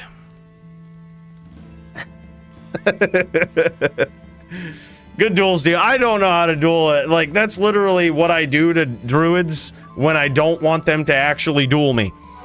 So, naturally, I just tried not to duel as much as possible. I don't know what to do when there's a constant hammer field. I have no idea. Yeah. I mean, obviously, Kyle, I knew what to do. I felt bad for Dio for beating him on the sorceress. And,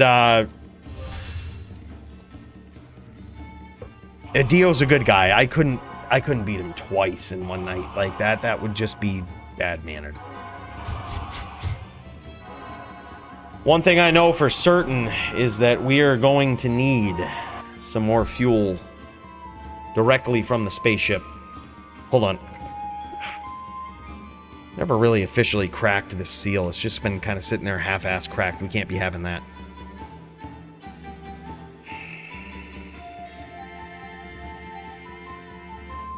Look, Druid isn't my class, boys, alright? I'm not gonna lie.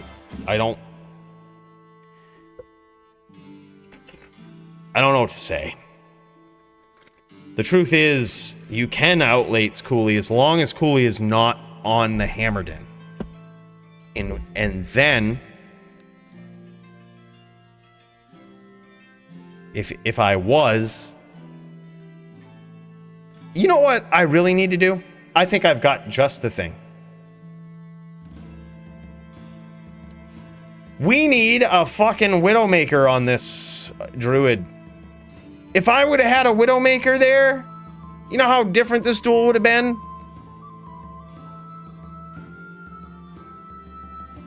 I would have been able to shoot him from his hammer fields.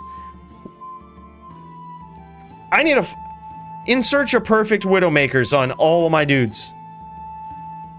GG, thanks for the heads up, Polly.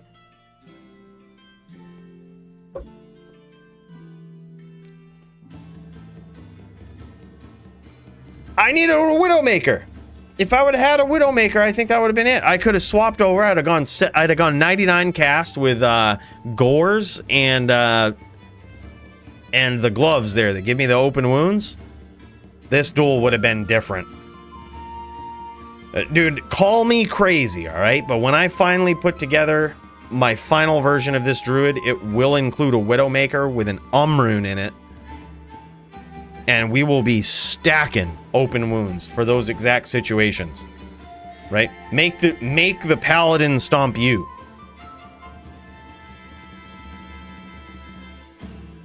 Yeah. Now, GG, I actually can't wait to see. I'm pumped though to see that Dio has built himself a paladin. I gotta say that. I'm actually pretty pumped about that. Dio being on a paladin, in case you guys didn't know, Dio used to have a pretty nasty paladin back in the days of LOD. It was pretty sick to see it. I'm happy to see that he's put one together here. By the way, Polytheist actually kicking some ass. If you guys want to see a real druid go at it, We've got one right here. This guy fucking going against Brand. See, the last one was more of a hunt. This one will be more of a cunt for Brand. He's gonna have to he's gonna have to figure out the perfect angles, and he's also gonna have to deal with a little bit of bear morph form if Polytheist gets in a little bit of trouble. All right, he technically has the advantage. Y'all have seen a little bit of little bit of Druid v Sorc here tonight, and I gotta tell you, it's a tough matchup, right? It's honestly going to be tough for Polytheist, I think. But if he gets low, what he can do is keep morphing back and forth, as we've seen him do before, into bear form. And that makes it so that BrandL has to land consecutive hits back to back against his opponent, which, believe it or not, that's actually pretty hard to do versus Polytheist. Because so often you want to keep the distance. You don't want to get up too close. You don't want to risk getting hit by that Armageddon, because I got to tell you, even when you're an ES Fireball Sorceress, getting hit by that Armageddon hurts quite a bit, man. It's physical and fire damage.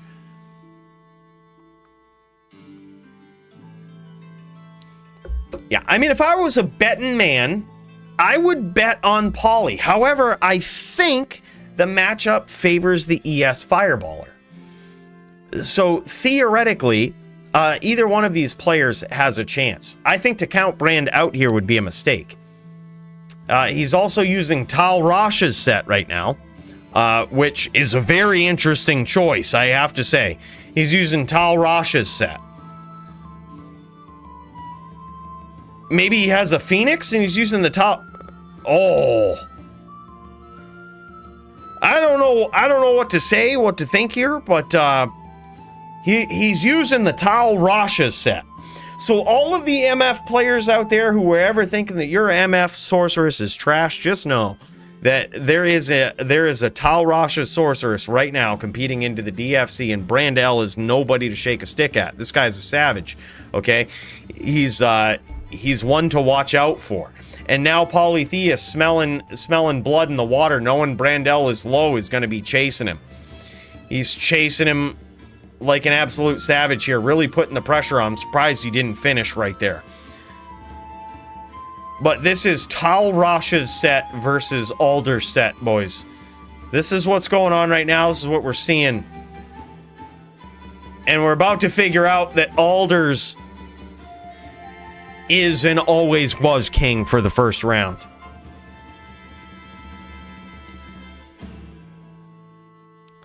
Holy shit, BrandL on Tal Rosh's set. I can only assume he's got Phoenix for the minus fire res, and he's got the jewels in the Tal Rosh's set. That or BrandL didn't give a fuck today. And he showed up with his MF Sorceress, with no fucks given. Polytheist clearly pointing out that it doesn't really matter. If he's got all of that minus res from the Phoenix and from the Tal Rosh's set, matters for nothing. Because he's got so much stacked up fire res that it actually doesn't hurt him. He made a point to point that out just in case that was the secret juck fuckery tech of BrandL here. And now that he's pointed that out, we're going to see Polytheist. Maybe this is some next level shit. Maybe this is some next level shit, and it's BrandL's way to make Polytheist feel like he's got the upper hand right away and push the aggression. And if he's going to push the aggression, he's going to find himself falling right into some meteors, just like he's doing right now. Meteors and fireballs. He's going to try to push that aggression, and BrandL's going to punish him for it. That's the only guess that I have. It might be. It very well might be. BrandL already, he's in a little bit of trouble here, but actually, believe it or not, he has the upper hand on Polytheist right now. His strategy is working with the Tal Rosh's set. I think this might be a statement BrandL is making here to show that Tal Rosh's set is viable in PvP, at least playable, and he's going up against Polytheist, one of the most savage druid players, the top druid in the DFC, may I point out, but also the most savage shaman player in all of Diablo 2. And right now, Brand is actually getting the best of these exchanges right here. Polytheist is going to have to figure out this pattern, because right now BrandL has done a great job of avoiding too much damage. And I think the real goal here is to embarrass him on this Tal Rasha's set. I think Brand believes he can do it. He knows he can do it. He's gonna have to play perfectly here. But if he can pull this off, this is actually going to be pretty incredible.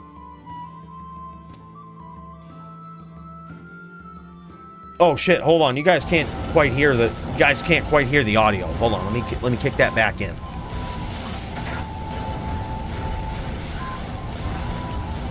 We've now got the audio back online for BrandL versus Polytheist, Tal Rasha versus Alders. Polytheist does not have Alders set on. He just looks like he has Alders set on.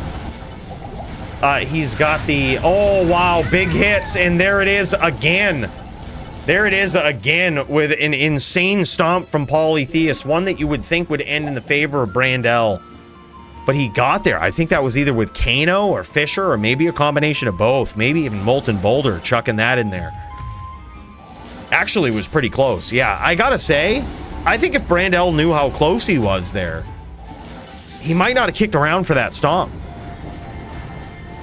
Or maybe look for the name lock on the bear or what have you.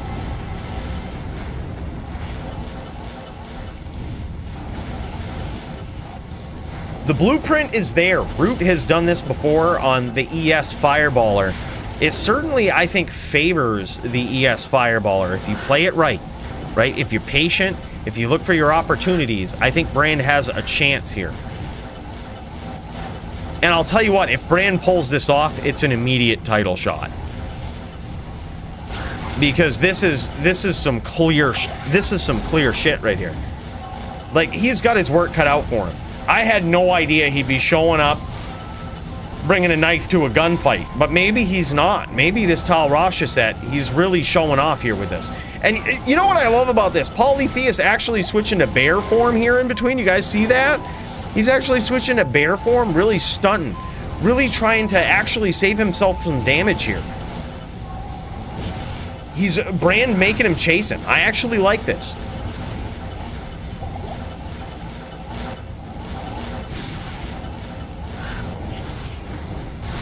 Bros, if BrandL is brash enough to show up on a Tal Rasha sorc against Polytheist and he gets the win, I don't think you can fucking deny this guy is ready for Root, right? I don't think you can deny it at that point. Like, this is brazen of him to show up on this, and he's actually doing pretty well here so far, actually scoring some hits in. Y'all laugh at him, but I'm telling you, I think he's doing this to make a statement, to say that Polytheist is so far beneath him. He's scored a couple of shots here tonight, scored a couple of wins early on, but I have nothing but faith in BrandL and his ES Fireballer, Tal Rasha ES Fireballer here. He's actually scoring some more hits here. He's actually, like, he might even be going for performance of the night. Can you imagine he pulls this off or even gets close on an ES Fireballer Tal Rasha's set? This is nuts, boys. This is crazy. A little bit of his back against the ropes here, but he's really trying to pull it out. He's scored a little bit of damage. He's got Polytheist at exactly 66% life, or I'm sorry, 64.6 life. We can tell that because of the nice rounded life total that Polytheist has. And now he's taken a couple of more fireballs. Polytheist at 46%, 47% life now. Believe it or not, BrandL actually pulling this off, dude. I don't know how this is fucking happening, but he's pulling this off. BrandL has got Polytheist at 47% life now. And it's only going to be a matter of time. I think if he keeps this up,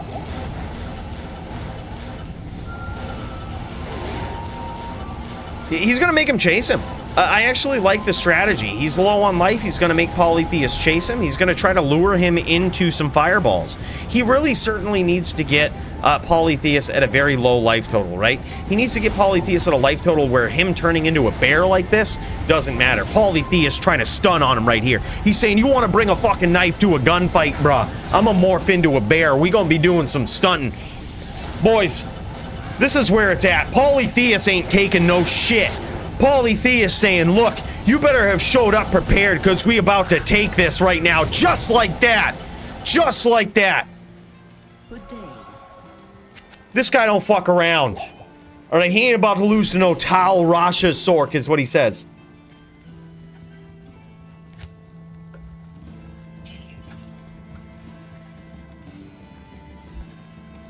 I gotta say, this is pretty impressive, though. Like, this is pretty impressive. He shows up on a Tal Rasha sorc. I believe somebody last week was asking if Tal Rasha's sorc was viable in PvP.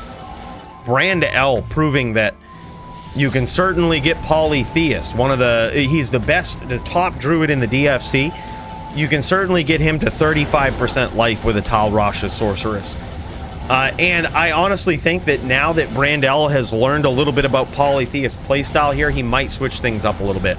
Polytheist getting hyper aggressive here. No fucks given, throwing caution to the wind, looking for the name lock, looking for the telly lock, just like that. Bros, this is getting real, and I mean real quick. Oh, big hits from the Molten Boulder, stunting on him hard, dude. He's chucking the Molten Boulder in. Polytheist pulling out all the tricks, showing hyper aggression. Like literally, Polytheist says, you ain't about to take my shot from getting fucking fight of the night. I'm about to pull out all the tricks and fucking stunt, boys. Just like that. Just like that, a clean 4-0 with all the tricks in the book from this guy.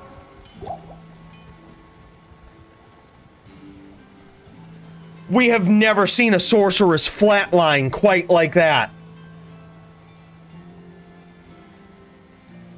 Brand show, he says, I had to make it fun, bro. Yeah, I gotta say, I appreciate it. I actually enjoyed seeing the Tal Rasha sorceress show up like that. That's interesting, man. It's very interesting build. I'm pumped that he brought a Tal Rasha sorc. It's interesting that he did it against Polytheist. Because if there was ever anybody to punish that build, it's certainly Polytheist, but I'll tell you, it definitely made for an argument for fight of the night here. We're putting that right down. Poly versus BrandL. Performance of the night. BrandL on Tal sorc. Holy shit. That was pretty insane. We're also putting Polytheist down for absolute that was within probably 5 to 10 minutes. And absolutely tearing it up. Like, that shit was crazy. Poly just fucking turned up the heat, dude.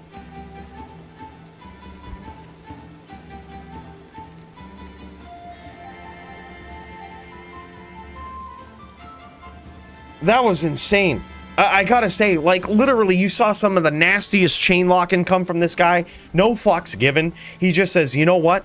I got this, and I know it. I think he sensed early on that the ES percentage on BrandL's Tal Sorceress was not ideal.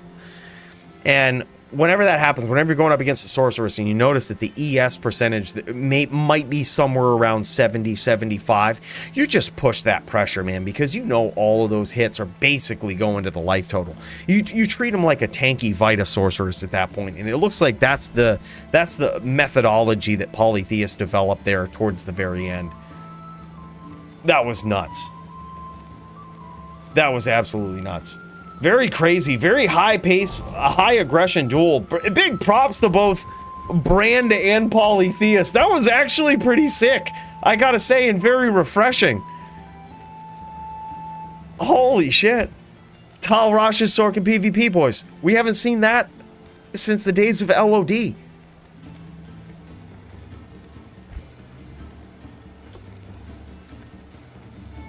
But it might have also been, here's the other thing, is it might have also been Brand trying to punish Polytheist for having a bit less Cyclone armor than most Druids, right?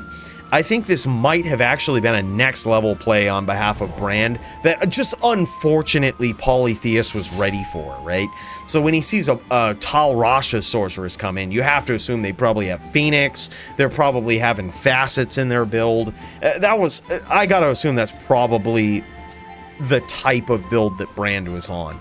Trying to punish him for that natural less than ideal Cyclone armor. And it looks like Polytheist saw that and overstacked those charms in the inventory. He says, yep, I immediately recognize right away what you're doing. This guy's been tearing up a ton of pubs. You think he hasn't seen a Tal Rasha sorceress or two in pubs come in, start trying to rip away that resistance?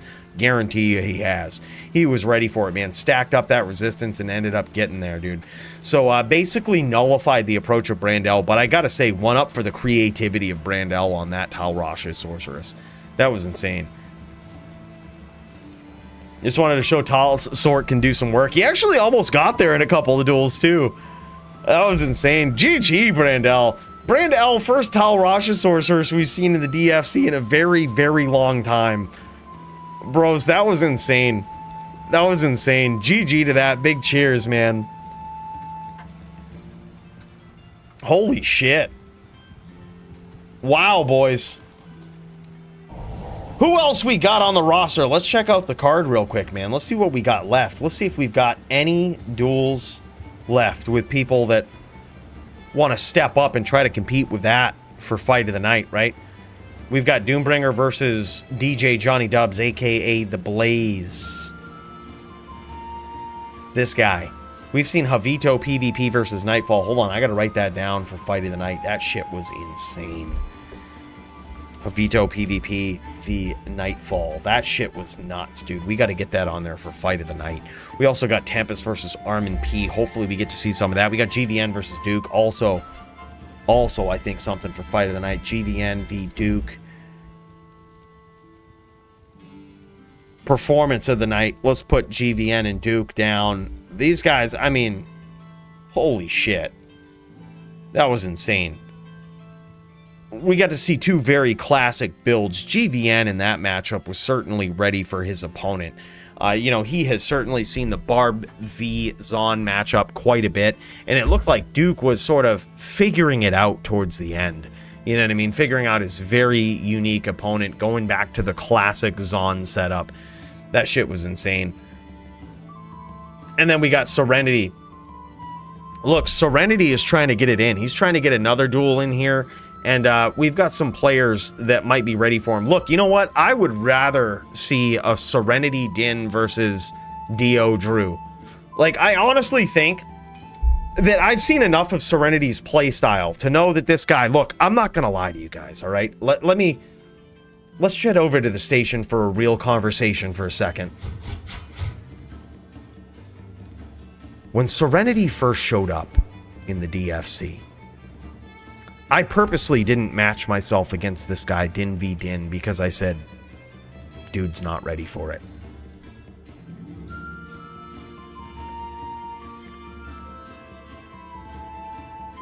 Dude's not fucking ready. But as you guys saw last week, Serenity is a different kind of Din, man. Straight VT, busted out the bow, which has proven to be the weakness of Coooley. It's sort of ironic. Coooley the Boa Din, weak to the bow. It's an ironic love story, painted only in the picture of Diablo 2. Serenity pointing that out, slaying the people's top Din with a bow. With a Din with a bow. And if this guy has got a VT that can easily bust out the bow, that can easily take on some of the most savage DFC fighters of all time on a Din. This guy is impressive. I would love to see Serenity versus Dio. These guys both climbing up in the ranks. Serenity obviously top of the drop for this shit. Dio working his way back up, showing Din skills of his own. But you know what? I don't think he should bring a knife to a gunfight again with a level 80 Din versus a level 96 Savage Serenity Din. We don't want that shit. We want to see Serenity versus Dio. I'm throwing this on the card right now because I think that Dio deserves a real rematch against somebody on a Din that's just ready to go, that's got all of the tricks up his sleeve. These guys deserve, I think, to fight for fight of the night, to get something in, to have something on the books. Unfortunately, Dio went up against one of the most late players that every time he fucking duels. That Coooley guy, never in the run-in for fight of the night. He's so late. I feel bad for Dio. But I think Dio ought to have a real shot for fight of the night against one of the most savage champions, potential champions, interim champions of all time. Root has run off somewhere, doesn't want to unify the belts on stream. And I think that Dio really ought to get a shot at that interim title. What do you guys think? I think we ought to see a Serenity versus Dio. Drew v Paladin. Dio is the Paladin killer on that Druid. You know that he knows the strategies to take on just about any Din, but can he take on the technical top Din of the DFC? And yes, that is the title that all the other Paladins are given because we all know the people's top Din. You guys are looking at him. Unfortunately, if you play on the Din class, you're always just going to be the technical top Din. Alright? Technical.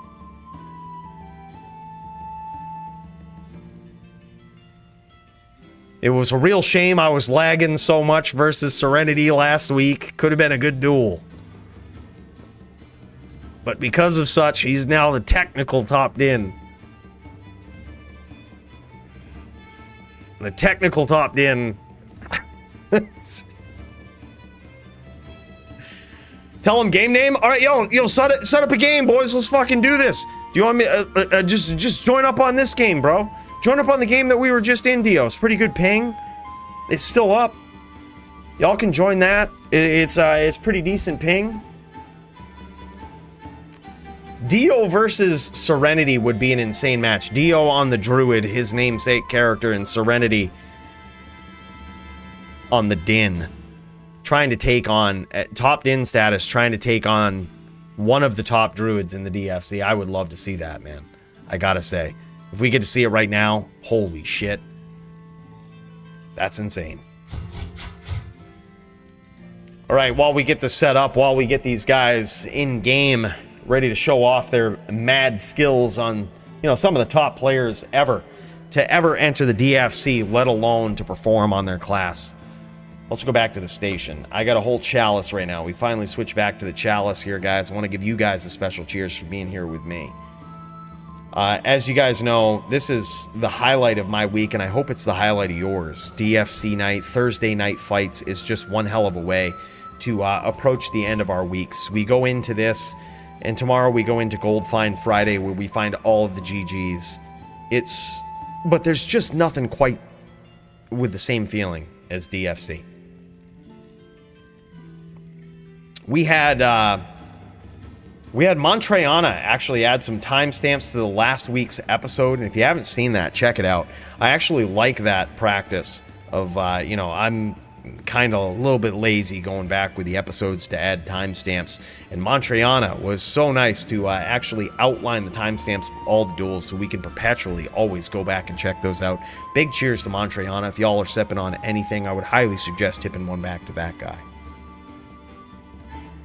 And hopefully it's something that we'll have going for future events. You know, and I can just plug those in. You guys can always go back and watch Coooley versus Dio if you want to suffer through that guy Coooley playing again against Dio. The Santiana fight was pretty good. I'm not gonna lie. Hold on. We're gonna write that down. We're gonna write that down. Dio versus Santiana. Writing that down, putting that in for fight of the night. Performance of the night. We're going to put Dio down there. Obviously, Santiana is up in the running for performance of the night. Obviously. Did you see her gear? I don't want to hear nothing. It was a perfect enigma. You roll one of those and see how many high runes it costs you. Cost me too. But that's beside the point.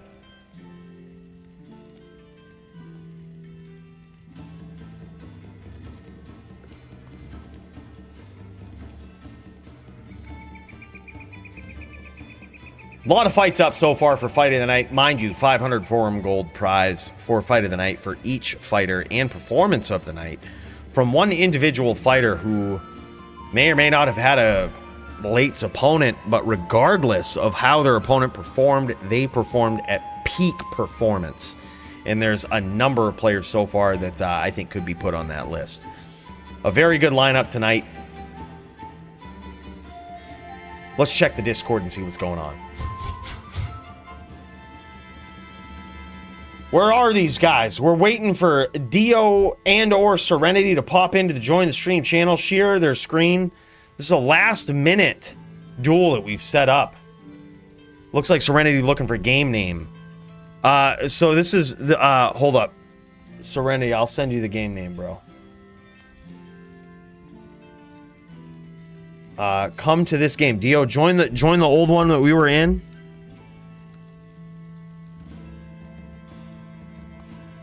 Dio's already in here. All right, and yeah, that's the game name. I sent it to you, Serenity. And we ready to go. This has the potential to be Fight of the Night, but we're gonna see. This is the Druid that nearly beat Dio again. We had to go easy on him. We didn't want to show the Druid prowess for the days that we finally decided to bring a Druid to the DFC. Dio got there. He just built this din. We didn't want to demoralize him like that, right? We're good dudes. We're real good dudes. Well, I'm trying to line these up. There we go. All right, we got you, Serenity. So we about to see this guy right here, Diowind versus Serenity, top din in the DFC versus close to top Druid. Close to, I mean, the Polytheist and Dio have always been jockeying back and forth, and here he is, Upsmite himself, aka Serenity, popping into this game. Just waiting on one of these guys to share their screen so we can see it from their perspective. Hopefully both. We can bounce back and forth and see what Serenity versus Diowind looks like. Now, as you guys remember, last week, Serenity on Upsmite took out the people's top din, once thought to be unbeatable on a din. Serenity took him out in a 7-2 Paladin v Paladin matchup. Bodin versus Bodin. That is Serenity. Absolutely embarrassed the people's popped in. Who is it again? I forget his name. Absolutely embarrassed him. 7-2. Smashed him.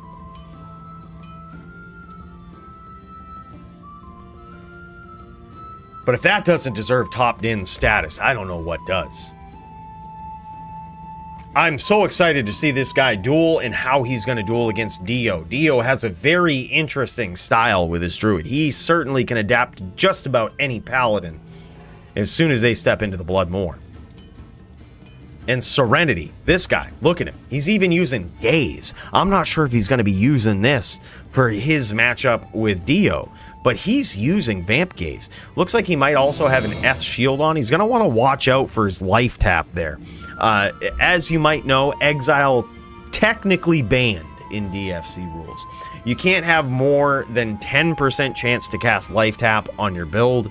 So if he does have, if that Eth shield that he's rocking isn't some sort of Eth spirit, he's probably going to have to swap it out. Maybe it's an Eth Phoenix. I don't know why you would do that, but he's probably going to have to swap it out there. You can't necessarily have an Exile versus a Druid because it has too much of a chance to cast life tap. And, you know, you can stack up. You can use Last Wish. You can use Drax plus something else that gives you 5% technically in the DFC. You can technically use 2 sources of life tap as long as it doesn't exceed 10%. Yeah, he's gotta swap out to something. But likely he's using Gaves because I would guess he's probably on the up smite plan here. You can see from the way that his character's set up, he's probably on the up smite plan. Up smite, up zeal. He's probably going to be trying to leech some life back from his opponent, right?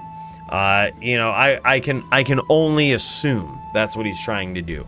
We've seen a lot of other Dins do that, and he did switch off of that Ethereal Shield, so he's not using Exile anymore. But it's a very good strategy, especially versus the Wind Druids that typically have a lot of pets when they go in and try to stomp, or they typically are surrounded by a lot of pets versus any Din, right? Whether it's a Smiter, whether it's a Hammer Din, they always have a lot of pets around. So it's really good to have Life Leech so that when you up Zeal or you charge, you can charge these pets, you can up Zeal them, you can leech back a ton of life.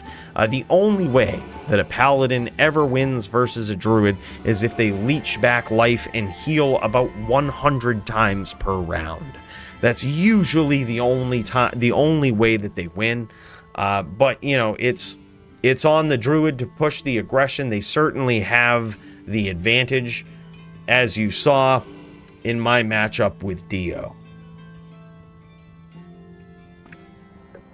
Yeah, we let him have it. Yeah, we let him have that round, that duel.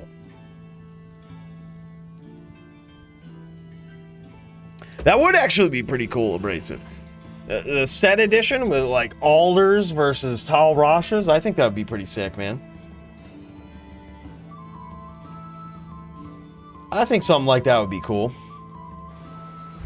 We tried that before. Do you guys remember that? Back in LOD, we did some set duels back with Mr. Llama SC. That was actually pretty fun, man. A little bit disorganized, but it was good. Overall good. All right, let's pop into the Discord. Let's watch Dio's stream here. Let's see what Dio's got going on. He's hostile to up smite these guys, about ready to throw down. Did I just see a fucking gavel of pain in Dio's stash? You can tell this guy's been tearing up the pubs too. You can tell this guy's been running into some Oridins that he didn't like. Swapping out to the gavel of pain, casting amplified damage, and getting in for the one big stomp. Look, can you really respect a dueler if they can't go in and tear up the pubs? Right?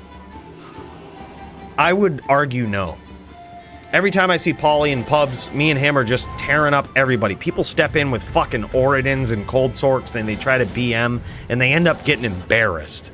Right? They step in with all these characters and they're just like, oh, and they start charging around the moor, they start teleporting around the moor, and they get embarrassed. And that's the caliber of duelers that we have in the DFC, the people that just embarrass the people that try to BM pub games, right? And then those same duelers turn around and probably BM the entire game. I mean, this is the type of Juck savagery you're looking at in basically everybody that's in the DFC. Nobody can hold a candle to them in pub games, and that's why the people in the pub games typically don't join. You know, it's when you have to bring something other than an Oridin to the fight, shit gets real. Apolly says, I have a set sitting around. Do you have all their sets sitting around for the Druid? For the Shaman Druid? That would be sick, dude. Tele charges and everything on like an amulet or some shit? Man, that'd be crazy.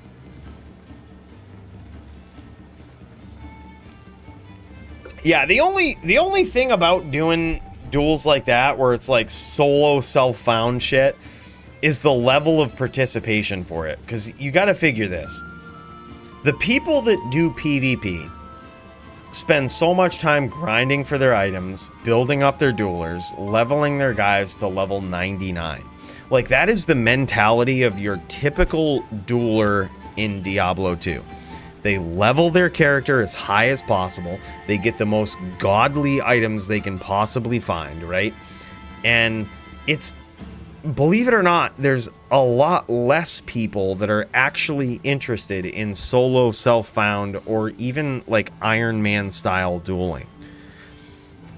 And it's something that, like, it sounds cool. Like, you know, set dueling is probably the closest thing we have, right? Because you have people that can still benefit from leveling their characters to 99, that can still benefit from decking their inventory out, from having GG other items, right? Like, that are not included in your set. They can still benefit from those. But it's very hard to get anybody to, like, any dueling-minded person to do those sorts of duels.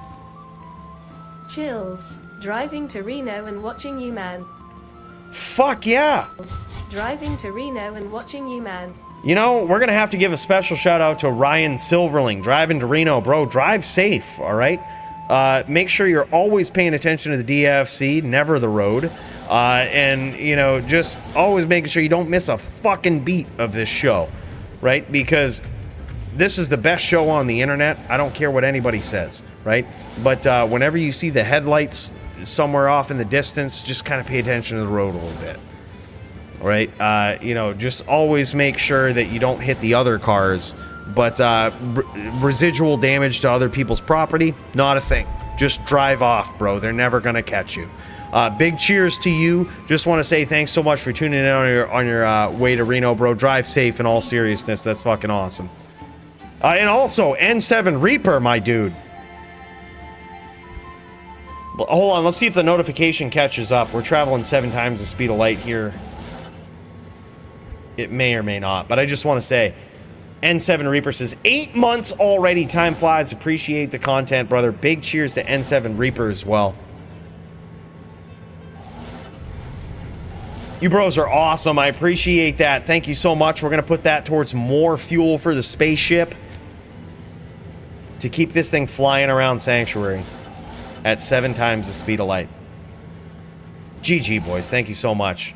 Ryan Siverling and N7 Reaper. N7 Reaper, my boy from the start, bro. Big cheers.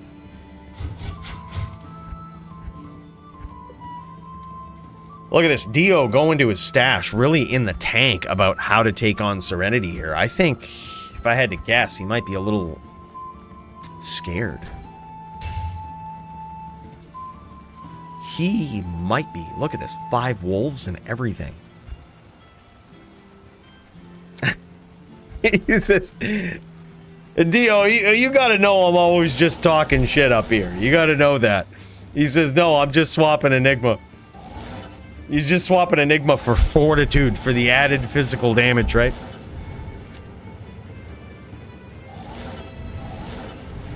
Alright, here we go, boys. Serenity versus Dio. This is the fight that the people want to see. Can Serenity, the top din in the DFC, take on Dio? Quickly becoming top din in the DFC. Let's cut over to Serenity's point of view. See what he's got in store. He certainly has Drax. He even has SS versus his opponent here by the looks. And he is ready to turn up the heat versus Dio here. He ain't fucking around. He ain't trying to lose his top din status. He ain't messing around. He's even got the bow.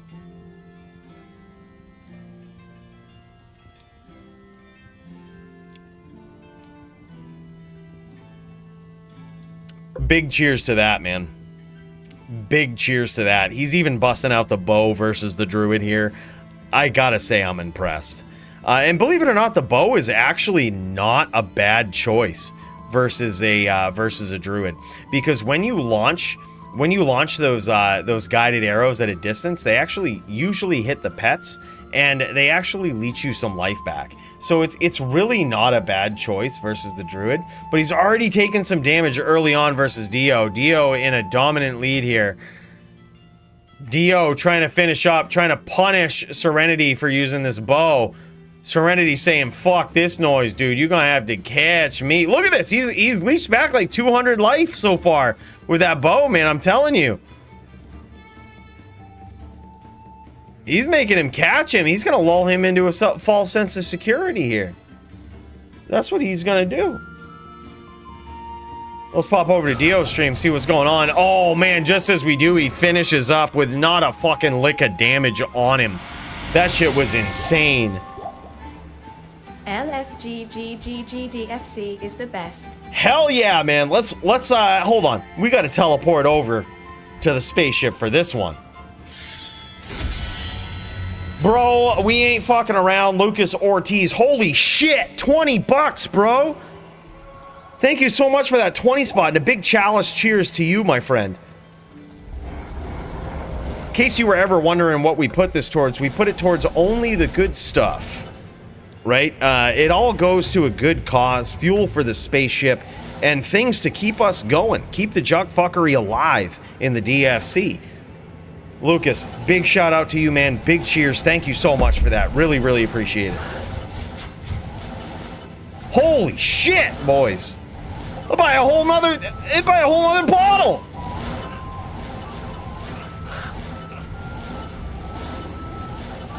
Now look at this, man. Dio just implementing his strategy here, keeping the 5 wolves up and chasing, absolutely stalking, chasing Serenity, showing him who the fucking top wind druid in the DFC is. He's saying, look, you don't mess around with your boy. And I'm not sure if Serenity is toying with him right now with this bow, or trying to lull him into a false sense of security, or what the hell is going on.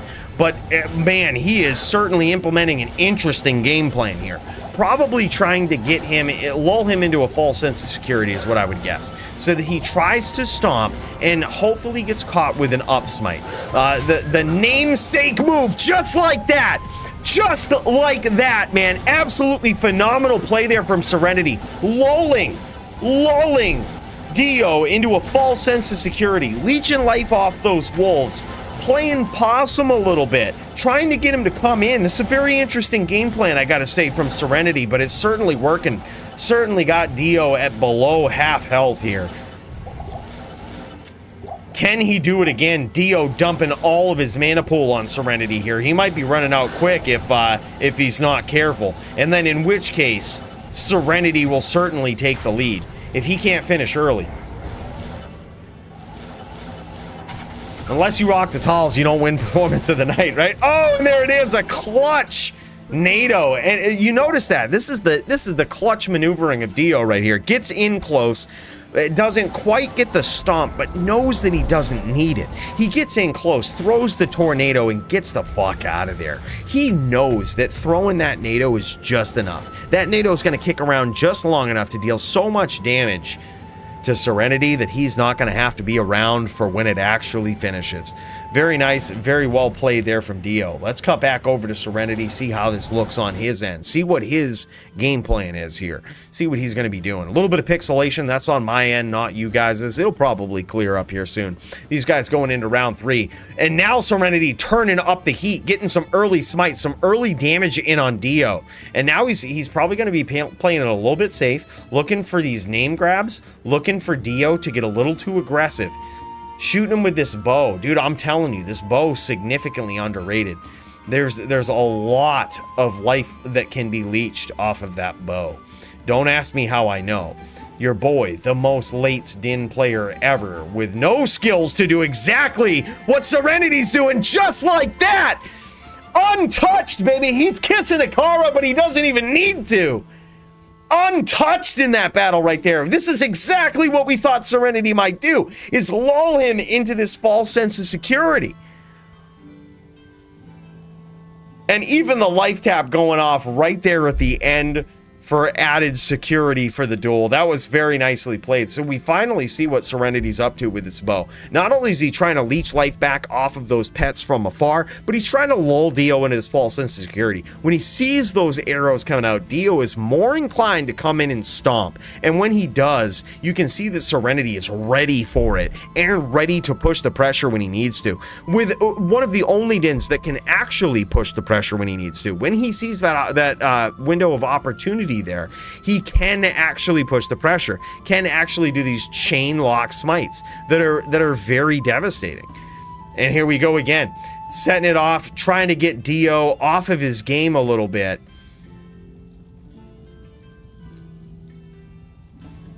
Yeah, and also that's a point too. He also has a chance to tap off of those arrows. Now, granted, it's a little bit less of a chance to tap off the arrows, but he can still get it. And he most importantly, forces Dio to come in and just like that.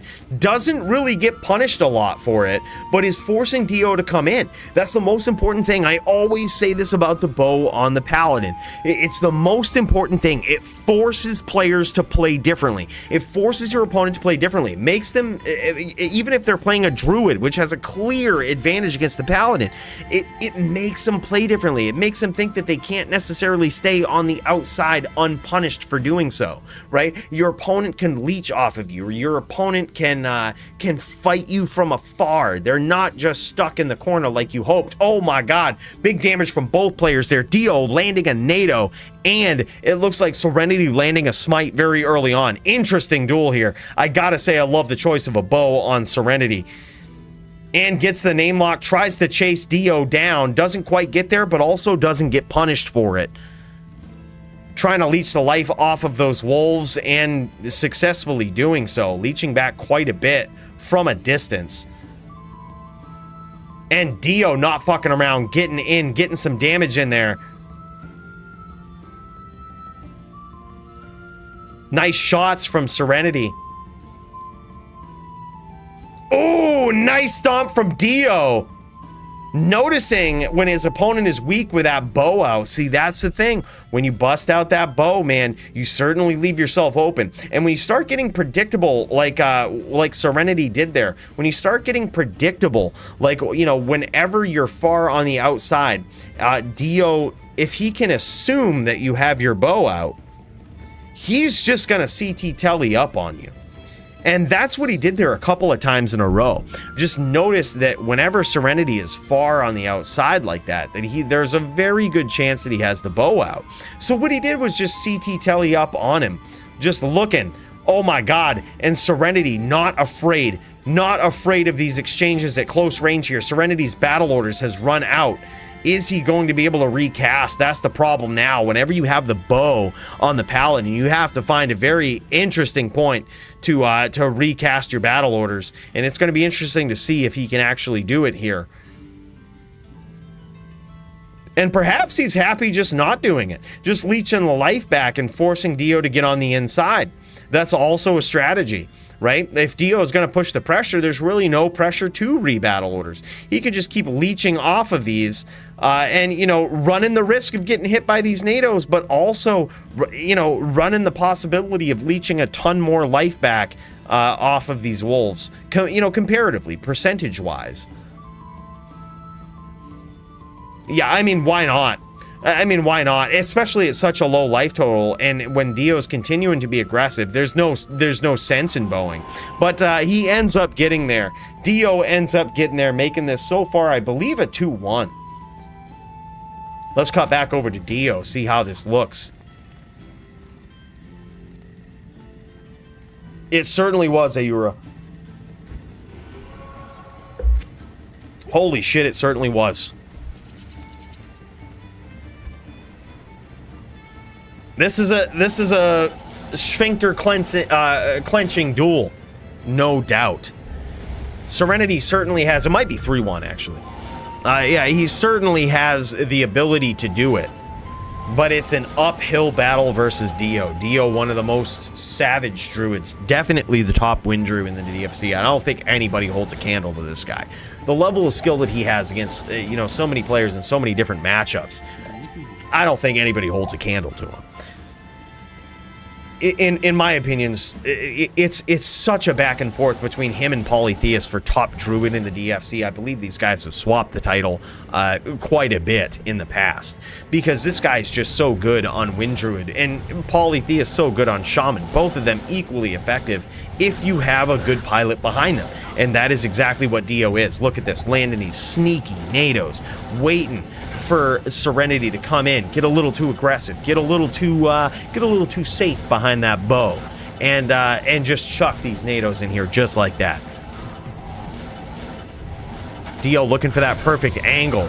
Serenity, looking for those chain lock smites, looking to push the pressure. I actually like that. Pushes the pressure when he feels the Dio is weak, looking to recast those pets. It's interesting to see this from Polytheist standpoint, or I'm sorry, from Dio's standpoint. And dude, Serenity actually gets some smites in there, actually gets some swirls off on Dio, unable to capitalize on the FOH smite combo there, but you never know when you're swapping back and forth between that bow. I mean, that's what you're focusing on when your opponent goes on the outside. You're just busting out the bow. You're not necessarily focusing on getting that FOH chain lock. And honestly, it could pay off. Dio trying to get aggressive, trying to get that name lock, trying to punish his opponent, noticing also that his opponent has a tendency to telly away with the bow. And that is a good opportunity for him to just name lock smite. Oh my god. And look at that. Serenity almost switches it up right there and pulls off the FOH telly stomp lock combo. Like, literally saying, hey, look, this is still a threat. This is still something you gotta worry about.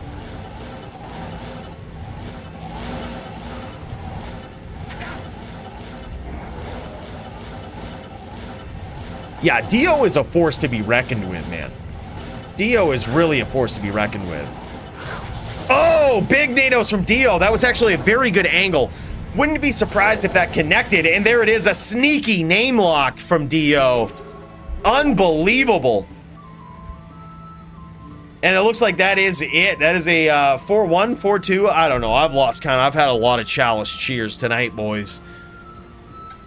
He says, I need a different setup. Certainly, dude, the Life Leech and the Upzeal is really where to go. I think that if you bust out the bow on a Paladin and you force a Druid to start stomping you, especially guessing when you're off screen if you have your bow out, they have a tendency to get in real close. And when they do, especially if you have a Gaze, especially if you have all of the Life Leech needed, you can start Upzealing and shit gets real quick.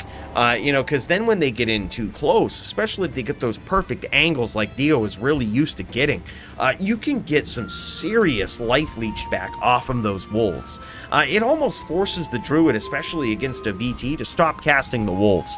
In fact, Dio did that against Joby in sort of the offline match that we saw in the Discord, is he stopped casting the wolves because he noticed that Joby was just waiting. He was just sitting there waiting. Every once in a while, you know, he would get aggressive from off screen, but every once in a while he'd just be Upzealing, and Dio wouldn't want to get in too close. That was insane. Very good duel, man. Let's put that down for duel of the night, or fight of the night, huh? Holy shit, that was really good. Dio versus Serenity. That was insane.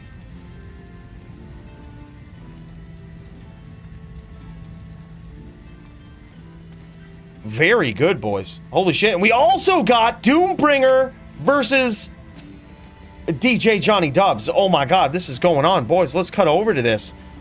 This is going on. These guys are ready to throw it down. Cold Sorc versus DJ Johnny Dubs. And Johnny Dubs is on the Necro versus the full Vita Blizz Sorc. This is going to be a matchup, boys. And we also said specifically for this duel that mana pools are allowed. They're typically not with either one of these classes. With the Sorceress, with the Necro, the mana pools are typically not allowed. But, you know, not necessarily due to the complaints of either one of these classes, but I think this would probably be a more aggressive duel if mana pools were allowed. So that's why we did it for this duel. These guys will have infinite mana, with the ability to go at each other at any specific time. Either one of these guys can push the pressure without fear of running out of mana. So we're going to see how that's going to change the matchup tonight. I think it has the potential to have fight of the night.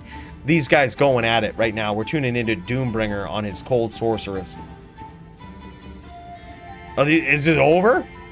Oh, it isn't over, is it? I just see DJ Johnny Dubs stop sharing his screen. Oh, okay, no, he left. He's just restarting. All right, GG. Disconnected, yeah. Would make sense. GG, man, this is another good one. By the way, awesome. Thank you guys so much, Serenity and Dio, for putting that together last minute. That was fucking awesome, man. That was a very good duel. Very uphill climb, I think, for Serenity there. Dio versus any Din is really an uphill climb. I've only ever seen one Din beat him, and that was Joby. I honestly didn't expect him to. But yeah, as you guys know, whenever Joby joins the DFC, we give him nothing but the hardest matchups. And somehow he beats them. And he beat Dio. It was very impressive. It was very impressive. Unfortunately, it happened offline. We didn't get to see it live in the DFC, but it was fucking insane. Oh, what are we doing? Serenity, you want a bonus versus me? I'm down for that, bro. I'm so down for that. Serenity bonus versus Polytheist? Yeah, let's fucking go. I gotta say, Serenity, you've got your work cut out for you with all these druids calling you out. Real big of these druids to be calling out these paladins, you know. But look, I'm rooting for you, Serenity. I hope you pull it off. I hope you show Polytheist what's up. Mind you, he's on a shaman, different kind of dueler, different kind of druid than Dio. But I'm so down for that. Riz are ready. You and Riz are ready as well, Max? That's fucking sweet, boys. Boys, we're about to turn up the heat. We getting some sick duels here tonight. We getting some Doom versus DJ Johnny Dubs. We got Riz versus Nycmaxim. We even got Polytheist versus Serenity as a bonus duel here tonight. It's really kicking it up. I wouldn't miss a beat of this, guys. We got some nasty duels lined up. I really can't wait to see Nycmaxim versus Riz. That's going to be another one. Sin on Sin Violence. Ghost Sin versus Elephant Sin. Shit is getting real, man. Oh my god.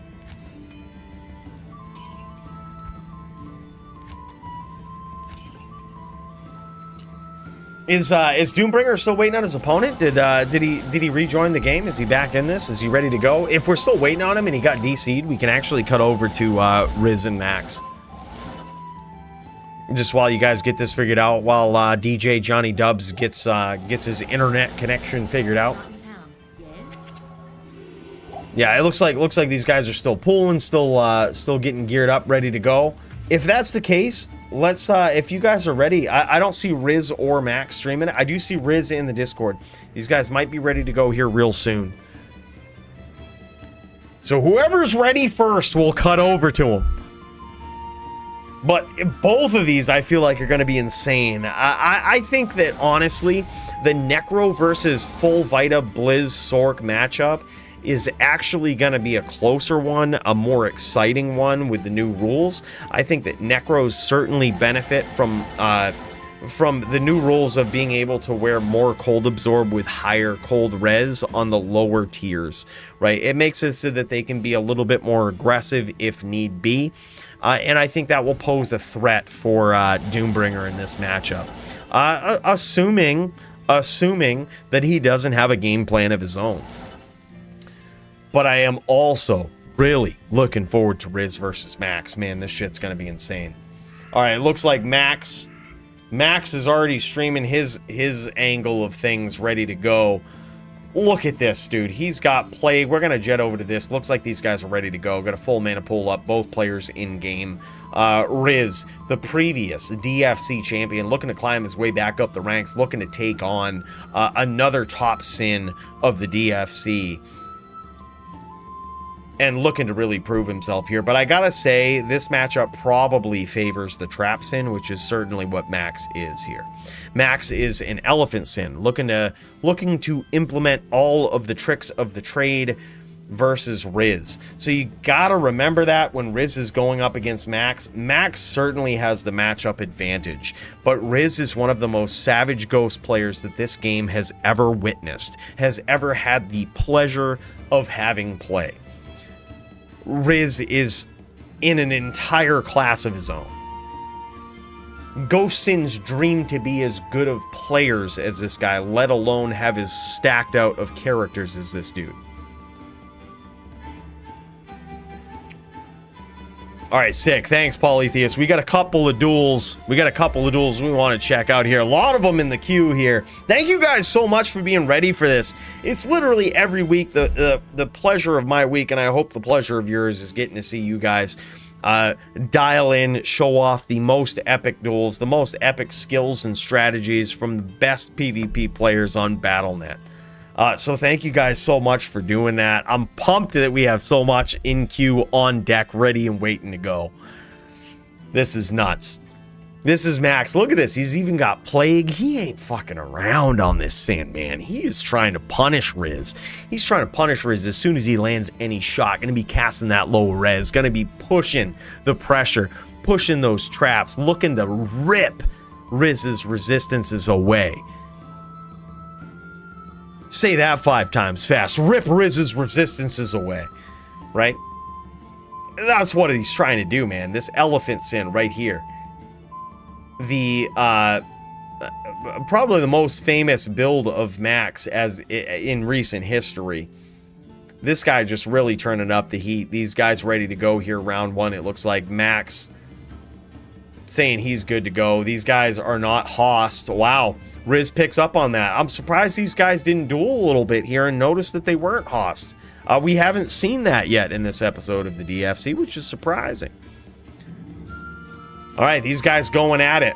Oh my God, are you guys seeing this right now? Riz busting out the bow. Holy shit. Let's cut over to Riz's standpoint here. Riz has got the bow, guys. Riz busting out the Widowmaker.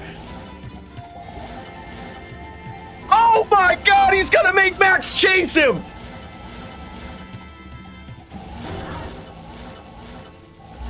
Now this is a ghost sin, boys. One that knows how to switch it up. He's even got a shield. He's busting out the shield on his whirlwind side here. And I can only imagine he's doing this so that he can use a higher lightning resist. He can stack up this lightning resist to try to negate all of this minus res from Max. This build is certainly unique and gonna push Max. Look at him. He's pushing him into a whole different gameplay style right here. Max doesn't know what to do. He's chasing Riz. This is exactly what Riz wants. This is insane, boys. Riz is really switching it up for this duel. I gotta say, I love it whenever we see the Widowmaker, and I've never seen it on Riz before. This is gonna be very frustrating for Max.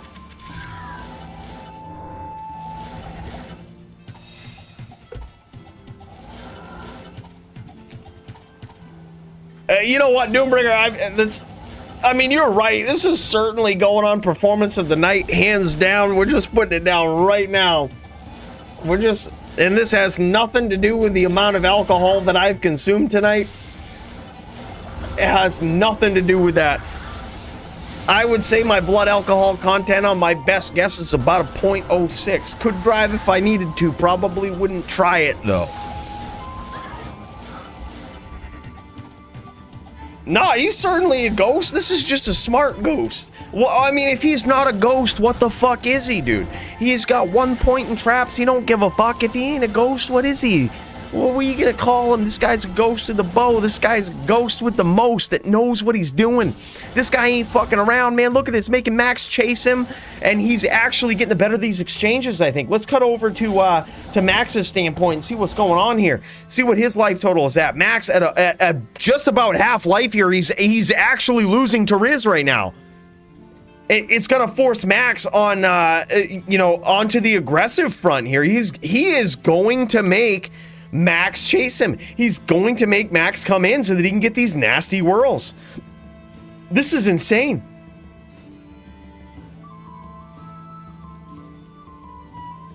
Look, we might get there too. We might get there with a few more subs and a few more donations. We might get there. I'm not saying. All I gotta say is a big cheers to Riz right now for this fucking boa sin, man. This shit is the nastiest shit I've seen in a while.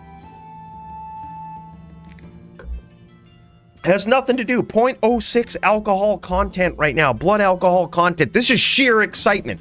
This is the type of excitement that only PvP will bring right here. You think you're going to see these types of builds? You think you're going to see a fucking elephant sin doing meth runs? You think you're going to see a boa ghost sin doing meth runs?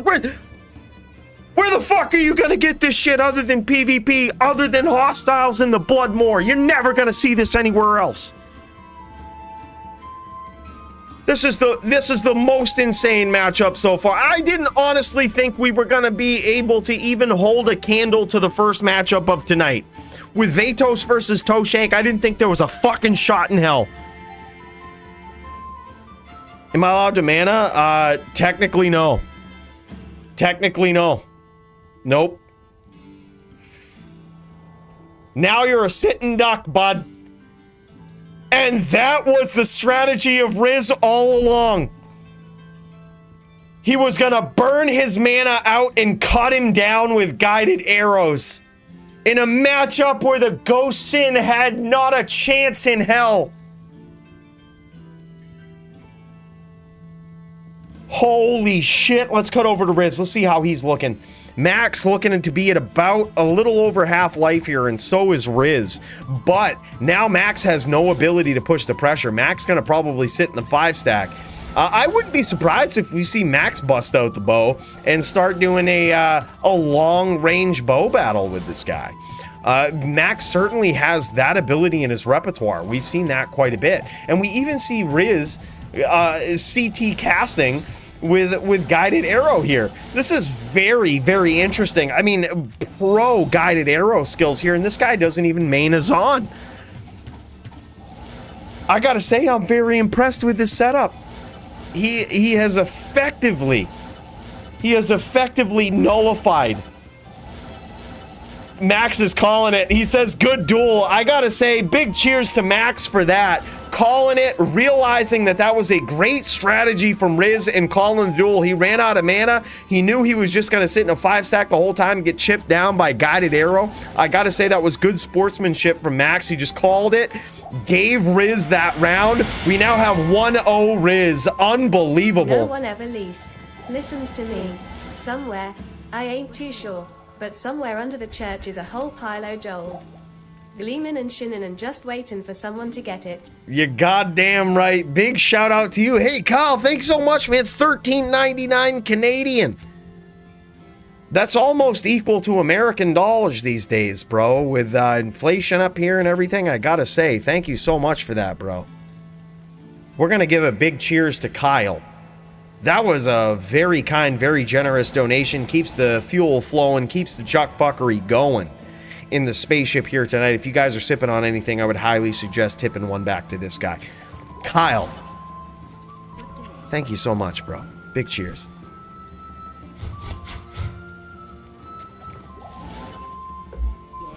Holy shit, boys. What a fucking night.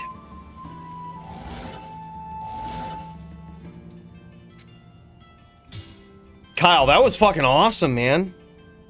Bro, that's gonna be a few cheers right here. Where I might pass out live on that, not gonna lie. We're gonna keep the cheers going.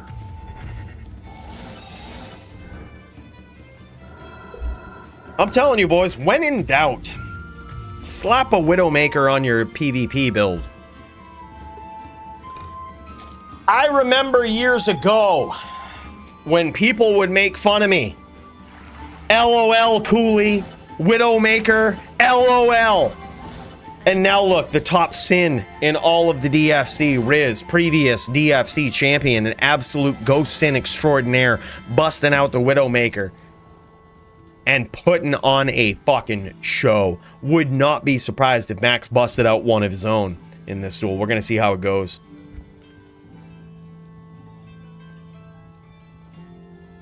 Remember when we were so worried it'd be sorcerers using mana to their advantage to run an opponent out?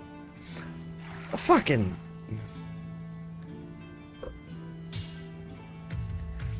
You know what I love about Doombringer? Always jockeying for the Cold Sorc. Full Vita Cold Sorc. You know that every comment he makes has the Full Vita Cold Sorceress in mind. And look, big cheers to that, man. Best Cold Sorc player we've ever seen. Ban Widowmaker? No shot in hell. No shot in hell. This is like the new Enigma. Widowmaker is the new Enigma, boys and girls. And by girls, I mean people that don't believe that that's true. You are actually all girls. Okay, Widowmaker is the next big thing. And if you don't believe that, just take a good gander at what Riz is doing to Max here. Forcing him into a different playstyle. Is Max going to bust out a Widowmaker of his own? I'm not even sure if he has it right now. I'm not even sure if he was ready for this. He is going to be playing a lot more patiently now. Let's kick over to Max, see how this is going. Let's see what his strategy is here. Staying way on the outside is Riz. Max trying to dodge these arrows. This is a very interesting fight. Gets clipped by one of them. Gets a nice lock on Riz. Unable to deal a lot of damage.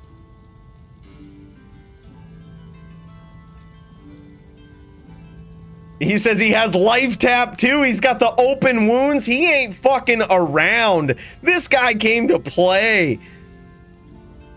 Yeah, no life tap on Sin though. Unfortunately, it's only allowed on Barbs and Paladins. Yeah, Max is right about that. It's technically only allowed on Barbs and Paladins because fuck Sins.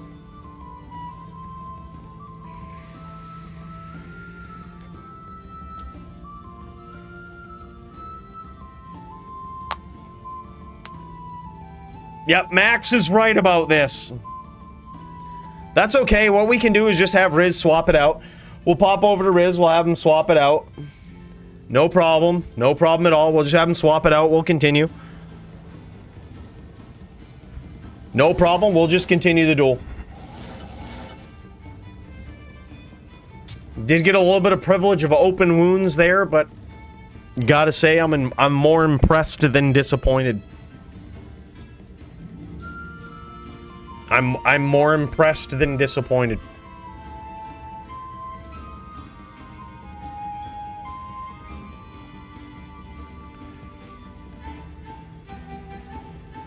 But now that makes me think,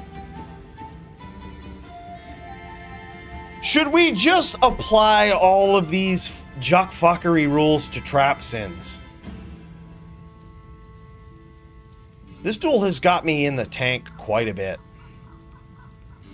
Really, our big enemy as Diablo 2 PvP players is trap sins.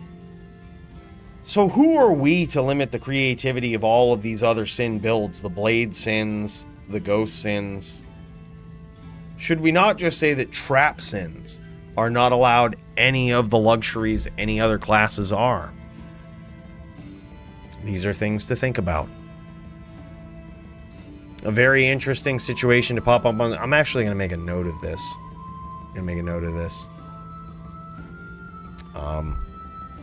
We should just ban trap sins. LT and all other luxuries. This is fucking awesome. This is an awesome duel. Yep. I've got a note in there. We should just ban trap sins from life tap and all other luxuries. Yeah. Makes sense. Max's helm is actually damaged here. Max not visiting Charcy as much as he should have. I wonder if he busts up his helm here, if that's going to affect his cast rate and a lot of other things. Max trying to bait Riz in, knowing his back is against the ropes here. Let's cut back over to Riz, see what's going on. This is an insanely cool duel. This is Riz's perspective. Riz looking good. Also has the life tap, lower res curse on him, and gets hit by something. How hard to tell if it was Shadow Bay or a trap.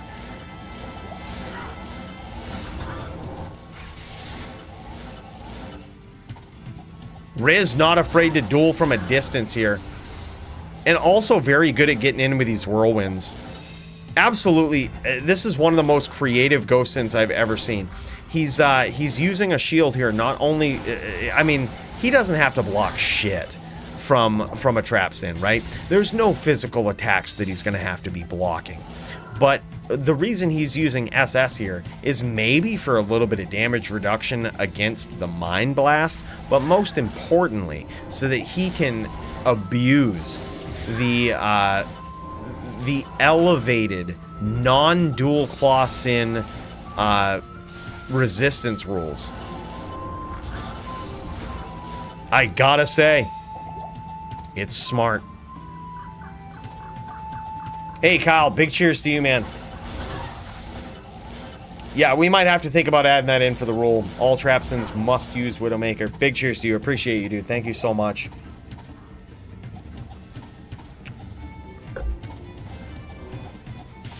Bro, that's awesome. Your kindness and generosity does not go unnoticed, my friend. Big cheers. That's fucking awesome.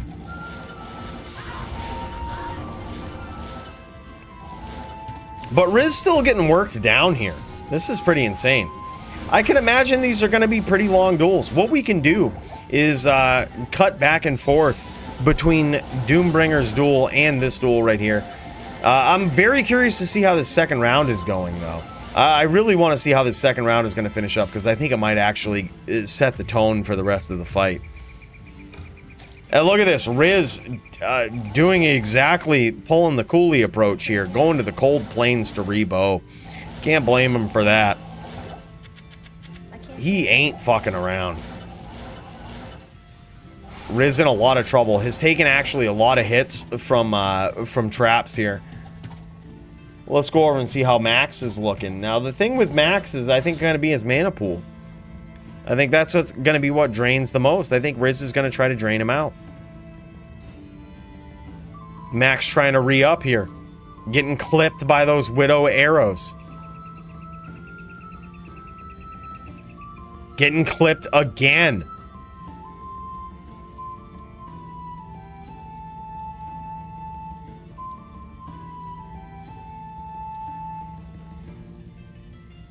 I gotta say, this is a very interesting approach from Riz here. And he's scoring some big hits. Wow.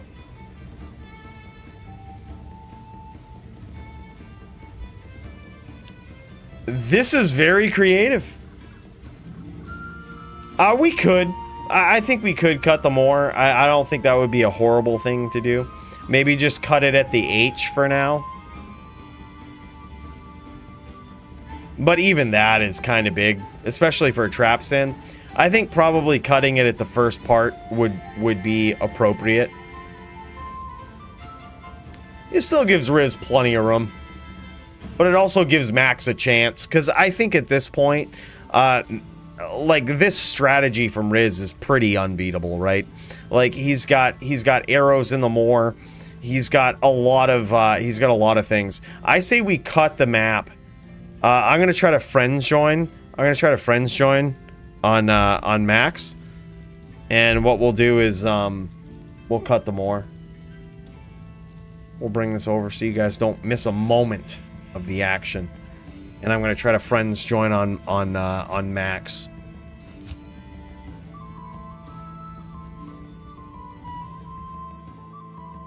All right, here we go.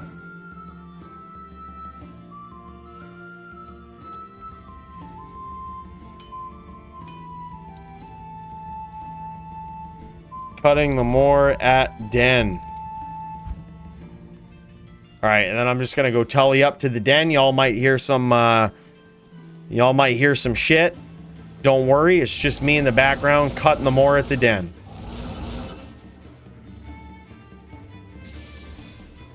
Yeah, I think that's still plenty of room for both fighters here, honestly.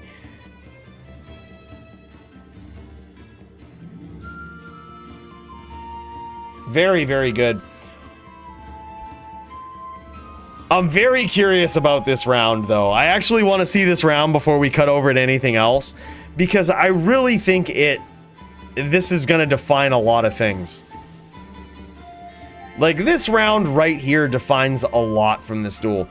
Clearly, Riz has brought a very interesting tech to this otherwise stacked duel against him, right?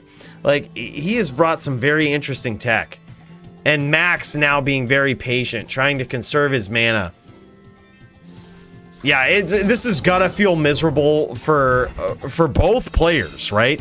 Like, it's gotta feel miserable for the Ghost because he has to stay on the outside and shoot in some guided arrows. It's gotta feel miserable for Max because he's sort of limited in his mana pool here. As soon as he runs out of mana, I mean, that's it, right? So, like, he's almost forced to stay in these 5-stack traps, and he's actually done a phenomenal job with it so far.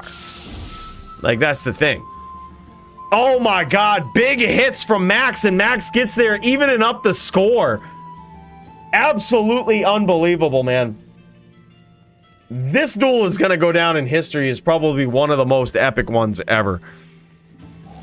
Let's cut over to Doombringer versus DJ Johnny Dubs in the spirit of time. I can imagine that we might be able to watch both of these duels at the same time. Yeah, that was insane. And I gotta say, Riz actually, mad props to him for pushing the pressure there and actually getting in, not trying to abuse the, you know, the situation that was presenting itself there. Like, he noticed that he was running Max out of mana. Max would eventually run out of mana, and it would just be a miserable duel. So what Riz did was actually teleport in, try to get some whirlwinds in and finish. He was also losing the long-range duel there. Max was actually winning that over time. Trap sins, man, I'm telling you.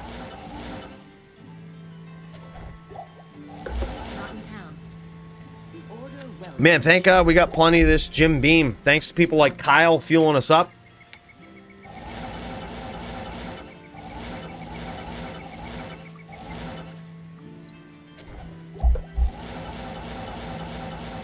Not here.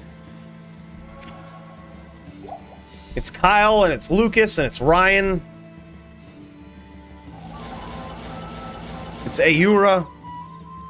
It's all of you guys. Your generosity goes to the right kind of things.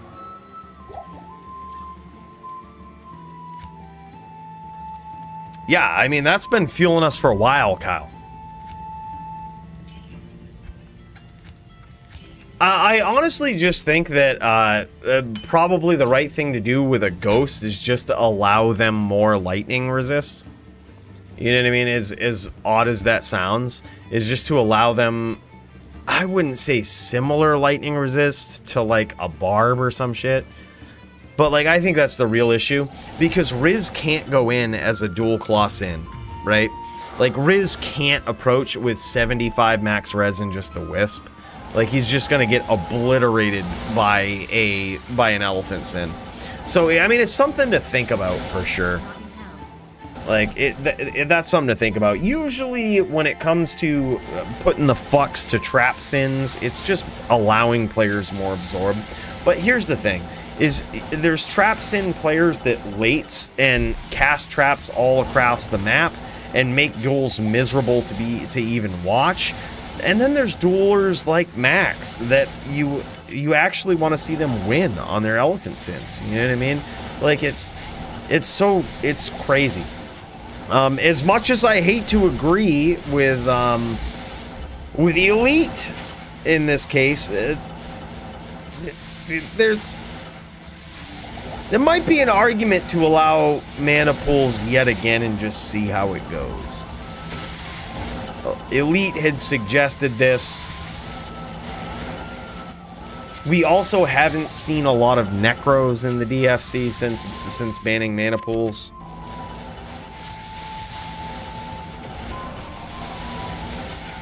It's interesting. It's something to consider.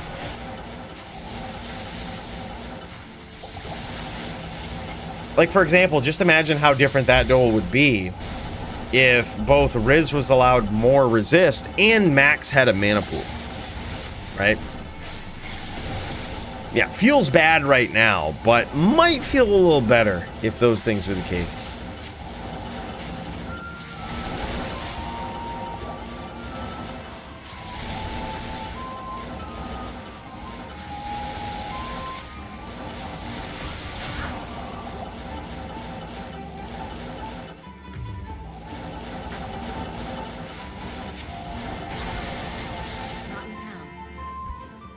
Damn! Look at that. Doombringer pulling ahead. Yes.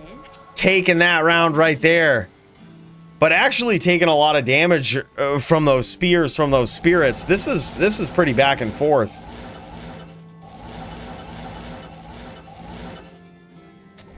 This has the potential to be a quick and aggressive duel right here.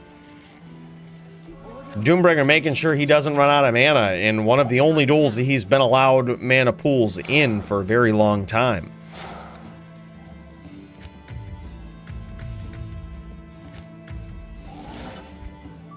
Here's the thing, if we allow mana pools for sins, we have to allow them for necros. If we allow them for necros, we kind of have to allow them for sorceresses.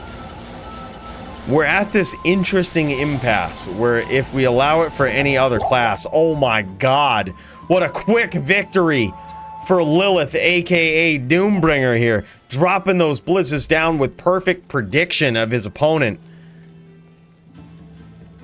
Absolutely insane. Got baited big time into that one, he says.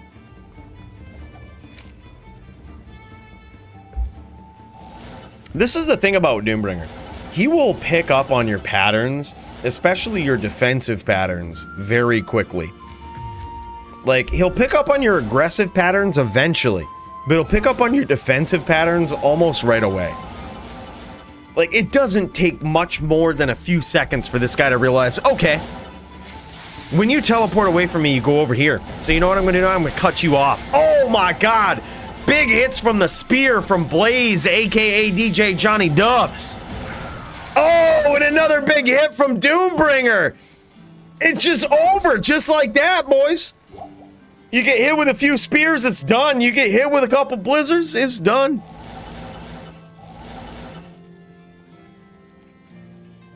Yeah, 100%, Kyle. If you open it for sins, it's open for necros and sorcs. At that point, it's just open pools for everyone, exactly. I mean, I feel like no pools has diversified DFC so much, but there's certain situations where you see right now, like Max versus Riz, that it just feels bad. But who would have seen this coming? Riz busting out the Widowmaker versus Max? Who would have seen that coming? These are the things we never see, man. We never see them coming. You know, that's a legit strat. Like, that's insane. Makes you question everything, dude. But those are the things that, I mean, like, those are fucking fights of the night, right? The duels that make you question everything. Those are the performances of the night. Those are the fights of the night, in my opinion. The ones that are just like, all right, this is what I have to do. This is competition at its highest degree. Right now, Max versus Riz is competition at its highest degree. Two of the best sins that have ever existed in this game, going at it with the intention to win in the DFC at all costs, right? Like, those are the things that make you question and make you wonder. The fact that we're sitting here talking about things, debating, is just like, well, there you go. You know what I mean? And look at this. It's very quickly over. Lilith versus DJ Johnny Dubs. Lilith putting the smack down. Absolutely insane. Yeah, let's check it out, man. Let's see this Cold Sorceress gear versus the Necro here. Actually, very curious to see. Lilith, aka Doombringer, has some of the most savage gear. Look at this, 2017's like a savage. Doesn't fuck around. They're not matching. I gotta say, a little bit of a gripe with that. But he does have absolutely perfect inventory other than that. He's got 45 lifers, 12% faster hit recovery. He's got 3 to cold skills, 10 cast Ami. Like, this guy has gone full Vita, full cold. This guy trying to rip resistances away. I gotta say, I did see those mage fists, and those were not perfect. I'm a little disappointed in those. But other than that, look at this. And he's got a base 18 in his frozen orb. Interesting. Very interesting. Balanced damage across the board. Everything hits hard. Yeah, that's just how it is, man. He's trying to get in there, and you saw that perfectly in this duel. It just, everything hits hard. You don't want to get hit by anything. The orb, the blizz, everything is a threat versus Doombringer. You can't get hit with any amount of cold spells, man. This is insane. He says, I don't like the Nightwings. It was a very interesting choice to not see the Nightwings there. I think he had a 320 helm, 2 open socket with 2 facets in it. And that's to basically just rip all of his opponent's resistances away. He has gone double down, all in cold res. Yeah, look at that. It's a 320 helm with 2 cold facets in it. Dude ain't fucking around, man. He's trying to rip. He's trying to sunder your cold resistances with this setup. That shit was insane. Very nicely done. That was nuts. All right, let's cut back over to Riz real quick, and then we also have Polytheist and Serenity going at it, so we can bounce back and forth between these guys. Very good duels, very quick between you guys. Yeah, I mean, this is the thing, man. These are the duels that make us question everything, and we're popping right back into it. Riz versus Max. We're popping right back into it. The duels that make you question everything. These are the top tier duels. Sometimes they're not always the fastest ones to watch, but they certainly are the most skilled. I wouldn't confuse the fact that these duels right here between these two players in particular typically go to, you know, a very long time frame. I wouldn't confuse that with being less skilled or in some way inferior to all other duels. These are some of the best Sin players that you have ever seen in Diablo 2 going at it with one intention between both of them: to win, right? You got Riz on the bow, shooting from a distance, trying to lure Max into these weird spots where he can whirlwind him, right? That's what he ideally wants to set up. He wants to whirlwind his opponent. He wants to catch him off guard. But in the meantime, he's going to catch him with a Widowmaker. It's pretty insane, man. It's pretty insane. It's quite a unique setup. And Max is trying to budget his mana at this point. Like, this is what I mean by the duels that make you question everything. Literally, Max's limitation is his mana. Like, this is insane. And Riz just pushing it to the limits, man. And this is why Riz was one of the most dominant, feared, ghost playing, reigning, defending champions right here. Is because he is so creative. Doom gonna need a Widowmaker on swap. Dude, believe it or not, if you had a way to get like the, well, theoretically you could. If you could use Doom as a cold sorceress, right? You could use Doom and you could swap to Widowmaker. It's possible to have the Holy Freeze aura up when you shoot Widowmaker, which can actually do an ass ton of damage if you time it right as a cold sorceress. Fun fact that not a lot of people know. Like, it's actually pretty interesting. Let's check this round out right here, then we'll cut over to Polytheist versus Serenity, see how that duel's going. This one's gonna go to time, boys. This one is gonna go a while. This might be the first duel in a long time that we make go to decision. Who knows? Who knows? We'll have to check in and see what it is. But you can tell Max is a little surprised by the strategy employed by Riz. He's surprised, he respects it, but he's also dueling to the best of his ability. You know what I mean? Like, he's also giving it his all. Look at the trap placement. I'd be very curious to know what the score is for this duel. And look at this. Max actually in a lot of trouble here. Both of these fighters going right at it, probably at about equal life totals. I mean, Riz is a player that has absolutely studied what he needs to do with this build in particular, and is doing it for this matchup. He knows that going up against a trap Sin is basically a death sentence for the Ghost, right? It's not fun. It's not easy. He's certainly got his work cut out for him. And that's what he's trying to, that's why he's busting out the Widowmaker here, fighting from a very far distance.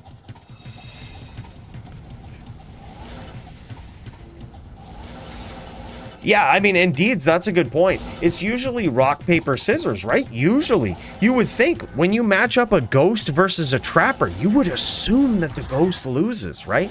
You would assume that this is a very tough matchup for the ghost. But now you see Riz turning it on its face, man, and making this a tough, very methodical matchup for Max. And he's doing an incredible job at it. Actually connects there again, gets lower res. Like, this is insane. This is very methodical. It's one of those duels that certainly takes a while, but like I said, you should not confuse it for... Oh my god, big hits from Max, and now Riz is almost Mind Blast PK. Riz is probably Mind Blast PK here. He certainly doesn't want Max to know that. But this is what I mean, dude. It's now on Max to set these things up. Oh my god, and Riz trying to get in, trying to finish up with Whirlwind, and Max gets there. Unbelievable duel, man. This duel pushes the limits, boys. Got me bow side, he says. Oh my god, the lower res pierces you? Can't stack, yeah.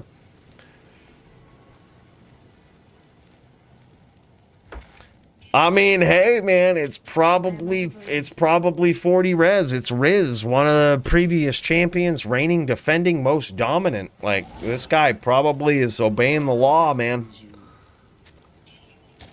Probably. I mean, life rep is so important, especially in these, like, a lot of times people complain about the life rep, but I feel like if you're complaining about life rep, you're watching a very competitive duel, you know? Let's cut over to Serenity versus Polytheist really quick. Let's see if we can get a round in between here. Polytheist versus Serenity. These guys going at it. By the way, thank you guys so much for being patient, being ready, right on deck, ready to duel. I think that's fucking awesome. There's something to be said for these guys just being patient and waiting for us to switch over. This is fucking sweet. Like, how blessed are we to have these guys right here? Polytheist is high as fuck. Don't worry, bro. Drunk as fuck here, probably. Blood alcohol content at least 0.09 at this point, based on the best calculations that I can do. Don't worry, bro. We getting this. Big props to these guys for just being ready to go, being patient, knowing that these duels are going to be fast-paced. Look at this, dude. Polytheist getting in, getting aggressive against a character that's very hard to be aggressive against, honestly. Like, a VT right here in Serenity, especially a VT like Serenity, that has the ability to chain lock you, has the ability to punish you for making mistakes. He will certainly do that, but Polytheist is no stranger to it. Look at this, staying close. Polytheist has no choice. He's got to stay close, right? He's got to keep Serenity on his screen. He's got to keep him within his view at all times, even against the most aggressive smiters, against the most aggressive VTs. He's got to keep that pressure on. Look at this guy. Look at his playstyle. Mind you, Serenity could punish him at any minute, just like that, man. Just like that. Getting those hits in, it could all end just like that, and Polytheist still keeps the pressure on, dude. Still keeps the pressure on. Both of these guys at a very low life total right now. And Polytheist with no choice but to keep the pressure on, stay on the screen, and finish Serenity just like that. Incredible round right there from both of these guys. Serenity almost getting there. Oh yeah, and that's the thing too, and that's a good observation, Doom, is like a lot of this damage, way more than you would think, actually comes from physical damage from Polytheist. He's actually getting not only the physical damage that's mixed in with his fire spells as a shaman, but his bear can actually get in there and smack out some real physical damage. As most of you guys know, who have really looked at Polytheist's build, he maxes out the bear. This bear can actually do some real damage. Polytheist getting punished a little bit there from Serenity for using those chain locks. by, you know, trying to stay on your opponent's screen with this type of build is a blessing and a curse, right? It's a blessing because you always have that Armageddon up, always the potential to hit your opponent for vicious fire and physical damage. The other risk there, the other curse, is that you're always within range. If you're not quick enough, if you give your opponent just enough of a window, someone like Serenity can certainly capitalize on that, grab a name lock, and chain smite you into oblivion. So this is a very fast-paced, very teleport-heavy duel right here. But there's a lot of decisions being made at every engagement, every time these guys are on each other's screen right here. It's a very tense moment. Serenity trying to get those chain smites. Trying to lure him in just like that. Getting those smites, getting Polytheist to about half life here. Seeing if he can finish up. Push that pressure. Polytheist trying to actually mix in some molten boulders here too, but not sure if it's gonna work. He's now at about 10% life. And Serenity finish. Serenity at a decently healthy life total, all considered with the amount of time that he's been on Polytheist's screen. He's gonna be looking for that final name lock, that final chain to try to finish up this round. Let's see if we can cut over to Polytheist, see how he's looking real quick. Yeah, he's at about probably 40% life. He's looking a little bit more healthy than Polytheist, a little bit more time that he has on his side. Polytheist is one mistake away from getting this round taken from him. And Serenity very happy to grab the name of the pet just like that and finish up with a beautiful chain smite, making this 1-1. Absolutely insane. Let's cut over real quick while these guys reset. Check out Riz's duel. Looks like he's landed a few hits on Max. Let's try to take a look. Oh, Max isn't streaming anymore. But Riz at about half life here. We've cut the more at the den to give these guys a little bit smaller of a dueling arena, which only favors Max really, but at the same time kind of makes sense.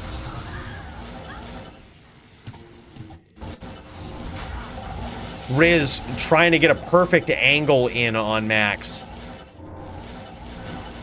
By the way, big shout out to Montreana, who will probably go back and do timestamps for this episode. I can't imagine how difficult it will be swapping back and forth between all of these duels at once, my dude. Big shout out to this guy. The previous episode of the DFC, where we will eternally be able to go back and look at the timestamps, is sole credit to that guy. It was insane. I hope we get to see him for this episode, but I gotta say they might be a little more complicated than the last. I also just spilled a copious amount of alcohol upon myself, and that has nothing to do with how much of it I drank tonight. Don't worry about that, boys. All right, this only serves to make the duels better. Chainlock is hard to pull off with Armageddon on. You will almost always get at least one hit from it. Might get FHR'd also, messing up your chain combo. Yeah, it's a very good point. Like, it's so random. You have to go for it. If you're Serenity in that duel, you have to go for it. And you just have to hope you don't get caught. Max actually getting the upper hand in this duel here so far. Dealing some serious damage. Riz appears to be in trouble.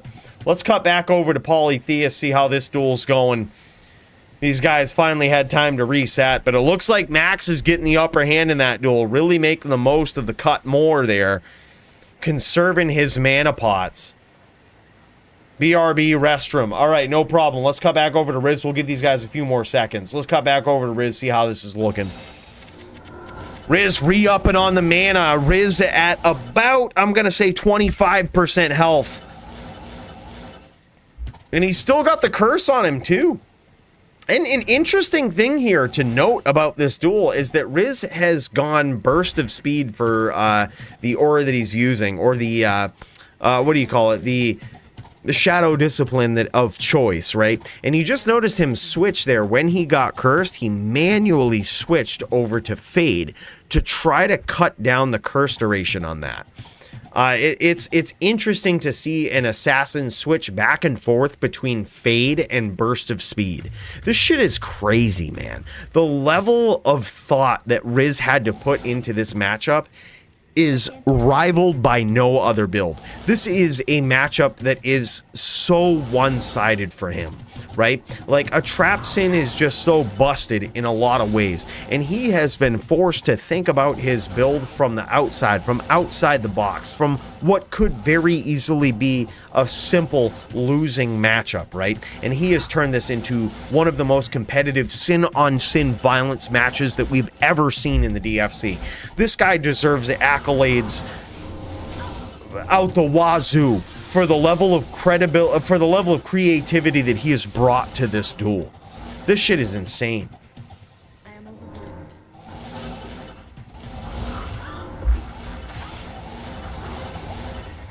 Yeah, maybe. Especially for a long duel like this, I can imagine Triton.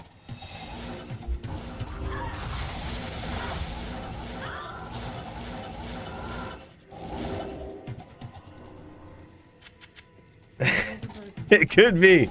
You never know, Johnny Dubs.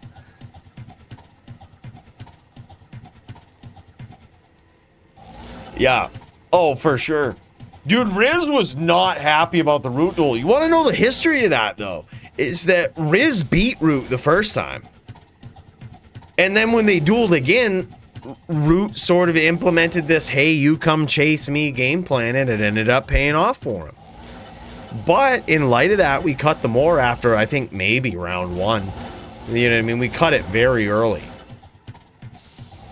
And, you know, it was an interesting duel. But yeah, it's certainly something to think about. Certainly something to think about when it comes to that. Well, here's my honest thoughts on the ES Fireballers. I think it's certainly in a good spot with a lot of duels, right? Like, ES Fireballer is actually in a surprisingly good spot right now. And if there ever was a player to show that off, it's Root. Like, Root is a phenomenal player, let alone a phenomenal ES Fireballer. Like, that guy can really point out how good that build actually is.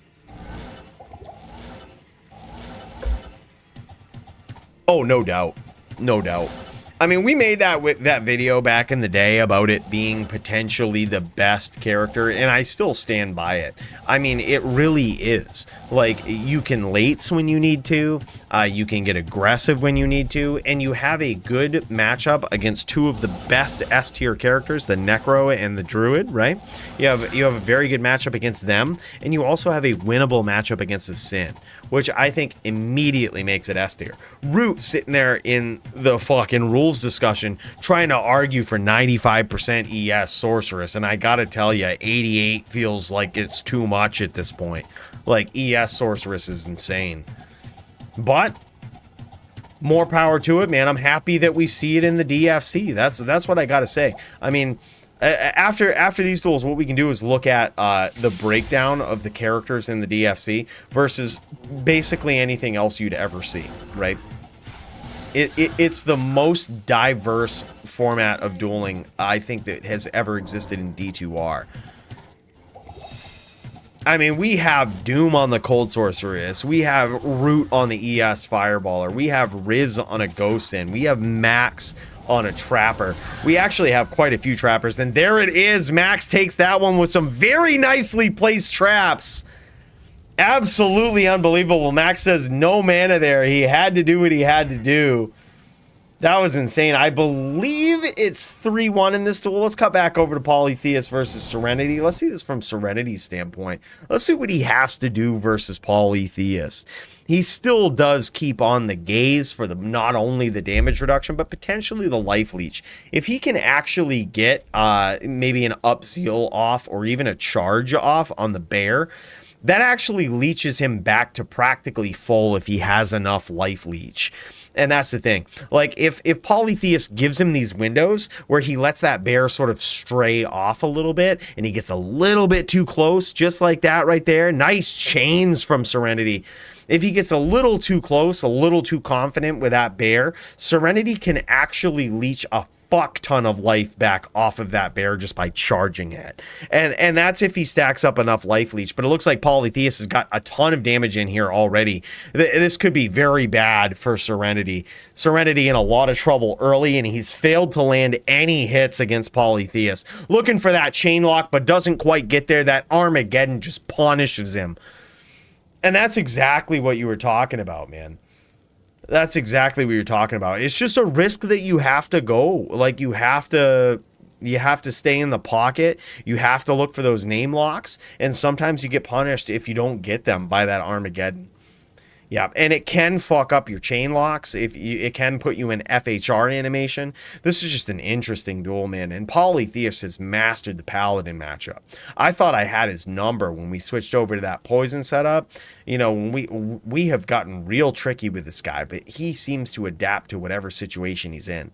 This guy is just the type of shaman player that can adapt his build to whatever. And the more you play him, if he ever goes down, if you ever defeat this guy, he learns from it, man. He programs that in his brain, and he will never lose to that again. That's the type of player that we're seeing here with Polytheist.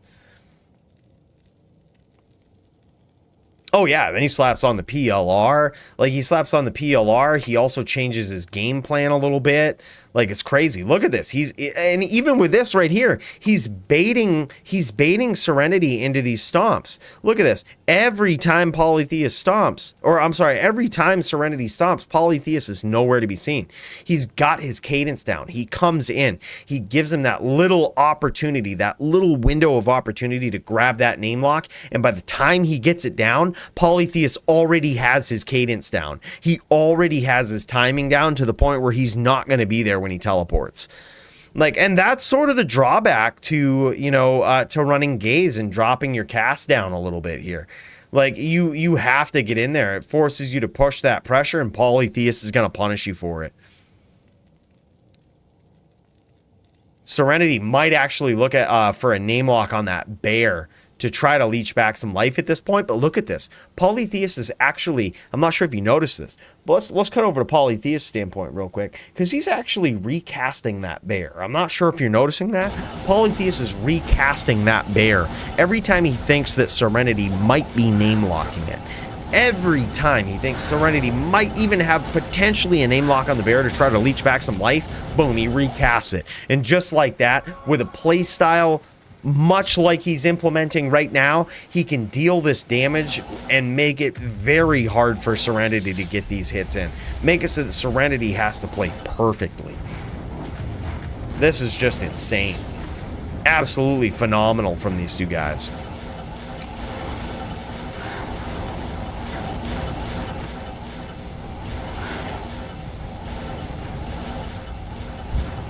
Oh, for sure. Oh, for sure. That bear is like Cyclone armor for smiters. If he can connect with it. You notice right there. Right there. Polytheist thought that Serenity might have a name lock. It's possible that he might have a name lock on that bear. So he recasted it. And you also notice something here about, oh my gods, Polytheist using Spirit of Barbs here instead of Oak Sage. It may suggest, whenever Polytheist does that, whenever he uses the Spirit of the Barbs there, in my experience, Polytheist believes he has figured out your patterns enough where he can maximize his damage from the bear, which is the only reason he's using that Spirit of the Barbs. Because he feels as though he has mastered the cadence, he's mastered the timing of Serenity, and he no longer needs to give him the respect of casting Oak Sage. That's why he's using Spirit of the Barbs here. Because he feels he has his timing figured out, and he's safe enough to be able to teleport in to give Serenity these windows of opportunity to try to name lock him, and he's so confident in his ability to out-telly and outmaneuver his opponent that he's using Spirit of the Barbs, and he's certainly pulling it off here. And there it is, just like that. I mean, good duels from both of these guys. Whenever you see Polytheist busting out that Spirit of the Barbs, you know he ain't scared no mo. Dude, that is pro performance from this guy. Certainly an uphill battle from Serenity, and props to him for taking this duel, man. Like, it's tough versus any druid, and it's certainly tough versus Polytheist. Like, this is, yeah. I mean, you know that it's got to that point. Serenity actually got a few very good hits on him earlier on in those rounds. But that's the thing. Polytheist, when he switches to that, when he switches to Spirit of the Barbs, you know he's got his opponent figured out. It's the most demoralizing thing. Whenever I duel against Polytheist and I see him busting out that Spirit of the Barbs, I know it's time to switch up my timing, because he has me figured out. It's a very big tell from Polytheist. Whenever you see that white oak sage looking motherfucker right there on his build, he's got your timing figured out. And at that point, you're fucked. You have to switch it up. You have to do something different. You know, and yeah, he certainly had it figured out there. He certainly pulled off what he needed to. And look at that damage, dude. 13k Armageddon, 3k Molten Boulder. Just showing off the build. This shit is insane, man. Absolutely insane. Very well, a good performance there from Polytheist. And I gotta say, incredible aggression there from Serenity. This is the top din in the DFC, going after the top druid in the DFC, right? Like, you know, when they got you figured out, they got you figured out. But there is no better aggression. There's no better din that could possibly go up against Polytheist in this matchup. That's insane. He says, I've beaten him before in Prive. He says, I know I could do it again. GG, very nicely done. He changed some things around. I mean, that's what people do. That's what Dins do when they go up against Polytheist. You think you got druids figured out till you go up against Polytheist, and then you got to switch things around. Let's cut over again to Max versus Riz. This duel's still going on. These guys just going at it. Riz fighting an uphill battle versus an Elephant Sin and Max here. Max pulling off some very good wins that we've seen so far. Some very good damage from Riz so far, and also some good return damage from Max. You see, Riz is naturally an aggressive fighter, so to see him bust out the Widowmaker and have to fight from a distance, you can tell the inner aggression that Riz wants to enact on Max. He wants to get him in this spot where he can whirlwind him, right? He's waiting for that perfect opportunity. It's almost painful for him to even start shooting arrows from Widowmaker here. Right? I could tell he probably feels bad doing this, but he knows it's one of the only ways he's going to win this. Nice whirlwind there from Riz, and he gets out of there, you know, not taking as much damage as he could have in that situation. Yeah, Elephant Sin is nasty, man. Especially Max on such an Elephant Sin. This guy is practically the creator of the Elephant Sin. The guy that made the Elephant Sin return from a meme build to something that's actually viable in the DFC. And this guy doing what he needs to do, setting these traps. Now, Riz again, Mind Blast PK, and Max was actually very low. GG's, and that is it. Max wins the sin on sin violence between these two in a very hard-fought duel. Dude, virtual round of applause for Riz busting out the Widow for this shit. That shit was insane, and probably one of the most creative things that I've seen in a very long time in the DFC. Much props to these guys. Holy fucking shit. Boys, let's cut over to the spaceship here real quick, and let's do some voting, shall we? What an incredible night of fights that we've seen from many duelers here. We've got a number of fights on the card for fight of the night. Holy shit, man. Let me make sure we got all of these in here.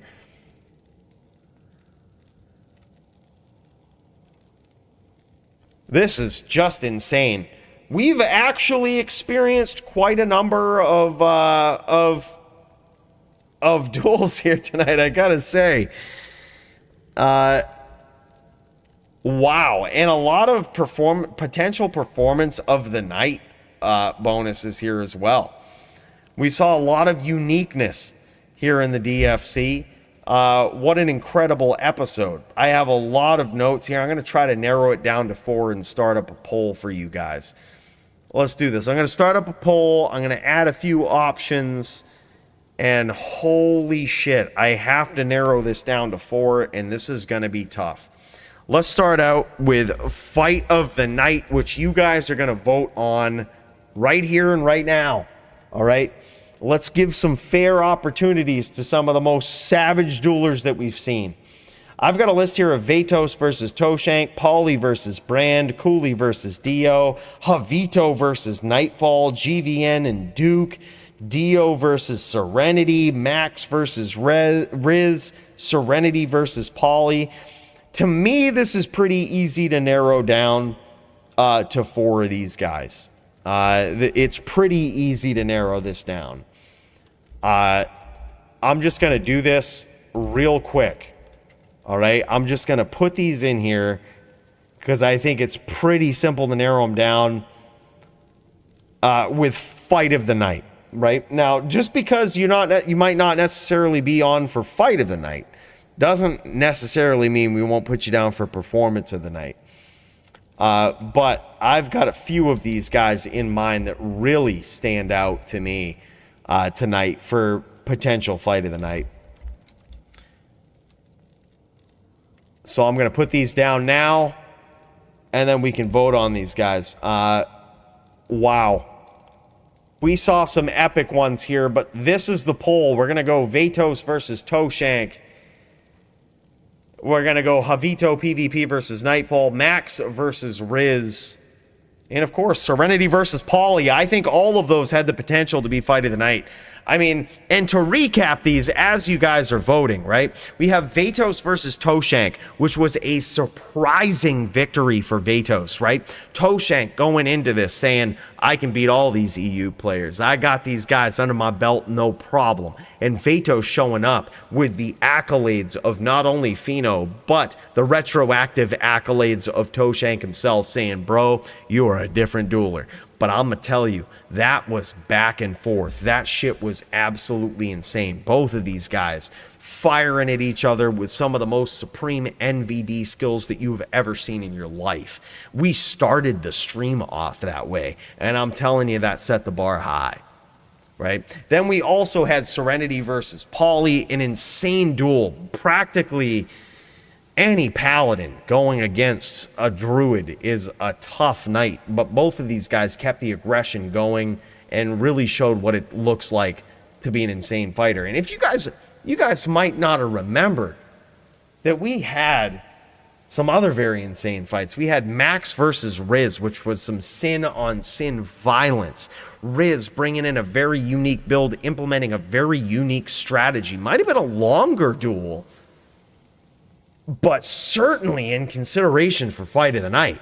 That shit was insane, man. Both of these guys implementing to the best of their ability, maximizing what they were allowed to do in the rule set to enact sin on sin violence on each other, with Max actually pulling out with a limited mana pool and his elephant sin. That shit was insane. And then also, mind you, we had JavitoPvp versus Nightfall, which is where JavitoPvp managed to rack up his first win in the DFC against Nightfall, a cold sorceress, one of the most vicious, one of the most heavy-hitting builds that can possibly exist in PvP, and this guy pulled it off. Learning from his opponent, bouncing back and forth between rounds. It was a very close fight, 4-3, and he pulled it off, securing a good feeling victory, I can imagine.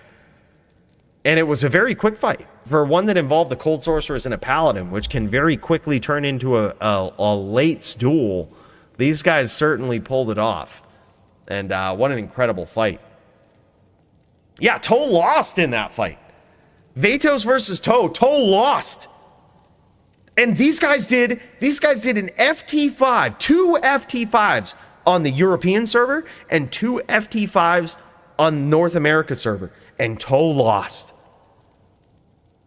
I was surprised. I didn't think that would happen at all. I was so impressed by Vatos' performance. Like, dude, this guy is a fucking monster. If he joins the DFC and gets in here religiously, I can see this guy taking over, man. This guy's got some potential. That was a very impressive performance, but also 2 of the top tier duelers that we'll ever see going at it. Toeshank going into God mode at the end and still not being able to pull it off against this guy. I mean, he pulled it off in the final round when he was on the Druid and his opponent was on the Necro. He finally pulled it off with a clean sweep victory in that round, but his opponent's victories in all of the other rounds surely defined his win as the win of the night. Like, it was insane. It was so back and forth. It was so crazy. It was seeing two of the top tier PvP players in all of Diablo 2 go at each other with multiple classes back and forth. Yeah, it was crazy, man. So far we have Serenity versus Poly very close, but Vatos versus Toeshank pulling ahead. We'll give you guys another minute here. We'll give you till the 39 to vote on this fight right here. Fight of the night. It looks like it's going to come down to Serenity versus Poly or Vatos versus Toeshank. So far, Vatos versus Toeshank in the lead, and I gotta say that's probably the one that I would say as well. It was the first fight we saw tonight, but certainly was a high bar to beat. Like, those guys, both of them, absolutely insane. But it's close. Maybe we give it till the 40. Let's give it till the 40. It's very close, right? A handful of votes could swing this one way or the other. Serenity versus Poly, also an insane duel. Heavily in favor of Poly, I would say, but just Serenity's ability to adapt to that, both players' ability to adapt to that, and trade rounds back and forth, with eventually Poly so confident in the end of the fight that he's using Spirit of Barbs. It was like you could feel the emotion in the fight. You could feel how each player felt in that fight, which was insane. Like, just being able to see that is nuts.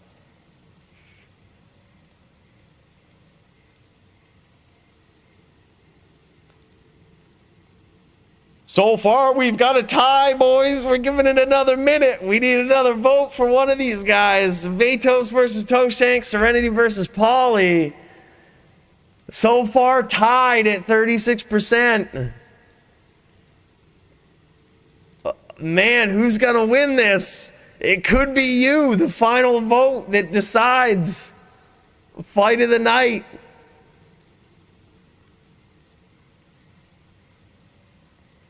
I was rushing after Coooley said 10% max tap chance. I figured that kind of changed your game plan a little bit. We saw the exile early on. We had to get rid of that. It was a little too cheesy for the Dins. Dins have been enjoying a bit of luxury in the DFC. And we had to do something about it. But there it is. Fight of the night goes to Vatos versus Toeshank. I think much deserved. But also Serenity versus Poly was very good. And there it is. So Vatos, send me your JSP, bro. I'll send you a message on Discord as well. But absolute savage of a duel right there. I'm so glad we got to see that. That was very good. Very good. All right. Let's move on to performance of the night. Let's start up another poll. Quivers need limited to 1 unless it's cubed during duel, kind of like manas. I could kind of see that as well. Where you just can't pull quivers in the more. Yeah, I kind of like that, honestly. Maybe we'll throw that in there. That's a good suggestion. Because, I mean, best case scenario, you have a Zon just teleporting around and is shooting quivers of arrows. I say you can't pool arrows. Like, whatever you bring, you bring. If you shoot 500 arrows in a duel, you've probably shot enough, right? Like, if you haven't finished the duel at that point, I think that's fair. Yeah, I think that's a fair suggestion. We'll probably throw that in there. I'm gonna make another note. I like that. Good suggestion. All right, performance of the night. We have BrandL on a Tile Sorceress. We have Vatos for an impressive performance. I gotta say, like, that was pretty good. We gotta put Vatos down there. NVD mirror. Like, that was so impressive on a lot of levels, man. It certainly has to make it in there. Polytheist too, by the way. I think certainly deserves performance of the night. You got to figure this guy had multiple duels tonight. One versus his opponent on the tile sorc, BrandL, right? Where he noticed that, hey, look, I can aggress. Showed us some of the nastiest chain locks against his opponent. And that shit was just savage, man. I also think Riz belongs on this list with his bow sin, with his bow with his bow ghost, his boast. Put that down. The boast sin. Performance of the night. That shit was sick. He didn't quite win the duel, but I'm telling you, he came with a winning strategy. That shit was insane. That was very good, man. And then also, who else? We've got BrandL on the actual tile sorc for bringing that to the duel. That's pretty good. We got GVN for that absolutely savage Zon dude, just ready for Dooke in that battle. We got Dio for trying out a Paladin. I don't know. What do you guys think for the fourth one here? We also got Serenity topped into the DFC, just going straight aggressive. Like, man, oh man. That's insane. I don't even know how to narrow this down. We also have Max with his Elephant Sin. Like, adapting to Riz and being able to win the duel, that shit was nasty. Oh. No, that was good, man. We could tell it was going to be a longer duel, so we just swapped between multiple duels. It ended up being fine, dude. Like, we kind of caught the general gist of it. It was perfect. It was a perfect timing where we had multiple duels on deck that we could watch. Like, I think that duel panned out perfectly. Like, we saw the perfect amount of that duel. It couldn't have gone any better. Yeah, we also had Doombringer, too. I gotta say, I'm actually putting Doombringer down on this for the last one, because this was one of the first times that we saw Doombringer get hyper-aggressive and, like, not be scared of getting hit. Like, you know what I mean? Like, not be afraid to get in the fucking pocket and fight. And, like, that's exactly what we need to see from that kind of cold sorcerer. So I'm putting Doombringer down. All right, boys, those are the four. Those are the four that you can vote on for Performance of the Night. Who deserves it? Performance of the Night.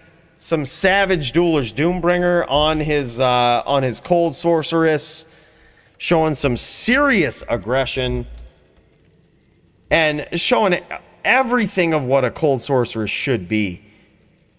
You know, just pushing the pressure against a necro who could easily two or three shot him as well. No fucking fear, constant aggression, dropping the nastiest traps of, like, you saw literally the best of Doombringer in this fight. Like, that was insane. Like, he certainly deserves to be on the list for that. Then we also had Vatos with his performance against Toeshank, his unrelinquished, unexpected performance against Toeshank, where a European player took it, NVD. We also have Polytheist for his consistent ability to assess his opponents. This guy, I think, deserves a lot of credit, man. Like, his ability to aggress people when he knows he needs to. He has the ability to tele-lock people, to chain lock people, to put him in these regrettable situations. And the thing I love about watching this guy duel is you can tell what's going on in his mind. When he switches to that Spirit of Barbs, he knows that he's got you. He's figured out your timing, and he's just trying to maximize the damage of that bear. Being able to basically read this guy's mind watching how he duels is so insane. Like, and knowing that he always has to push the aggression, he always has to be on his opponent's screen with that type of druid, is just nuts. And then, of course, we got Riz with the bow sin. Boys, come on. Fucking ghost sin with a bow? Let's be real. Like, this guy knew what he had to do in this fight, did it, and still fought an uphill battle, but did it in a way that he knew he had to. Competition at its highest level. That shit was insane.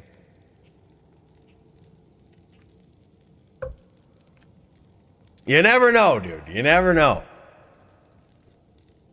You never know. 500 forum gold on the line for performance of the night. What do you guys think? We'll give this till about 11:49 or the X49 from wherever you're at. We'll give it a couple more minutes, people to really mull this over, really get their votes in, see what's going on. Call your friends up if you want to vote for yourself. You know, we'll see who gets these awards here. This is getting pretty insane. And here we are on the Druid, still just cutting the more. Everybody's left. I guess this Druid just wins. I would have put Santiana down for performance of the night, but I would hate to steal the show like that, guys. Beating one of the top druids, certainly the top win druid in the DFC with such skill and certainly not class advantage. I would have hated to put her on the list. You know, we would have stolen the show with Santiana. We ain't trying to do that. We're trying to share the love. So with that being the case, you know, who should get the love is the question. Yeah, no class advantage at all. I think the Wind Druid has the matchup advantage in that, if I had to guess. I haven't looked at the numbers, but, you know, just guessing somewhere along those lines. Vatos quickly pulling in the lead. It is now 49. We're going to end this poll with Doombringer being very close, man, to performance of the night. Very nicely done. But Vatos gets there with his performance against Toeshank. That was actually incredible. Last minute addition to the card of the DFC here tonight, and this guy didn't disappoint. I agree with you guys. I really hope we get to see more from this dude over in the EU, just holding it down, man. Vatos gang. This dude was insane. One fight of the night with Toeshank and also performance of the night. What an incredible, incredible dueler. And an incredible night of fights, boys. This was absolutely amazing. Let's cut back over to the spaceship as I say a good farewell to you guys on a Thursday night. Thank you so much for joining me. This is the highlight of my week. I hope it's also the highlight of yours. Thank you guys also from the bottom of my heart for sharing your screens in the Discord, being ready to go with the duels. Like, it's so good. I can't even express to you how good it is to just see duels all the time, man. And you guys just being right ready to go means a ton. Big cheers to you guys. Big thanks. It wouldn't be possible without you. Watching me duel is obviously fun and very entertaining. No lates at all. Pure aggression on my part, always. But let's just say I'm happy to see you guys also take over the reins and see how it looks from your end. Makes my week every week. It's so great to be a part of this community with you guys that really appreciate PvP, and also you guys that step in and show your fights on stream. It's really cool, man. We're all taking mental and even sometimes literal notes about how you duel. You are the pinnacle of what everybody looks at to see how to duel, right? The best builds, the best play styles. That's all you guys. And I'm so happy we get to show it off here. So thank you guys all so much. I hope you guys have an amazing weekend. We'll probably see you tomorrow for some Gold Find Friday. Papa Cool's got some shit to clear up in the morning, some legal. I got to call the state and get him to drop some charges. Look, it's a Saul Goodman life, boys. We gotta play it the way we gotta play it. Okay, we gotta get it. We got to get it in there somehow. We don't necessarily care how legal it is, all right? But that's what we got to do. So that's our morning agenda. And then after that, we're jumping on for some gold finds. So I hope to see you guys over on Twitch for that tomorrow. Thank you guys so much again. Yeah, we're going to find some gold. We're certainly going to do that. That's easy. easily gonna be what we do. And hopefully some other really godlies and some good clips for the best Magic Find video ever. But we'll see you guys over on Twitch for that. Thanks again for joining me. Appreciate you. Guys, have a great night. We'll talk to you soon. Peace.